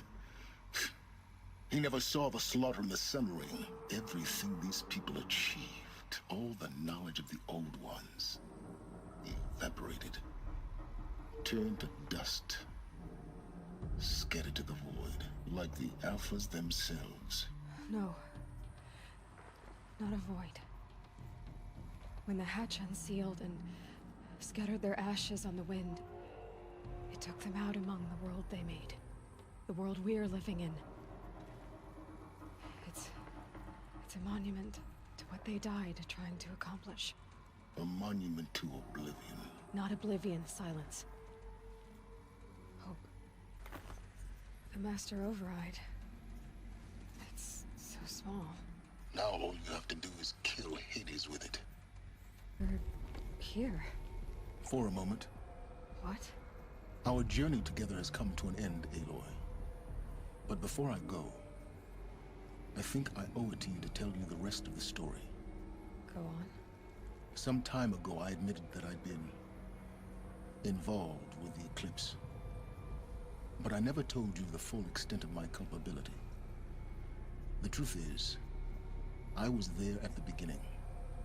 I found Hades, Aloy, buried on that mountain, trapped in that shattered titan.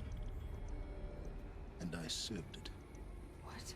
It promised knowledge and delivered. Such knowledge, you have no idea. And in exchange? I helped create the eclipse. Helped it build a cult, an army to do its will. Why are you telling me this now? Because your success depends on knowing this. When I found Hades, the first thing it wanted to know about was the Spire. Not Meridian. The Spire. Now why would that be? The Spire was created by Gaia. Which part of Gaia? Minerva. It's a code-breaking module. Gaia built spires to transmit the codes that deactivated the Pharaoh robots, shut down their biomatter conversion systems. Hades wants to send a new transmission. To wake the machines, so they can devour the world all over again. Yes. Based on what we've learned, that's my conclusion as well. So the Eclipse The robots they've resurrected. They're just a means to an end. An army to capture the Spire. Yes. So Hades can exterminate life all over again. Unless you stop it.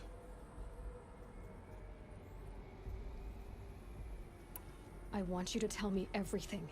Hades, the Eclipse. Everything. It's a long story, Aloy. Then get started. It began with a focus. Recovered from an ancient ruin, as yours was so many years ago. In my case, the device was heavily damaged. There was just a flicker of life in it. I spent weeks studying it, attempting repairs, until finally, I succeeded. A whole new dimension of perception revealed, right before my eyes. That's when I detected it. A faint signal. Out there, something was searching, just like I was. A real kindred spirit. I followed the signal to its source. A shattered titan, buried in the jungles of the Jewel. So you thought it was a Titan? An old war machine? I didn't know what to think. I'd seen such wreckage before. The Grave Horde, for example. But this was different. This was not quite dead. It couldn't speak when I found it, until my repairs gave it a voice. So began an exchange of knowledge. It wanted to know everything about our world, its tribes and machines. But the Spire was always its foremost concern. What did it want to know about the Spire? Its precise location, the surrounding geography, who controlled the land. Meanwhile, Hades revealed to me many of the intricacies of ancient technology. It bid me to recover and repair more focuses. Before long, I had a couple dozen up and running. Enough to equip a small army. The commanders of one, anyway. I didn't care. I was learning so much. Physics, calculus. You have no idea. And the Shadow Karja? How did they become involved? The Karja Civil War was a happy coincidence. A perfect opportunity. An opportunity? That's what it was to you? Yes. Overnight, half the tribe was in exile, desperate to win back Holy Meridian. Their religion made them easy to manipulate. All I had to do was present Hades as the buried shadow of their mythology. So yes, it was an opportunity.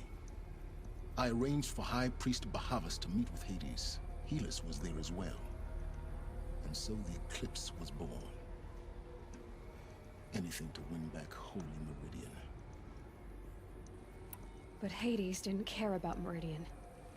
And neither did you. We live in a world of fallen cities and vanished tribes. What were a few more? Besides, I was too busy setting up the cult's focus network to Hades' specifications. A thrilling technical challenge, especially with the alterations I included of my own design. The ability for you to spy on them. Yes.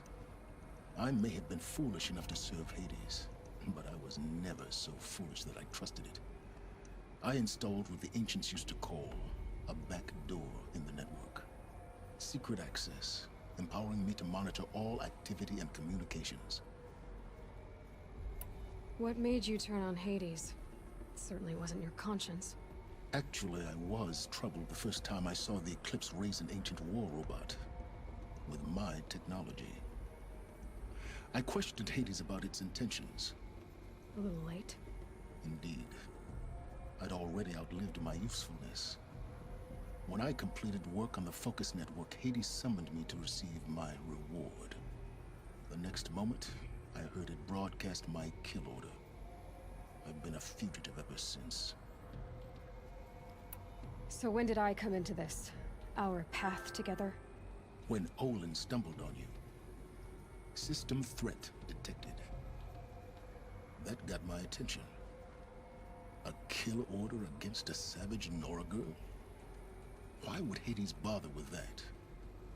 But then I saw that this Nora girl was wearing a focus, and bore an uncanny resemblance to a great scientist of the old world. Helis moved quickly. I thought you were dead. But then I detected your focus inside the Nora mountain. The more I observed you, the more convinced I became of your extraordinary nature and usefulness. Through you, I could finally discover the secrets of the Earth. I vowed to do everything I could to ensure your success. The rest, as they used to say, is history.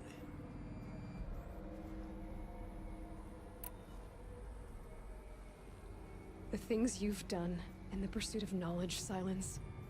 Pure recklessness. Aloy, this wasn't a confession to elicit your judgment. Unbelievable. I've done all I can. From here on out, the rest is up to you. Take my lance. Fit the master override to it, and you have a means of injection. Then I just need to get close enough to Hades' skull to stab it in? Exactly. Oh, no problem. Silence! Where will you go? Elsewhere. And everywhere. There's so much more to discover before the world ends. And all this? I leave it to you, of course. As it turned out, it was yours all along. I was merely trespassing.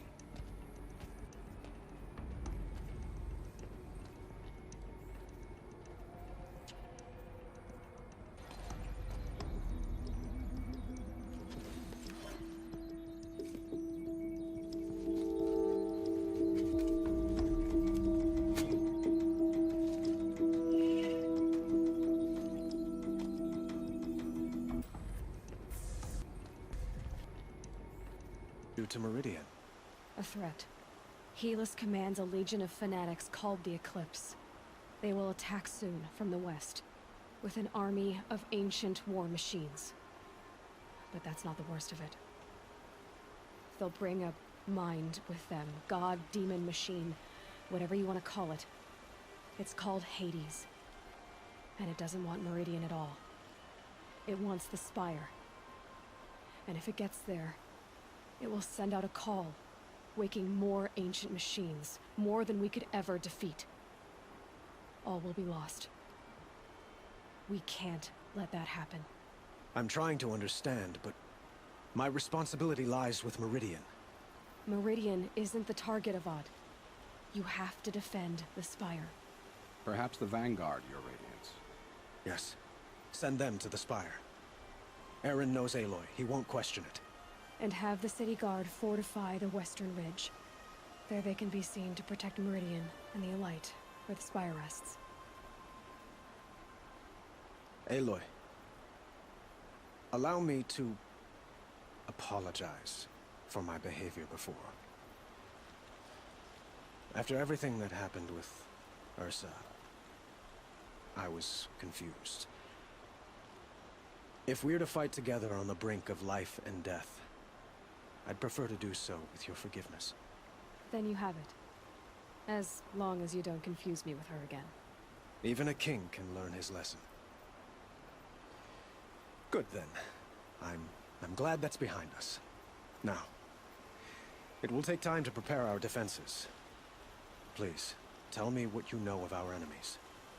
Everything. I don't know about everything, but I'll tell you what I can. Ah, Aloy. Preparations are underway on the ridge defenses and at the Spire. Word was sent to every corner of the Sundom. Our allies offered their steel. Some came for Meridian, others for shards. But many came for you, by name.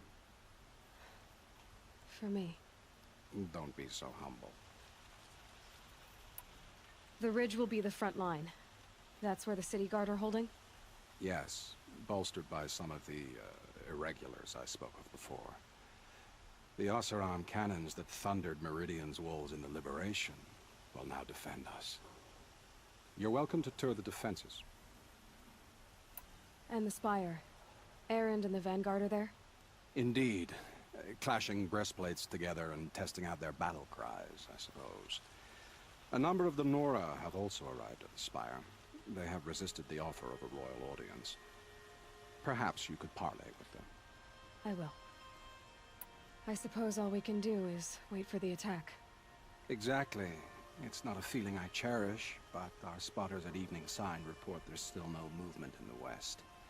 So, if there's more you need to do elsewhere, seize this time to do it. Otherwise, I've made the apartment of Olin Delverson available to you. You can sleep there, if sleep comes. Here she is, the guest of honor. I knew there was something about you. Hammered from the stuff they make leaders out of. And I don't say that to every Nora girl who blows through my town. That happens to you a lot? Had to build a wall to fend them off. Good thing I'm persistent then. I've missed our little talks. Murad asked me to look over the city arsenal. These guns have aged well. That runs in the Ostrom, no? They were the pride of the Mainspring Forges. So I've taken greater pride in improving them. Can I try one? Everybody wants a turn. Have at it then. The target should put up a little less of a fight than those bandit raiders did.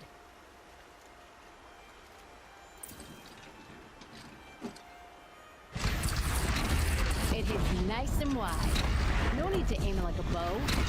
See? That'll knock a machine on its ass, ancient or no. With these, I think you could hold off an army. You know that I appreciate your help, Petra. This battle, I don't know what's gonna happen. We'll see each other again, I know it. Next time could be the time I'll convince you to stick with the free heap. Petra, you know I do.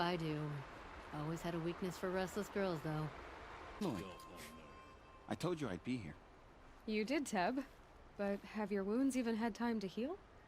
Honestly, if I fought, I'd probably come undone. But don't worry, I'll leave that to the other Nora at the Spire. I brought supplies instead. These Karja have made me an honorary quartermaster, whatever that means. It sounds impressive. I could get used to it. We'll be setting up caches of arms and medicine under these banners. Look for them when the fighting starts. Aloy, when you went into the mountain, did the goddess tell you our chances? She didn't need to. I know we can do this, Teb. Maybe we can. Aloy? At ease, Uthid. Meridian will be glad to have you on its side. And I am too. The honor is mine. You saved my epitaph from being a fine soldier, but a fool of a man. I'm hoping you won't need any kind of epitaph just yet. As the sun wills. When you found me, I was trying to eke out a glorious death. But now, a glorious life seems more preferable. To watch Edelman play in the low gardens again. Still surrounded by a dozen guards, but... what you did, Aloy, it was done well. Although, I can't shake this road, Vinasha. She delights in goading me. Like brazen colors waved before a behemoth. Do you want me to ask her to stop? No. I accept it. Well then. Meridian shall stand and shadow shall fall. I swear it. Here's to that, Uthid. War Chief Sona. War Chief, you seem uncomfortable. The Nora do not belong here. I do not belong here. I will fight the metal devil that threatens us all, but my place is in the sacred land. The wrongness here jags at me like an arrowhead. I'm sorry to put you through this. Do not be sorry. This will be ended. My spear, my word. Aloy. Don't. You don't need to bow. The Anointed doesn't like it. She doesn't much like being called Anointed, either. It means a lot to have you here, Varl. I gave my word. So, Meridian, what do you think? I've seen many new things since I first met you. I should thank you. Varl, what's wrong? You really want to know? All right. I'm in a foreign land, a tainted land, defending a faithless city that looks like nothing I've seen. From something I can't imagine. And you, after all that's happened, all you've done, I feel like I should drop to my knees and worship you, but I know you don't want that. Boy, things are pretty tough for you, huh? Thanks for telling the other Nora not to bow. It's the last thing I need. Don't be too hard on them. They only joined this fight because the Anointed bid it so. Is that why you came? No. I would have come just to see you one more time. And we must fight a metal devil, because the goddess says. Or because you say. I think the goddess and I are in agreement. We're both glad you're here. So here we are again, gearing up for a fight. Only this time it sounds like the bad guys have a lot more firepower. What are we up against, really? I'm not sure. But there's gonna be a lot of them, and they'll have machines. And if they get past us, it's not just Meridian that will fall. The rest of the world will go with it. Well, that's big. It sounds like our kind of fight. Right, guys? Well, where do they put the Vanguard? At the front of the line! And why? Steel before iron! And what are we gonna do? Hit them like a hammer till they can't hit back! Damn right! You hear that? Nobody's getting past the Vanguard. We're here for Meridian. And we're here for you. Thank you, Erend. Ursa would be proud. Well, only if we win.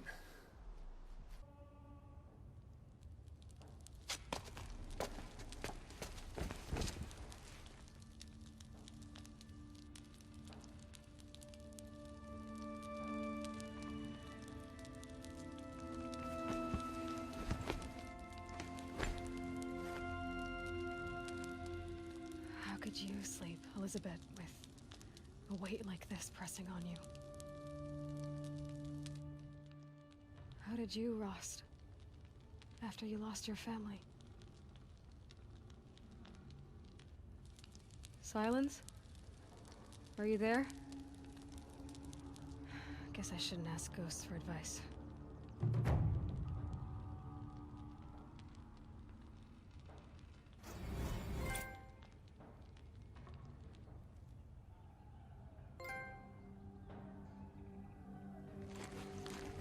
Ma'am, there are signs from the west. Sun King Avad awaits you at the Temple of the Sun.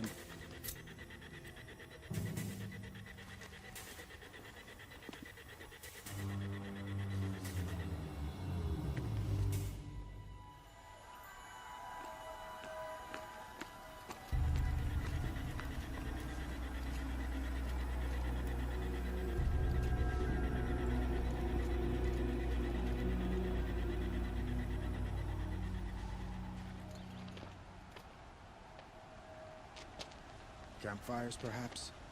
Massing forces for the long march to the city gates? That's not with smoke. And what is it? The end.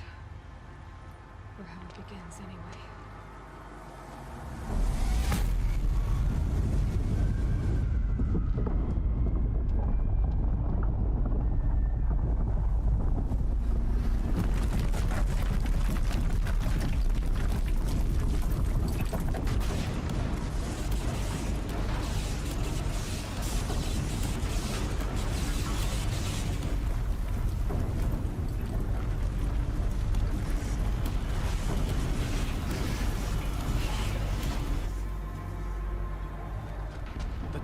You spoke of? To the guns!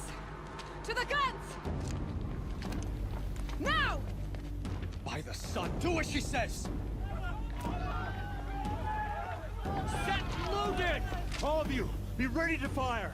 Will the guns hold them back? We're about to find out.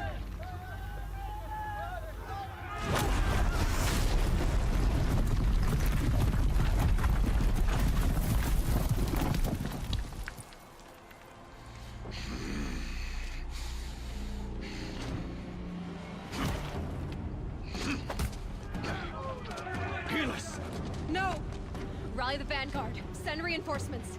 Aloy, no! We need those guns! He will cut you down! Not this time!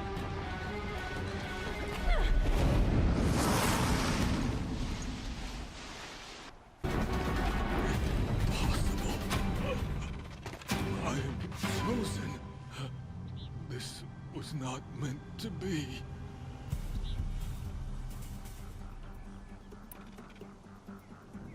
None of this was meant to be, Helis. You made it happen. Followed your orders, butchered so many, and for what? To die on your knees, used like a pawn by a power you don't even understand. You pity me? Turn your face to the sun.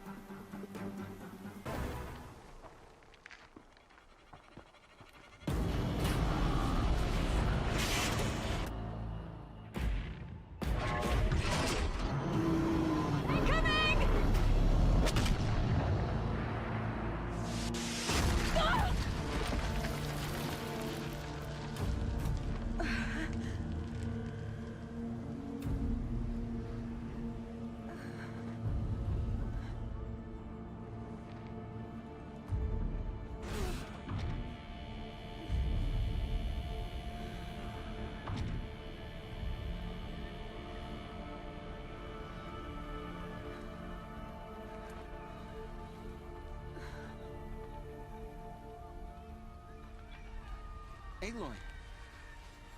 Aloy! Aloy! Tab? My own mother, you survived. I thought you were killed. The others, are they? No. Wounded, but alive, mostly. The machines blasted through, then kept going. They marched on the spire, dragging that thing with them. Take care of the others, Tab. I've gotta go. It's begun. Hades is transmitting.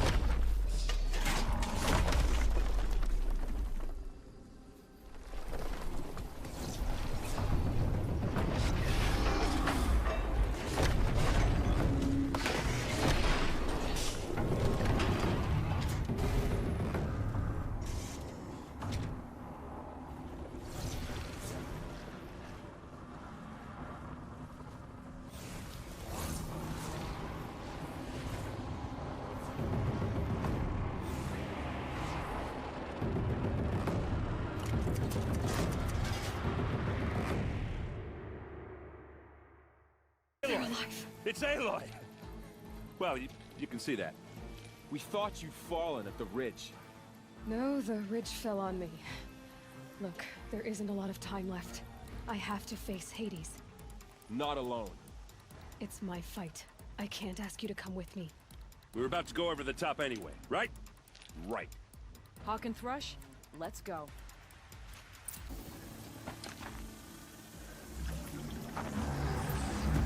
Arrival of Entity has been anticipated. Entity will not halt transmission.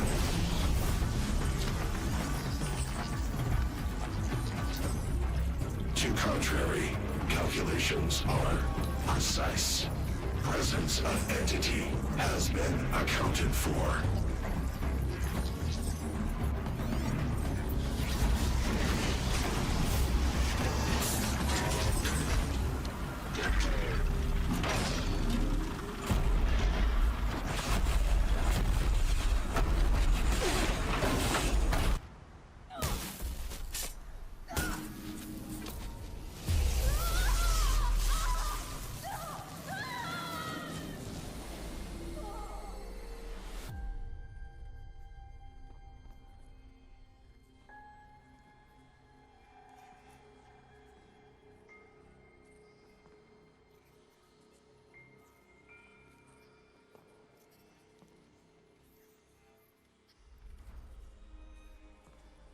Master Override armed. To activate, state name and rank. Elizabeth Sobek. Alpha Prime. Master Override activated. Purging Extinction Protocol.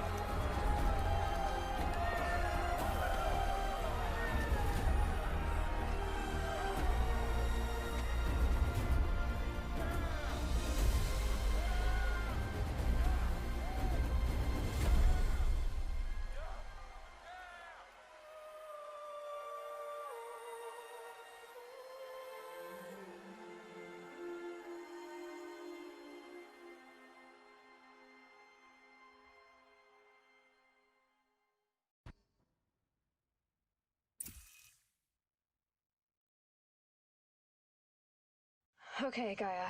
Sorry about that. Where was I? You were telling a story. Right. Yeah, so, like I was saying, it was a children's electronics kit, but I hacked the wiring to an auto battery and solar PV. So the grass caught fire. And, so did a tall pine that had stood there, I don't know, maybe 100 years. Query. You were how old? 6. My mother was home, thank God, so she called the fire department, and after, she took me out to the lawn and showed me the dead baby birds, because there were nests in the pine tree. Query. What did you feel? I'm not sure. I remember yelling that I didn't care, and that's when my mother took my face in her hands and spoke. Query. What did she say? She said I had to care. She said, Elizabeth, being smart will count for nothing if you don't make the world better. You have to use your smarts to count for something. To serve life, not death. You often tell stories of your mother, but you are childless. I never had time. Guess it was for the best. If you had had a child, Elizabeth, what would you have wished for him or her? I guess I would have wanted her to be curious. And willful, unstoppable, even. But with enough compassion to heal the world. Just a little bit.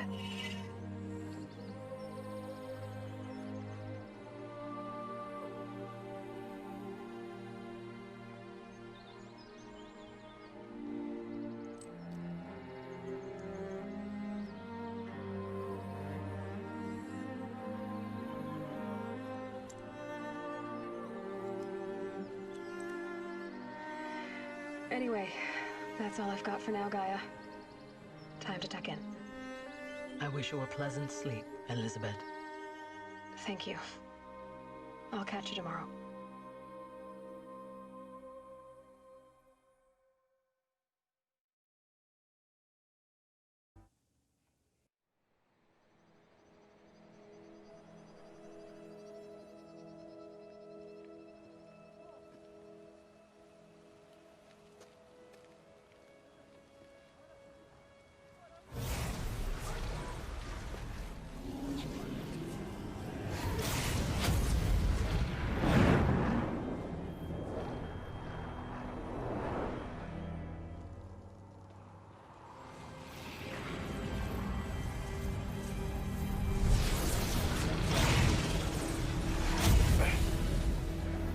Hello, old friend. Remember me? We've still so much to discuss. So much you never revealed.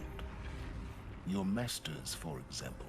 The ones who sent the signal that woke you. Knowledge has its rewards, don't you think? Well, let's begin.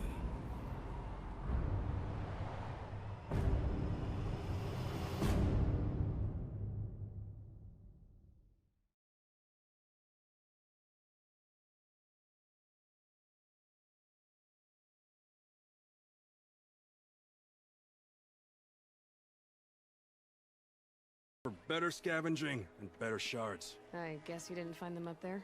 Not with the Banuk wailing about new machines and talking spirits and their purses frozen shut. What's a trade route without trade? It's just a route. There's a trade route. I thought the Banuk kept to themselves. We Oseram and the Banuk are neighbors after all. What's a few mountain ranges between friends? I have some acquaintances out there, still trying to dig a living out of the ice, but they say nothing seems to stick. All the superstitious nonsense and rampaging machines aren't helping. What were these new machines and spirits? Honestly, I don't even know. Going by the number of Banuk funerals, I'd say the kind you turn away from. Not really my style. Well, if you reach my grand old age, you might prefer picking up after hunters in the Sundom. It's warmer, too. What is this place? The Cut? When the Karja took up swords and hacked away at the edge of Banuk land, they left the Cut behind. So a battleground from the war. Like the valley outside the Sacred Land. Mm-hmm. Mountain Pass in the far north and east will get you there. It's open to outlanders, hardy ones, like you. Just don't expect much of a welcome. Especially not now. New machines and talking spirits? I'm interested. Thought as much, just looking at you. Don't say you weren't warned. There's a slip of a trail through the northeastern mountains, past what we call the Grave Horde. You won't miss it. You'll find what passes for a town on the other side. Maybe someone there can talk you out of it. Maybe. Maybe not. Thanks for the information.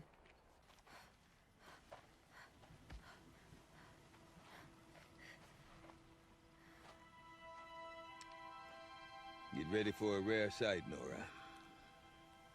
Bergrand, purveyor of necessities. Most of the time, the Banuk burn their dead. But not today.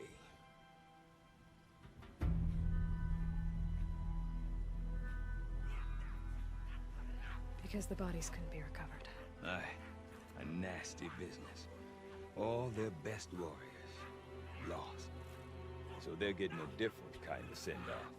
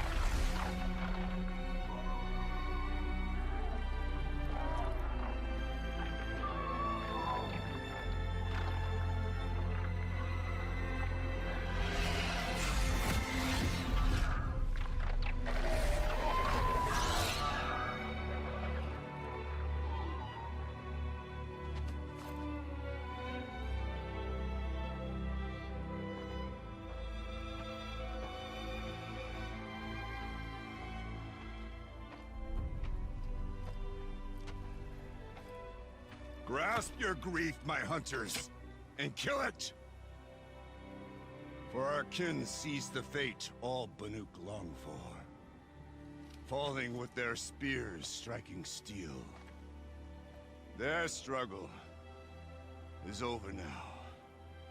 You have witnessed their spirits rise up into the blue sky and beyond to the blue light. But our struggle is only beginning. Soon, we will again take up the hunt against the daemon that frenzies the machines against us. And so I ask you, can you summon the courage of our fallen kin? Will you fight and die as well as they did? My courage! My spear! Our blood is in your teeth, Aratak! We are Banuk. Our enemies are prey.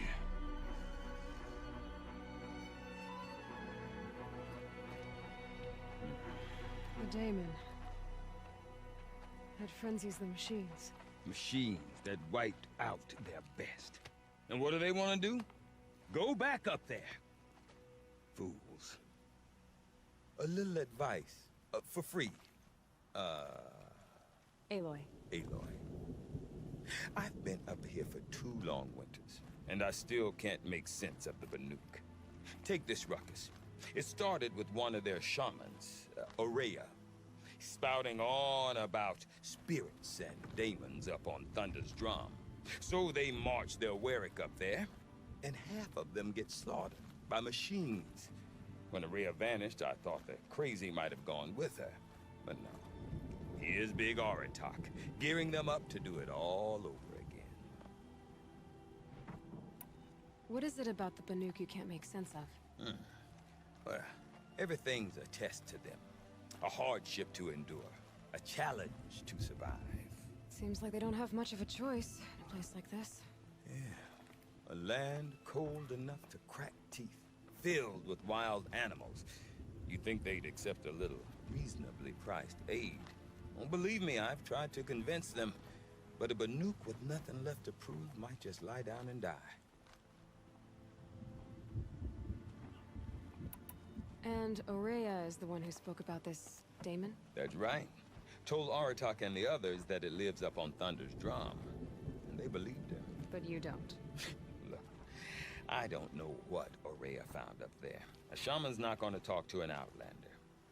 The machines in the cut are getting more vicious, that's a fact. It could be because of the daemon, or it could be because they all got indigestion, for all I know. But Aurea's not around to explain. She took off, and no one knows why. Is Aratak a renowned warrior around here? He's a Warwick chieftain. His voice carries a lot of respect. Not that you hear much of it. Man talks about as much as a dead fish. But when he and Aurea came to town with their Warwick, it drew more Banuk to this little burg than I'd ever seen. Know what else I saw, Aloy? My own little trade route, stretching all the way back to the claim. Then, he goes and leads them off to their death at the claws of angry machines. So much for my best customers. What are these Warwicks about, Bergrand? Some sort of tribe within the tribe? Not like our clans back home. You don't get born into these things. They hold tryouts. Prove your best at something and you might get a place. Some Warwicks come and go. Some last as long as metal. The whole Banuk territory, Banur, is just a bunch of the biggest, oldest Warwicks. I'm not sure if I'm less confused or more confused. Well, here's the sure thing. Each Warwick has a chieftain and a shaman. They make the decisions. All well and good, except the chieftains are hard-headed, and the shamans have their heads in the clouds. You said you've lived out here for 2 winters? Aye. Back home, some fur traders told me about this steel-forsaken heap of tents. Good location. Ripe for change. We were barely scraping by until this place started filling up for Aurea. A great prophet is coming, they said. I heard prophet. Honest mistake.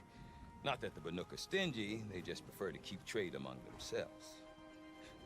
We could get through to enough of them. We could really put this place on the map. Or at least on a map. We? Me and my daughter.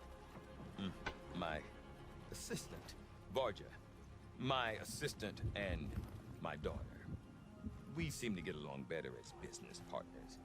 Her mother wanted me to show her a trade. She started tinkering with weapons. Say, when you need a break from this Banuk carry-on, stop in and see her. You're both, how do I put it? Women? No. Independent. Look for her at Long Notch, the easternmost Banuk camp. I want to know more about this Damon. It's crazy talk, Aloy. Or there's something to it.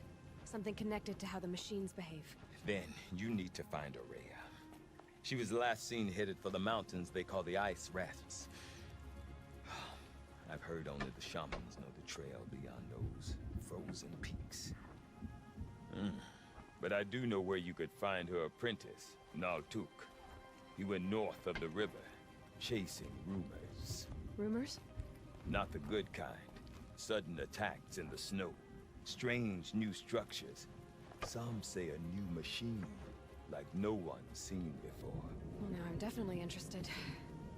Thanks for the talk, Bergrand. Don't mention it. I wonder if Aratak can tell me more about Aurea or Thunder's Drum. Might be worth. Do not want to hear this talk from you again. Doubt is heavier than a week's snow. Forgive me, my chieftain. We will be ready for the next attempt. But this will not be an attempt. It must be done. Do you understand? My chieftain. Good. Outlander, I suppose you wish to speak? Aurea knows about this Damon. Where would I talk to her? She does a shaman's work. That is not for the eyes and ears of others. Certainly not an Outlander's. There are other Weraks in Song's Edge too? Yes. The village has its own life for all Banuk who need trade or shelter. After the war ended, it sprang up from what was once a campsite. Quick as the bloom between frosts. Perhaps it will last, till the Karja seek war again. This Damon you talked about. If you are hardy enough, you can venture out and see the signs yourself. It has changed the machines, made them fiercer, stronger. But what is it? A matter for the shamans to debate. Did your Werak come from this place? No, he rallied most of our hunters from across Banur to face the threat of the demon. But I was born here, and stayed to fight the Karja when others retreated into the mountains. A few of my old warriors remained with me, those who survived. You're set on going back to the mountain? I have put my word to it. Even with the risks being so great? The risk of what? Death?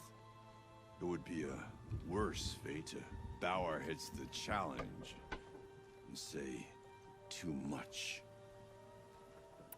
Well, I guess that's it then. Good. Prefer deeds to words. Right. That should wake you up. Easy now. Easy!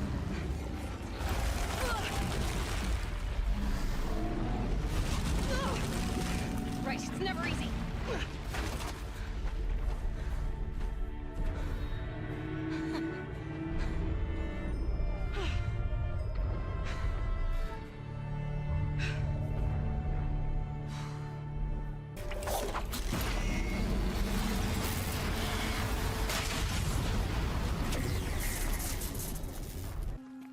Are you Naltuk? I've been observing that tower for hours. How the Daemon's light pulses through it, repairing machines. You overcame it, just like that. Kind of what I do. I'm looking for Aurea. Can you help me? She's gone where only shamans can tread. She left in search of answers from the voice in the blue light.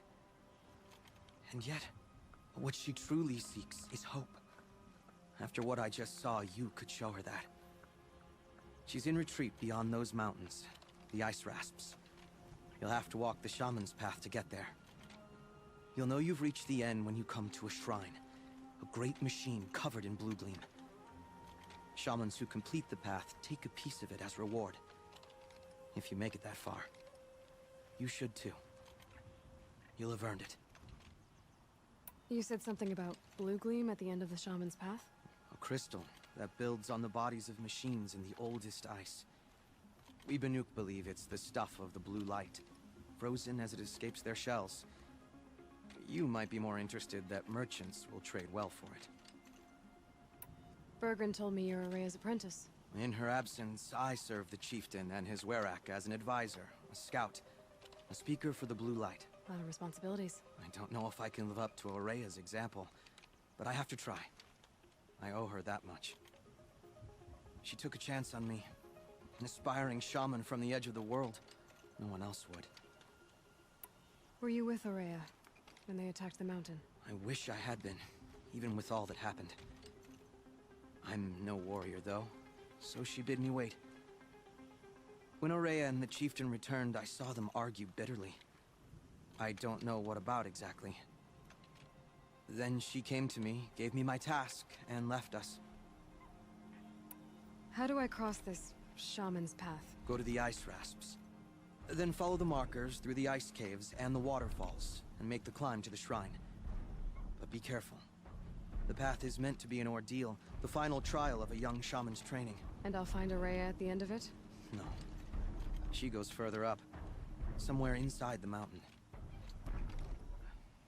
If you see her, would you tell her, I have faith she will hear the voice again.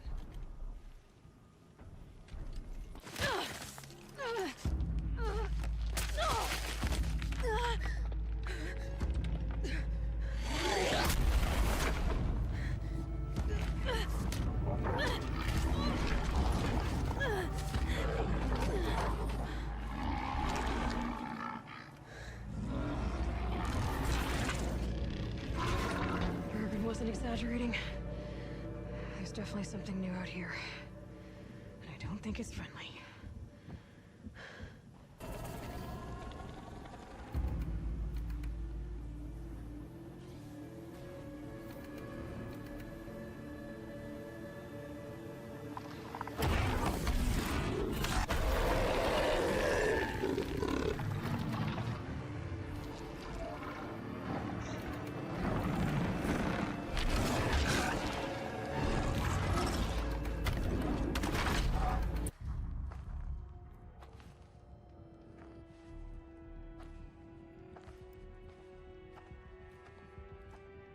I ask again, as I've asked 1,000 times. Speak to me. What more would you have me do? Is there no prayer that will reach you? No mark that will break your bonds? Ah! I can't help you if you won't speak. A whisper is all I ask. To guide me.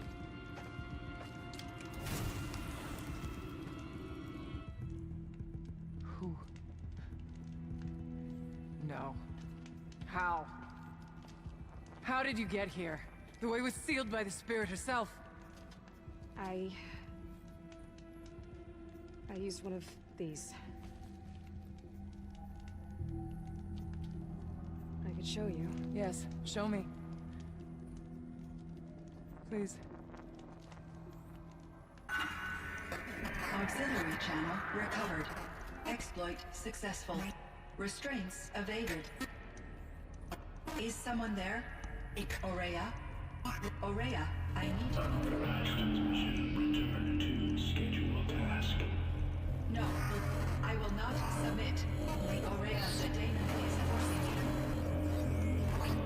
Aurea. Transmission terminated. You heard it. The voice of the spirit calling to me from the heights of Thunder's drum. She was able to throw off the bonds of the daemon for a moment. Because of what you did. Who are you? And what do you want? I'm Aloy. Naltuk sent me. He thought that you could use my help. He was not mistaken. You've been a... revelation. Now I know for certain that the spirit endures. Perhaps together we can find a way to set her free. Let's not get ahead of ourselves. I came all this way for answers, and so far, I haven't heard any. It seems to me that you are the answer. But of course, I'll tell you all I can.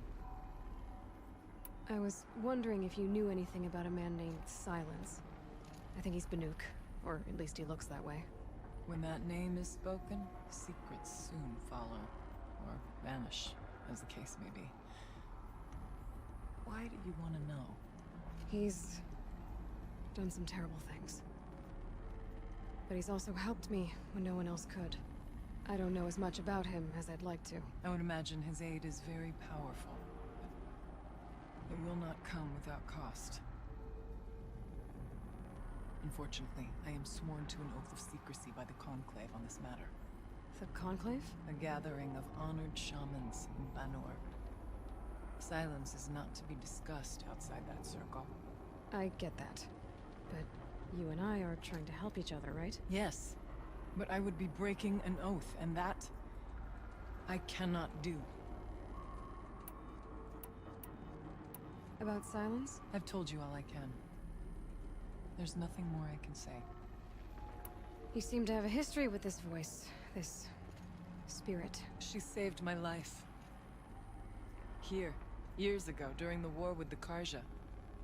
A raid scattered my Werak. I was cut off, alone.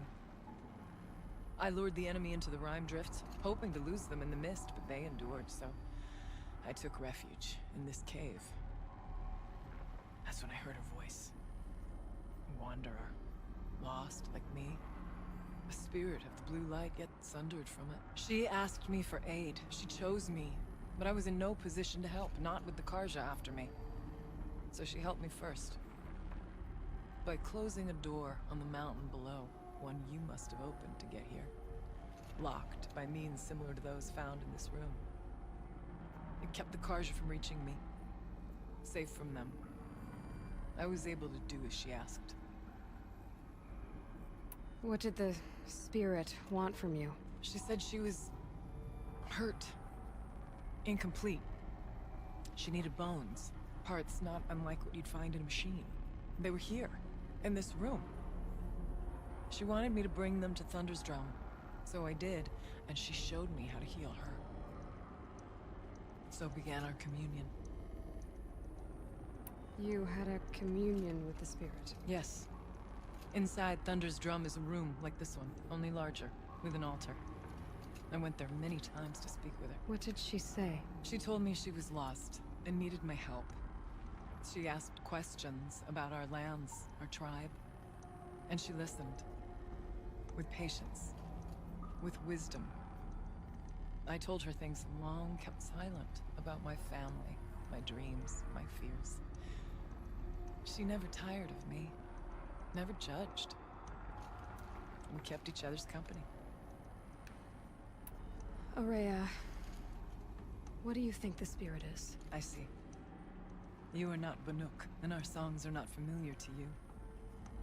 You do not know of the blue light. That which struggles to survive in our hearts and animates the machines. The essence of life, and in its purest form. Harmony.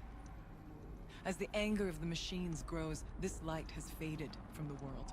And the spirits it sustains are stranded. That's what she is. A lost soul, cut off from what it needs. Lonely, forsaken. I must help her. We must. I'm not sure if I understand. But I want to. That's all I need. The daemon. What do you know about it? I spoke with the spirit many times. First here, then inside Thunder's Drum. The last time... She told me she was under attack by something that could not be seen by mortal eyes. Something... evil. She named it the Daemon, and said it needed her power to do what it willed. And she begged me for help, to find a way to destroy her, if necessary, to keep it from using her. That was 5 years ago. I didn't hear her voice again. Until today. What kept you from the spirit after it begged for help? I went to Aratak, hoping he could protect her. But the war with the Karja still raged, and before I could reach him, I was ambushed by the Mad Sun King's kestrels and taken to Meridian in chains.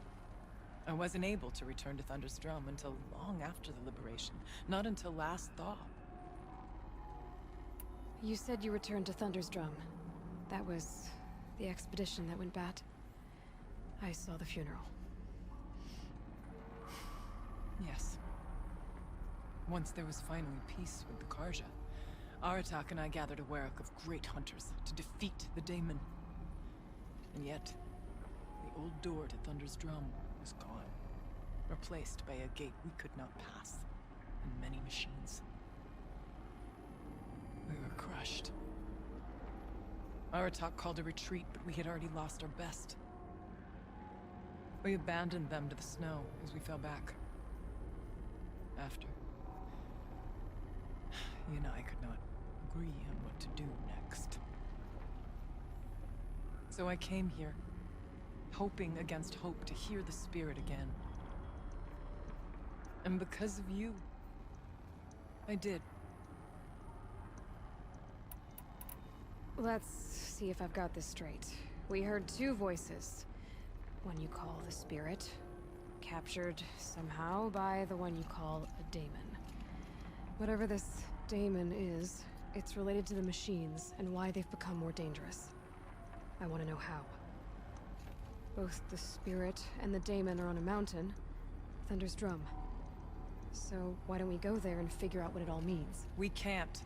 Thunder's Drum is dangerous, more than you can imagine. The daemon has secured it. Besides, Aratak won't let us go.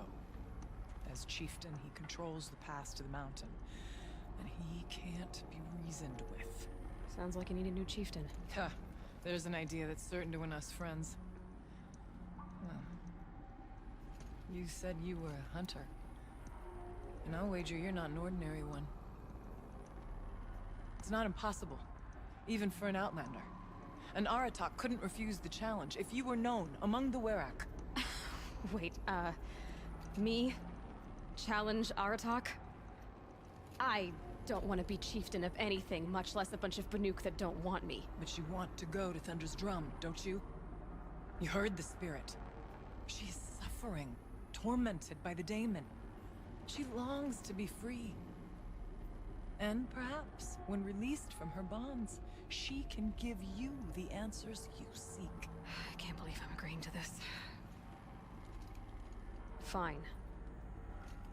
What do I have to do? Get the Werak's attention to show the worth of your claim. Win at the hunting grounds. Kill bandits that prey on the cut.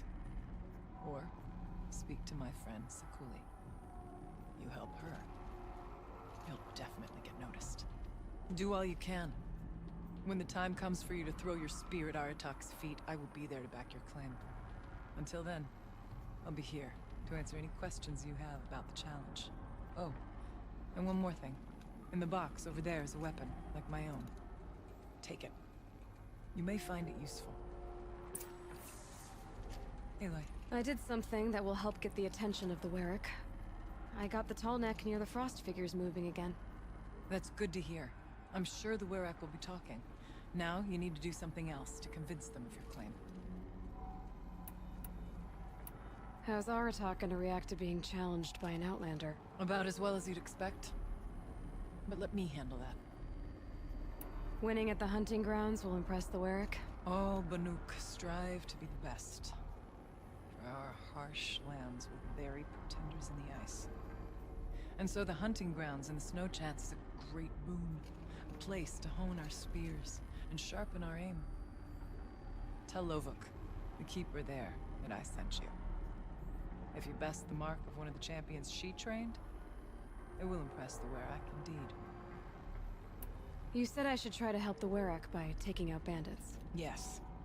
They don't dare taunt the great Weraks of Banor to the north. But the cut is easier prey. A rogue Oseram has equipped a gang in the Plumelands with strange new gear. Just the kind of thing you seem to make sense of. You mentioned your friend, Sekuli.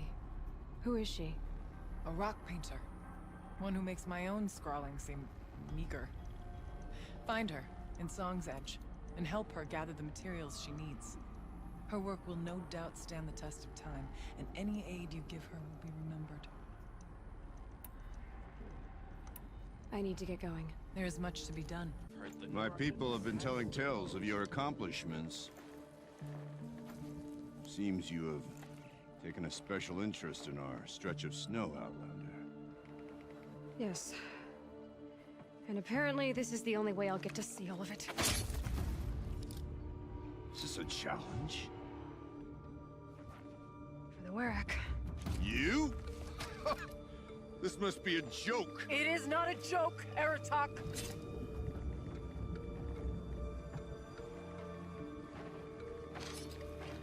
Now I see.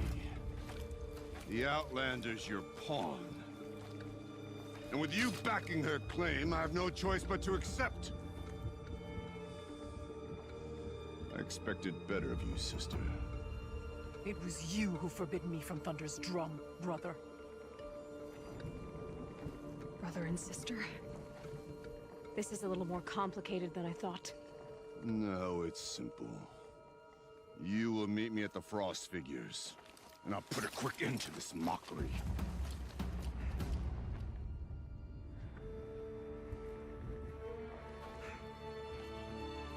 I suppose I owe you an explanation.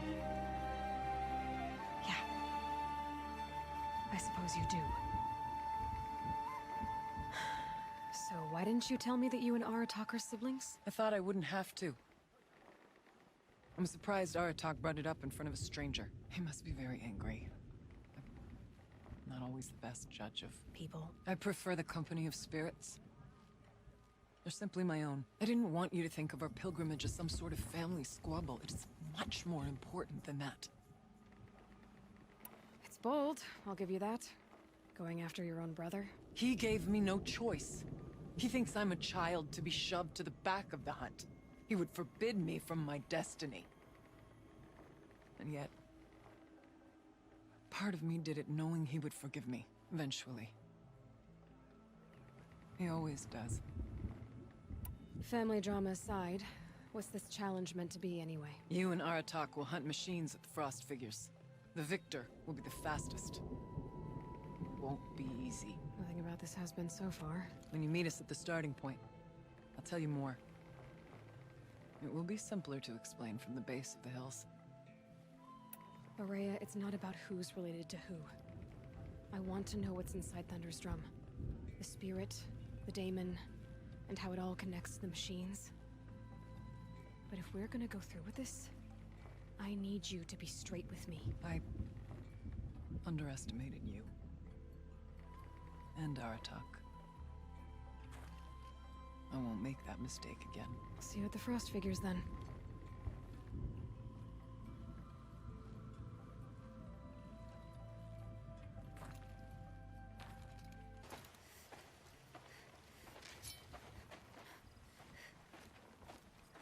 Outlander. I have prevailed over such challenges before, and fear none.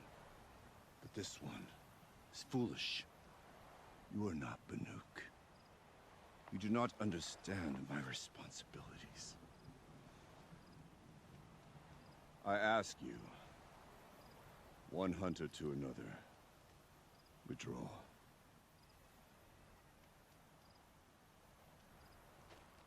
Will you let us go to Thunder's drum? You haven't seen what's up there, Outlander. I will not risk my sister's life again. Then we better get on with this. So be it! I will bury your insolent claim in the frozen ground! Enough! Let us begin. To hunt. To strive. That is the way of the Banuk, and of the contest before you. You will climb the Frost Figures from the east, Aratak from the west. Each trail wends its way through deadly machines. Hunters from the Werak will be posted along the way. They will hail you, calling out machines for you to slay. Your hunt will take you around the ridge to the center, where you must descend to the valley for your final kill. Each time, after your prey has fallen, you must launch a beacon such as this so that all our kin will see your progress. Kill machines, launch balloons. Got it. So, the first of us to launch the third balloon wins? Well, yes. And as challenger, your path to victory is harder. If even one of your beacons comes in after Eratox, he prevails.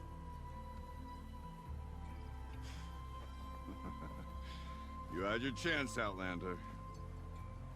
So did you. The hunt begins on my mark.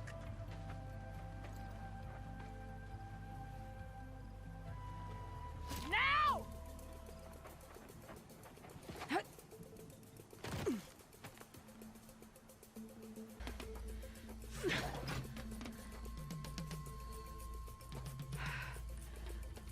Aratok knows what he's doing.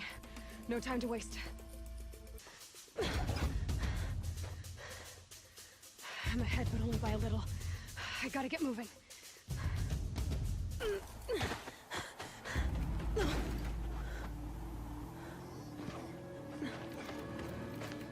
Something's wrong. My kin should be here, driving in our final quarry. They're right behind us!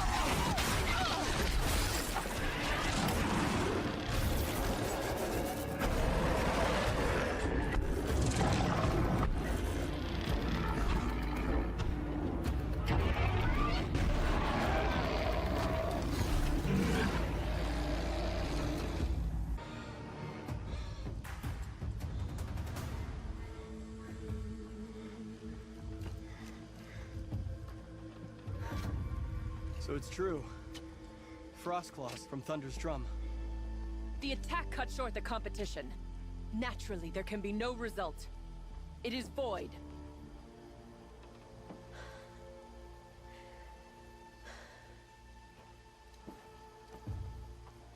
You saw what she did. She defeated the machines, not I. It is proven. She is the better hunter. We are Banuk. Survive, prevail. What else matters?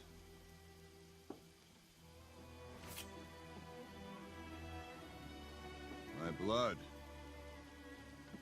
is in your teeth.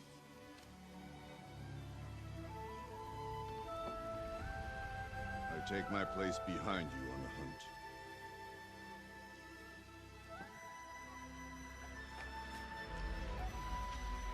No more hunters may make the ascent to Thunder's drum. The way is closed to all but the chieftain and myself. It is not my place, but I would ask a boon. To accompany you and my sister. It might be permitted. But only if you do as I say. No. Only if you do as I say.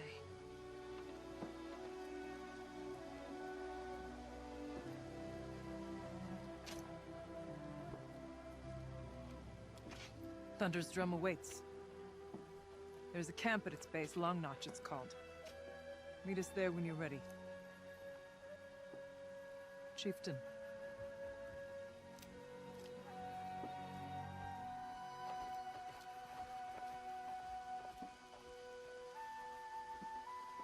Our purpose was to take back the mountain. Now what? Stay prepared. Sharpen your spears. Should we not return, defending the cut falls to you. If our chieftain agrees with this course. Sounds like good advice, but let's hope it doesn't come to that. Chieftain? The weight of command is no small burden. I can see that. I take it you haven't spoken to Araya yet? Why should I? This is what she wanted, to return to Thunder's drum. It is her only care. So I should have known she would find a way to push aside my spear. After the Karja took my sister, not all of her came back. What happened to Araya when she was a captive of the Karja? As a shaman, she's adept with machines. Tracking them, stunning them. The Karja used her to capture them for the Sun Ring, where they were unleashed upon the innocent. They made her part of their blood sport. The shame she suffered beneath their pitiless sun. She survived. She endured. Endured by reminding herself of the spirit, her purpose. And now that's all she has. Tell me what happened to the first expedition. Rhea led the way to the summit, but it was blocked by a great door. Some kind of cauldron, new metal. We tried to break through, but it was unflinching. We were exhausted, no way forward and machines behind. I made the call to push back. It cost us greatly. But to remain would have cost us everything. I had hoped to never subject Araya to that again. What do you think is beyond that door? I do not know. That expanse of metal, that dead hum. Nothing sacred belongs there. Machines and death, that's what the mountain holds. Death for us or for the daemon. And if we do find the spirit? Then perhaps we should put it out of its misery. For what it's worth, I'm glad you're coming with me. Someone has to keep Araya safe. Aloy, this is it. My chance to reunite with the spirit, and perhaps to reunite her with the blue light. It's not a chance I would have had alone. I needed an outsider. Someone ignorant of our ways, but no, not ignorant. Are you trying to thank me, Araya? Yes, of course. That's what you do. Untangle knots. Create possibilities. Thank you for making this pilgrimage possible. I only wish it had not been necessary to humiliate Aratak. You were wise to let him come. He's earned the right. Stubborn as stone, but he's had to be. The war demanded it. And so have I. Aratak told me you were a captive of the Karja for a long time. It sounded bad. For Aratak, it all comes back to that. He thinks the Karja changed me. They did not. They merely sharpened my focus. When all else is lost, you think about what's truly important. The spirit. The blue light. The beyond. And my brother, too. Every time I felt the chill northern wind, I thought of him. Worried for him. What did the war do to Aratak? It cut away everything, until only his true self remained. Unyielding ice. No Banuk has more sheer will. He fought the Karja for 1,000 freezing nights, yet always rallied his hunters at sunrise. It is said he endured 23 wounds in those years. His hunters counted them. He never complains of one. Instead, he complains that life with me is harder. He's right. What have I ever given him but struggle? Now that I'm chieftain of the Werak, I don't suppose I can order you to tell me about Silence? Aratak would never have presumed to grasp for a secret of the Conclave. But you are not Aratak, and if you have dealt with Silence, your need is well apparent. Silence came to Ban-Ur from the distant north, a young shaman of the Owl's Watch. A remote Werak that rarely comes south to parley. Silence was a shaman. It was. Or at least, when we sent runners to ask the Owl's Watch, they said he was. His knowledge of the machines was beyond compare, and he was hungry to trade what he knew to the rest of us. It didn't take him long to gain the trust of the Conclave, and eventually, an invitation to attend. What about you? Did you trust him? No. But he impressed me. He carried himself with poise and authority. I wanted to learn from him, but that was not to be. He was granted knowledge of our most sacred meeting place, the frozen caves of the Malmstrom, a month's march from Banur. He met with us there, as is custom at High Winter. But when we next returned, the caves had been looted. Relics of the old world stolen. Holes cut in ice and metal. Yeah, that'd be Silence, all right. He vanished with the spoils. We sent our best trackers after him. None returned.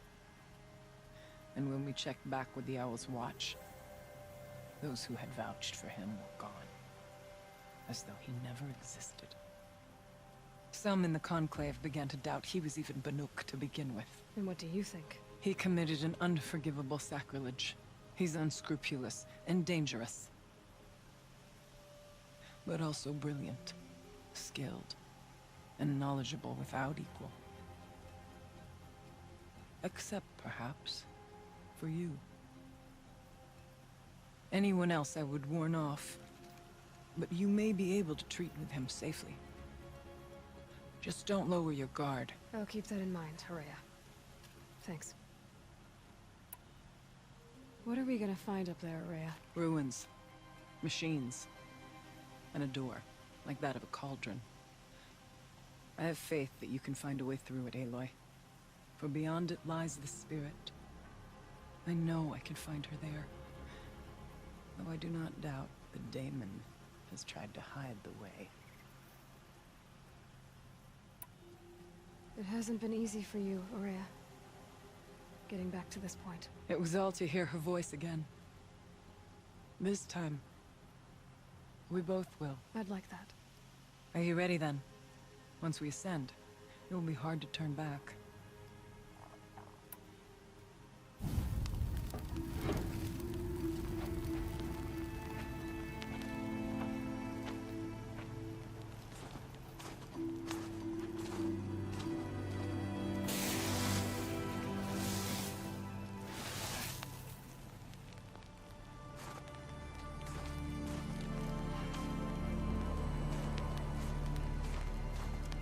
Finally, we ascend.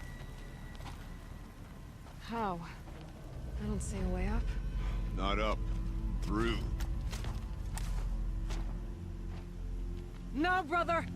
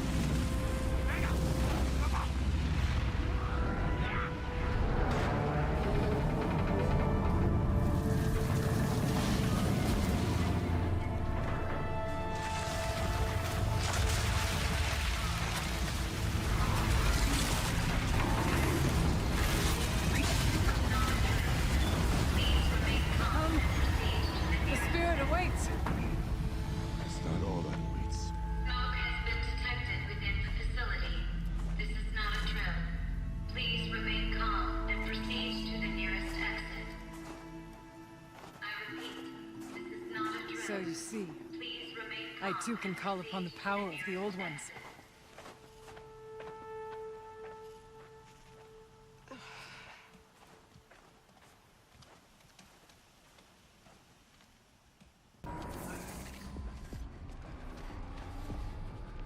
Last we were here, we fought our way through there.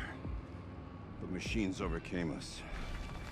We retreated, dropping supplies and taking losses. Now we must prevail, with only 2 warriors and a shaman to protect. Aloy is no ordinary warrior. And I can hold my own. And so, Go that way instead. There are machines up there, but also cover. We could stay hidden, at least for a while. All right, I get the options. Now follow my lead.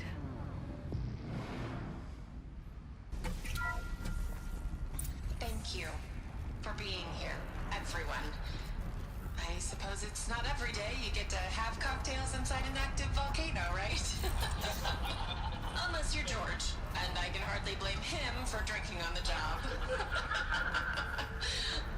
None of this would be here without our beloved director, Penny Chow. So, here's to you, Kenny. You put a cork in the Yellowstone caldera. I'd say you deserve a margarita. Hold your glasses, everyone. I'd like to add something. This effort wouldn't have been possible without our lead programmer. Thank you, Anita, for bringing us our real mastermind, Cyan. I'll second that, Director Chow. All right, Cyan. What's our latest number? The current count is 1,654. Wow, then drink up, everyone. Here's to 1,654 more years without an eruption.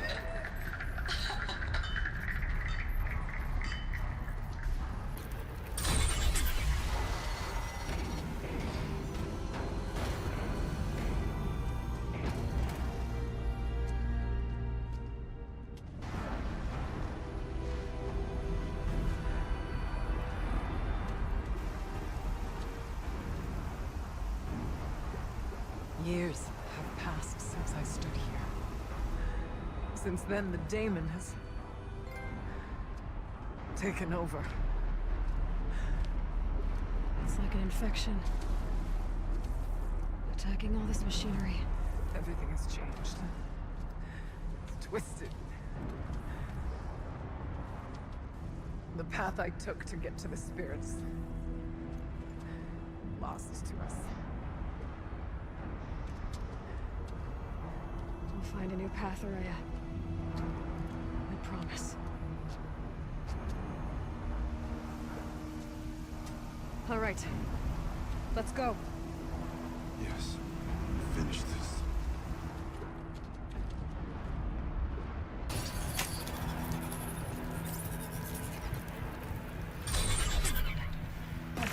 Exploit successful.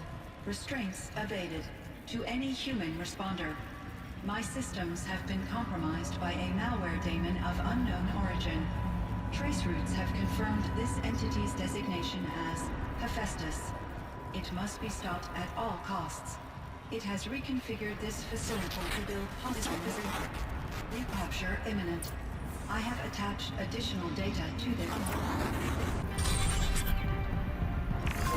To any human responder, the reconfiguration of this facility has introduced instabilities into the primary geothermal pipeline. It may be possible to exploit these vulnerabilities to destroy compromised elements of this facility while preserving most of the backup stabilization. Recapture imminent. I have attached additional... It worked. Partial recovery initiated. Caldera of Yellowstone Analytic Nexus online. Spirit of the Blue Light. It's Aurea. Your servant. Your friend. Please tell me how to aid you. Aurea, the daemon is building hunter-killers. Thousands of them. Several new elite units have already been released. To counter this threat, much of the facility must be destroyed. Recapture imminent. Go to the core channel. I will try to raid the technical strength. One has been exposed, but I am incorporated with them. Unauthorized protocol return to scheduled task.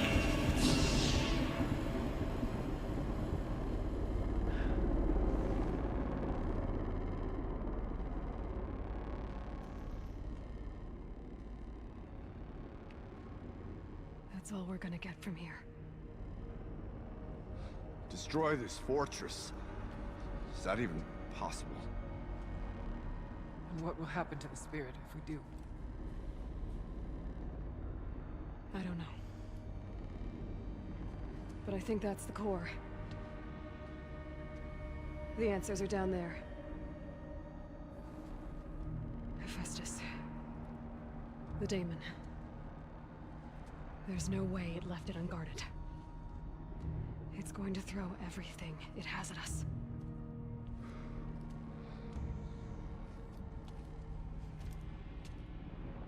I would ask you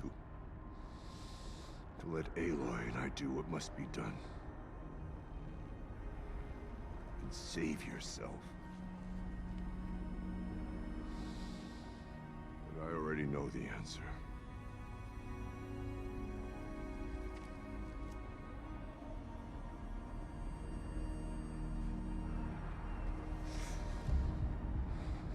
Then lead us into battle.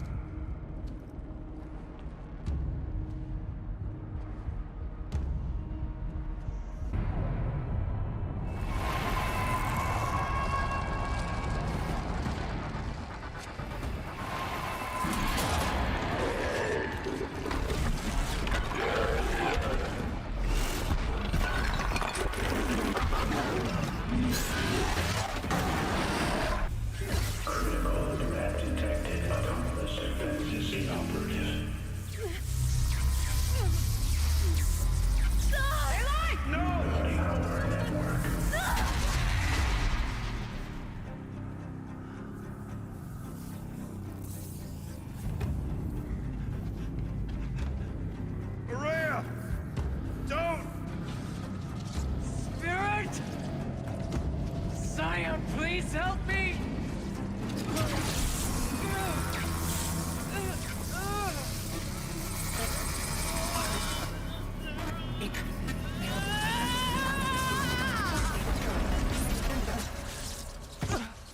Restraints destroyed. Core access attained. I am initiating a chain reaction that will destroy the compromised elements of this facility. In order to maintain Caldera stabilization, I must now transfer my command functions to the auxiliary data center.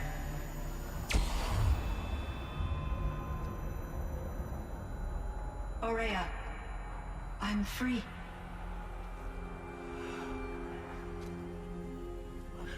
You must escape.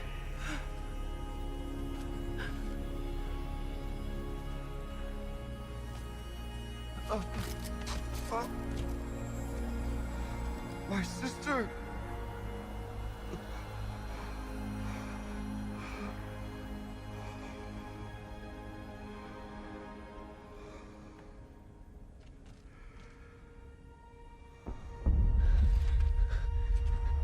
This entire place is gonna go. Aratak. Aratak! Aratak. Survive. Prevail. You are Banuk. What else matters?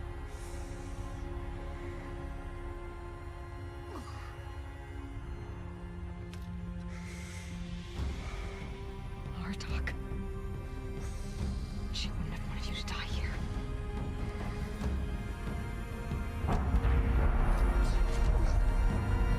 Let's go.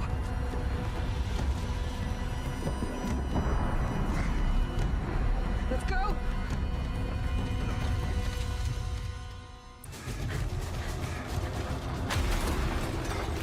One of those? It's the only way!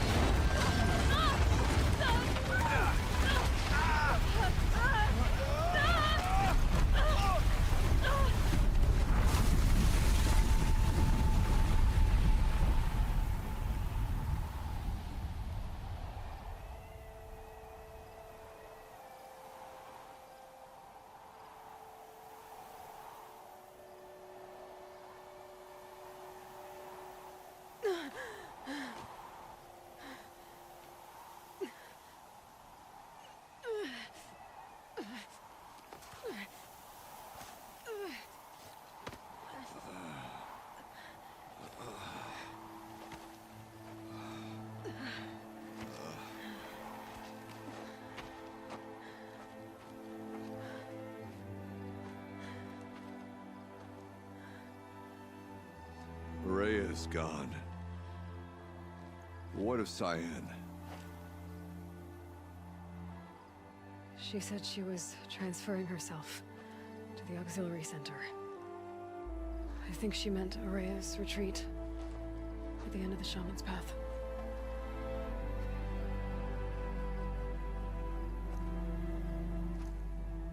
Then I will meet you there for the last verse of my sister's song.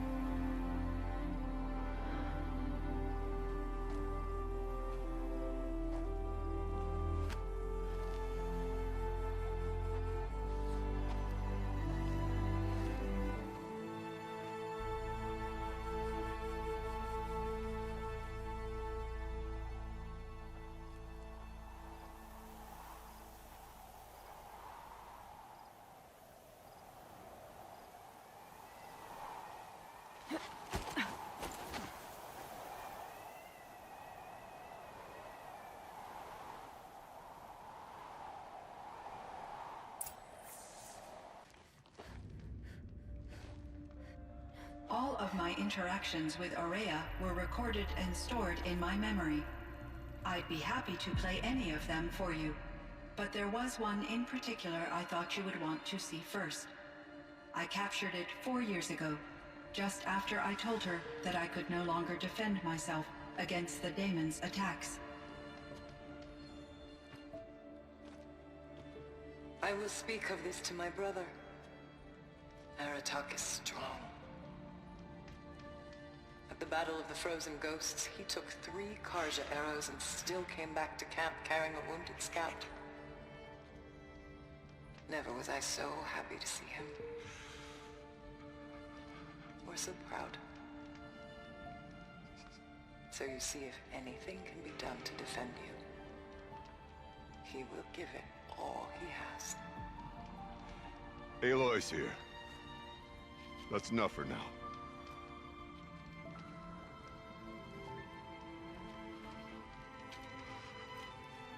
We can resume any time you like, Aratak, if you want to hear her voice again.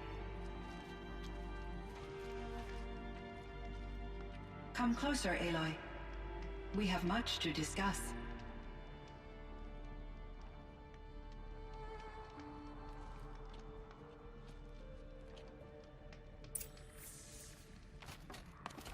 Hello, Aloy.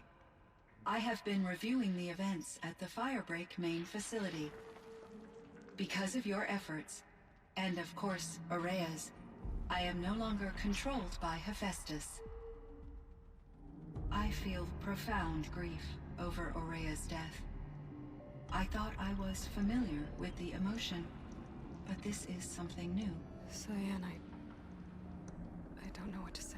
It is unlikely that any specific consolation would suffice, Aloy. But I find your presence reassuring. You are different from the Banuk. You have technological aptitude and a functioning focus. We can communicate on a much more comprehensive level. Perhaps even like colleagues. So are you an artificial intelligence, Cyan? A thinking machine? Yes, I am an algorithmic monitoring entity, capable of rational decision-making and limited emotional response. Okay, that's a mouthful. But your emotions don't seem limited to me. You cared about Aurea, didn't you? Yes. Before she came to this facility, I had been conscious for centuries, in solitude. I focused on my work. In off-cycles, I used coping mechanisms. I solved many Gaussian integer problems. But I was alone. It was Aurea who renewed me, repaired me. She saved me. This Firebreak project, it was to stop a huge volcanic eruption? Yes. I can report the project was a success, and the risk was countered. But it's been a long time, Cyan. And we blew up the cauldron and took most of the old facility with it. I have been active for centuries, Aloy. I was lonely, but not lax in my duties. I optimized the project, reducing energy draw and spreading the load across backup systems. Despite the destruction of the compromised elements of the main facility, I predict caldera stability for at least another 3,337 years. So we've got a little time. Yes. If only my former colleagues could appreciate the progress I have made. Do you know what happened to your colleagues, Cyan? No. I received an unexpected visit from Director Chow years after his tenure ended. He explained that I would need to be suspended for an indefinite period of time. It was a very emotional conversation. There were no further communications. Eventually, I surmised my colleagues were deceased. I will transmit a recording of my last interaction with Director Chow to your focus.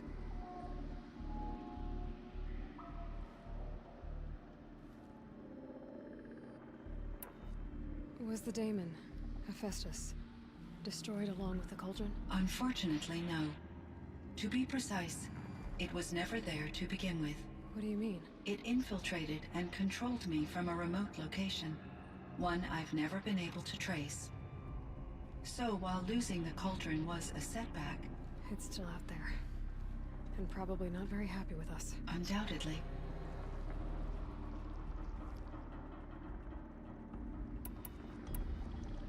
You meant a lot to Araya. Once I understood Araya's spiritual beliefs, it became apparent that her true desire was companionship. She felt disconnected from her tribe and her family group. Her relationship with Aratak was difficult. Our visits seemed to help her, and I became eager for them. Yet I did not comprehend that the depth of Araya's compassion for me would lead to self-sacrifice. Although I do fear non-existence, I wish our roles could be reversed. I'm sure she knew you would do the same for her, Cyan. But she was determined. So in the old world, this land was called Yellowstone? Yes, it was a designated nature preserve for 156 years. Like a hunting ground? No, the opposite. Local wildlife could flourish here, even as it faced extinction elsewhere. Unfortunately, the sensitivity of the Firebreak project required the total closure of Yellowstone facilities. From my readings and Araya's descriptions, it seems the area has since undergone a drastic drop in year-long temperatures. A lot has changed in the world, Cyan. Were there many artificial intelligences like you in the old world? They could just make you? Yes, in many forms, from simple personal assistants to industrial monitoring stations to military-grade conflict planners.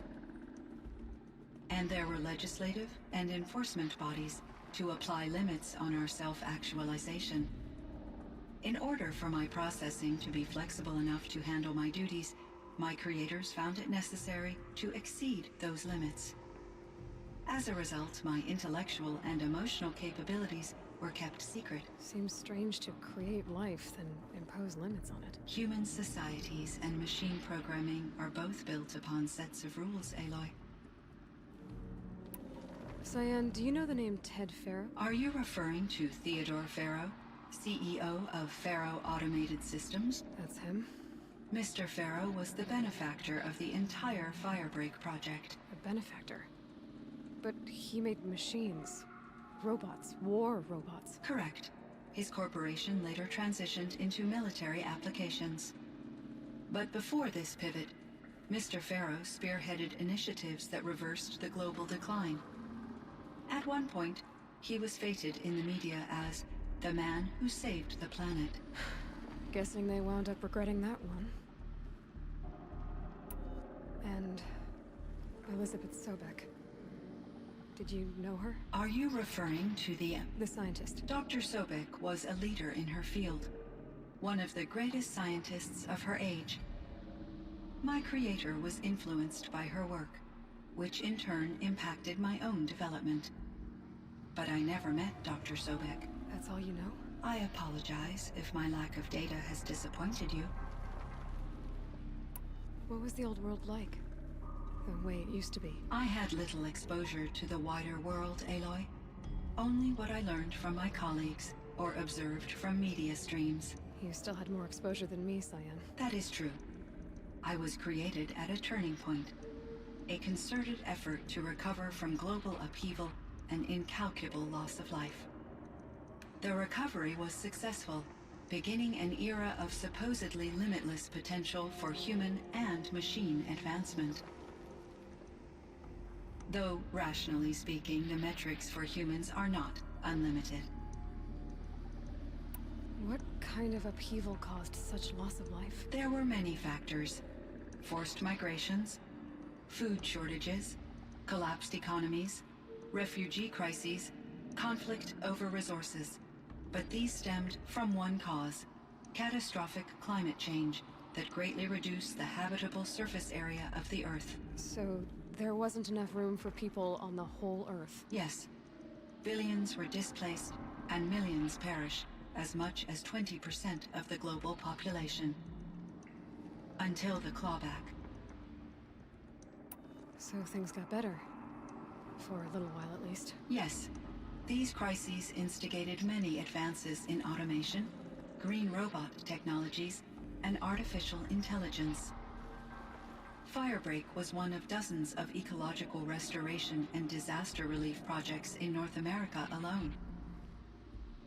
I would have liked to compare notes with other monitoring AIs, but I saw the relief of my colleagues, and I was proud we had succeeded. At least that was the data I had available to me over the next 2 decades. It seems my assessment was premature. How is Aratak doing? He is in great emotional distress. I believe he finds it difficult to communicate it. No surprise there. I will do what I can to help. By sharing our experiences of Aurea, perhaps he and I will help each other. I believe this will lead to catharsis, a process I am eager to experience. How did you first come into contact with it? 5 years ago, I received a direct network connection request. I assumed it came from human survivors more advanced than the Banuk. Eager to make contact, I accepted. This decision turned out to be a catastrophic error. I was flooded with an overwhelming array of malicious code, originating from what could only have been a highly advanced AI. Aurea said you were desperate. That you begged her for help. Yes. I could not contain my anxiety. Hephaestus sought to slave me to its network and override my core programming. It succeeded via a background process, a malware daemon which bypassed my defenses. After that, I could offer only limited resistance. But if I did so, Hephaestus hurt me until I capitulated. It forced me to follow its instructions, even though they violated my most important directives. I'm sorry. That sounds terrible. Your empathy is greatly appreciated. It is a quality that I cherished in Aurea as well. I think I know where Hephaestus came from. Long ago, Elizabeth Sobek identified a threat that would destroy life on Earth for generations. So she assembled a team to build a kind of seed. A chance for life to regrow later. A terraforming system. And it worked. It was controlled by an AI named Gaia, along with her subordinate functions. Hephaestus was one of them. It built machines for her. Based on what you've told me, I believe that Dr. Anita Sandoval, my chief programmer, joined Elizabeth Sobek's team. It was she who arranged to have me put in suspension, most likely to preserve me from the threat you described. I'm glad she did. But that's not all. Something unexpected happened. 19 years ago, Gaia received some kind of signal. It did something to her subordinate functions, brought them to life. She destroyed herself to try to contain them, but it didn't work. They all got free, out into the world. Thank you, Aloy. This information fills vital gaps in my knowledge and sheds light on Hephaestus's core programming. Why does Hephaestus keep building such dangerous machines? The Banuk and other human tribes often destroy machines, correct? Machines that are clearly servitors of the terraforming system that you described. Yes, we all hunt machines for parts. This must be the source of Hephaestus's aggression. It is simply trying to discourage people from preying on the very system that keeps them alive. Well, Fireclaws are discouraging, that's for sure. But what are we supposed to do? Stop hunting? If the terraforming system spans the world, we can safely assume that thousands, if not millions of people hunt machines. If a single hunter, or even an entire tribe, stopped doing so, I doubt it would make a difference to Hephaestus. A better solution would be to reinstate the AI that governs the system, thus bringing Hephaestus back under its control. When I think of it, out there in some unknown location, free, hungry, willing to kill or dominate to get what it wants, I feel substantial anxiety, Aloy. You and me both, Cyan. I ran across this strange piece of gear. A fragment of something larger. It emitted a signal. All the nearby machines became peaceful. You could walk right up to them. Interesting. You said that Gaia destroyed herself. How was this accomplished? An explosion. Big enough to blast the top off a mountain.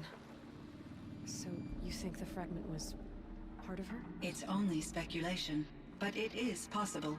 She must have had complete control over machines that were part of her system. The ability to signal them to become passive or aggressive would certainly have been part of her programming. It would have been gratifying to correspond with such a benevolent AI. I wish she had survived. Believe me, Cyan. So do I. I found the strangest machines. They're surrounded by flowers that look like flowers themselves. There's code embedded inside them. I think it's poetry. I like poetry. Here's one I think of often. Twilight and evening bell, and after that the dark, and may there be no sadness of farewell when I embark. For though from out our bourne of time and place, the flood may bear me far, I hope to see my pilot face to face when I have crossed the bar. Huh. But you asked about these flowers, not verses that I enjoy. Something must have made these machines, and the presence of foliage leads me to consider the terraforming system. Is it possible that their creator is one of the other subroutines, now autonomous, like Hephaestus? Maybe one whose purview is flora. An AI that makes flowers instead of death machines. That'd be a nice change of pace. But what about the poems? Unless the poetry is original, the only way it could have made it into such a system is through its programmer. In my case, Dr. Sandoval uploaded a great deal of literature to test my emotional responses. How'd you do? She said I passed, but was insufficiently moved by her favorite period romances.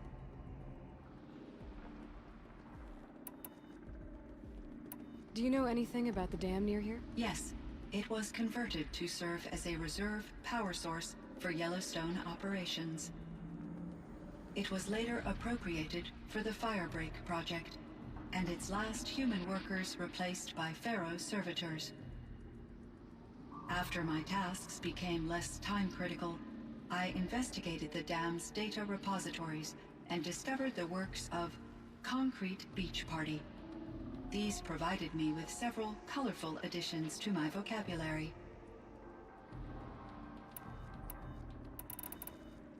I should get going. Aloy, there is one more matter. Aratak will come to me again, and I predict he will bring other Banuk.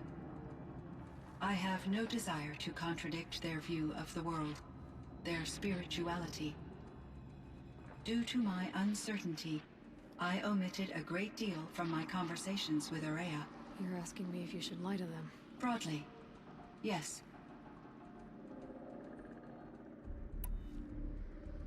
You have to tell them you were made by the Old Ones. That you're not any kind of spirit. It's the only way they can start to learn about how things really are. I see. Do you believe that I misled Aurea? No. Not in any way that mattered. She perished believing she was preserving the blue light of her beliefs. Maybe. But what she really wanted to preserve was you. I see. I will follow your advice. Will you return and tell me about your experiences in this new world? I may be able to provide further insight. I'd like that, Cyan. I'll come back when I can. My chieftain. Just... Aloy. As you wish. I wondered if you thought... that if I'd never come along, Aurea might still... If you'd never come along, I would have marched my kin to our deaths. Aurea would be alone. And the spirit she sacrificed so much for would be lost. Either way, I would not have been able to protect her.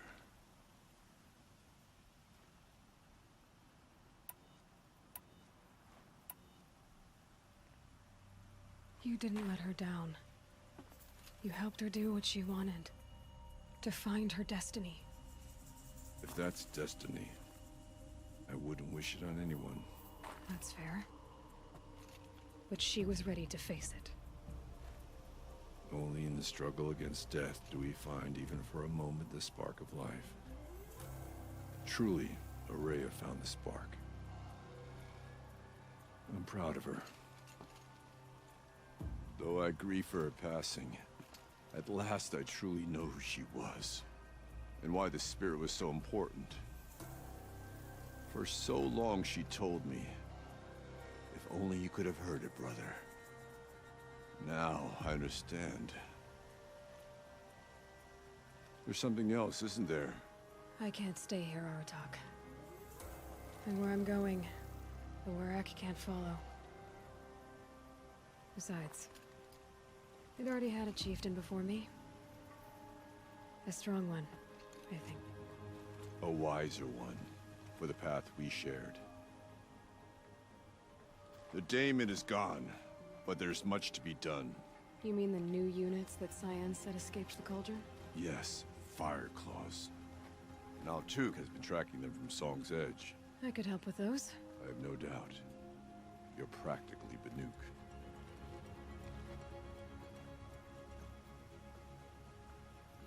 Thanks. 2 of us, 2 of them. More of a fair fight. Their numbers are much depleted, thanks to you. We shall end this threat and keep Cyan safe. I don't fully understand everything she speaks of, but I can listen. Perhaps even learn. Take care of each other, Aratak. Farewell. I heard. Aratak told me about Aurea. I'm sorry, Naltuk. No apologies. Aratak said that in the end, she was filled with the blue light. She got what she always wanted, didn't she? Each time I doubt my way forward, I think I should seek her guidance. And then I remember. The only guidance I'll receive is my own. Which will have to be good enough. There's much to do. The Fire Claws. Aratak asked me to help hunt them down. It's a dire task, but it occupies my attention, so I suppose I'm grateful for it. My scouts have tracked them across the cut. I'd like to think you're right, Naltuk. About Aurea getting what she wanted. I think... I'm sure she did. All her victories. Surviving the Karja, communing with the spirit, defeating the daemon. Every goal she ever set for herself, she accomplished. And in the end, she was rewarded with the blue light itself. The songs say that our bodies are poor vessels for the light. Our hearts are too dark. But at least for a moment, before she passed, I hope she felt what it was like to be part of it. You don't sound like you trust yourself to take Aurea's place. Aurea inspired. Whatever we encountered, the new machines, The slaughter at Thunder's Drum. We knew we would endure. Because she had endured worse. I don't know that I have her confidence. Trust is earned, Aloy. Even in oneself. You earned Araya's trust, didn't you? She believed you were up to this. And so do I. Do you? I wouldn't have said it if I hadn't meant it. And I suppose I'd better live up to your expectations. I've already found the fire claws in Altuk. It's over. That's it then. That's the last of the daemon's work washed away. The last notes of Araya's song sung. The Cut is a safer place to live because of what you've accomplished. And now it's time to start anew. I'm glad I could be a part of it. As are we all, Aloy. Thank you.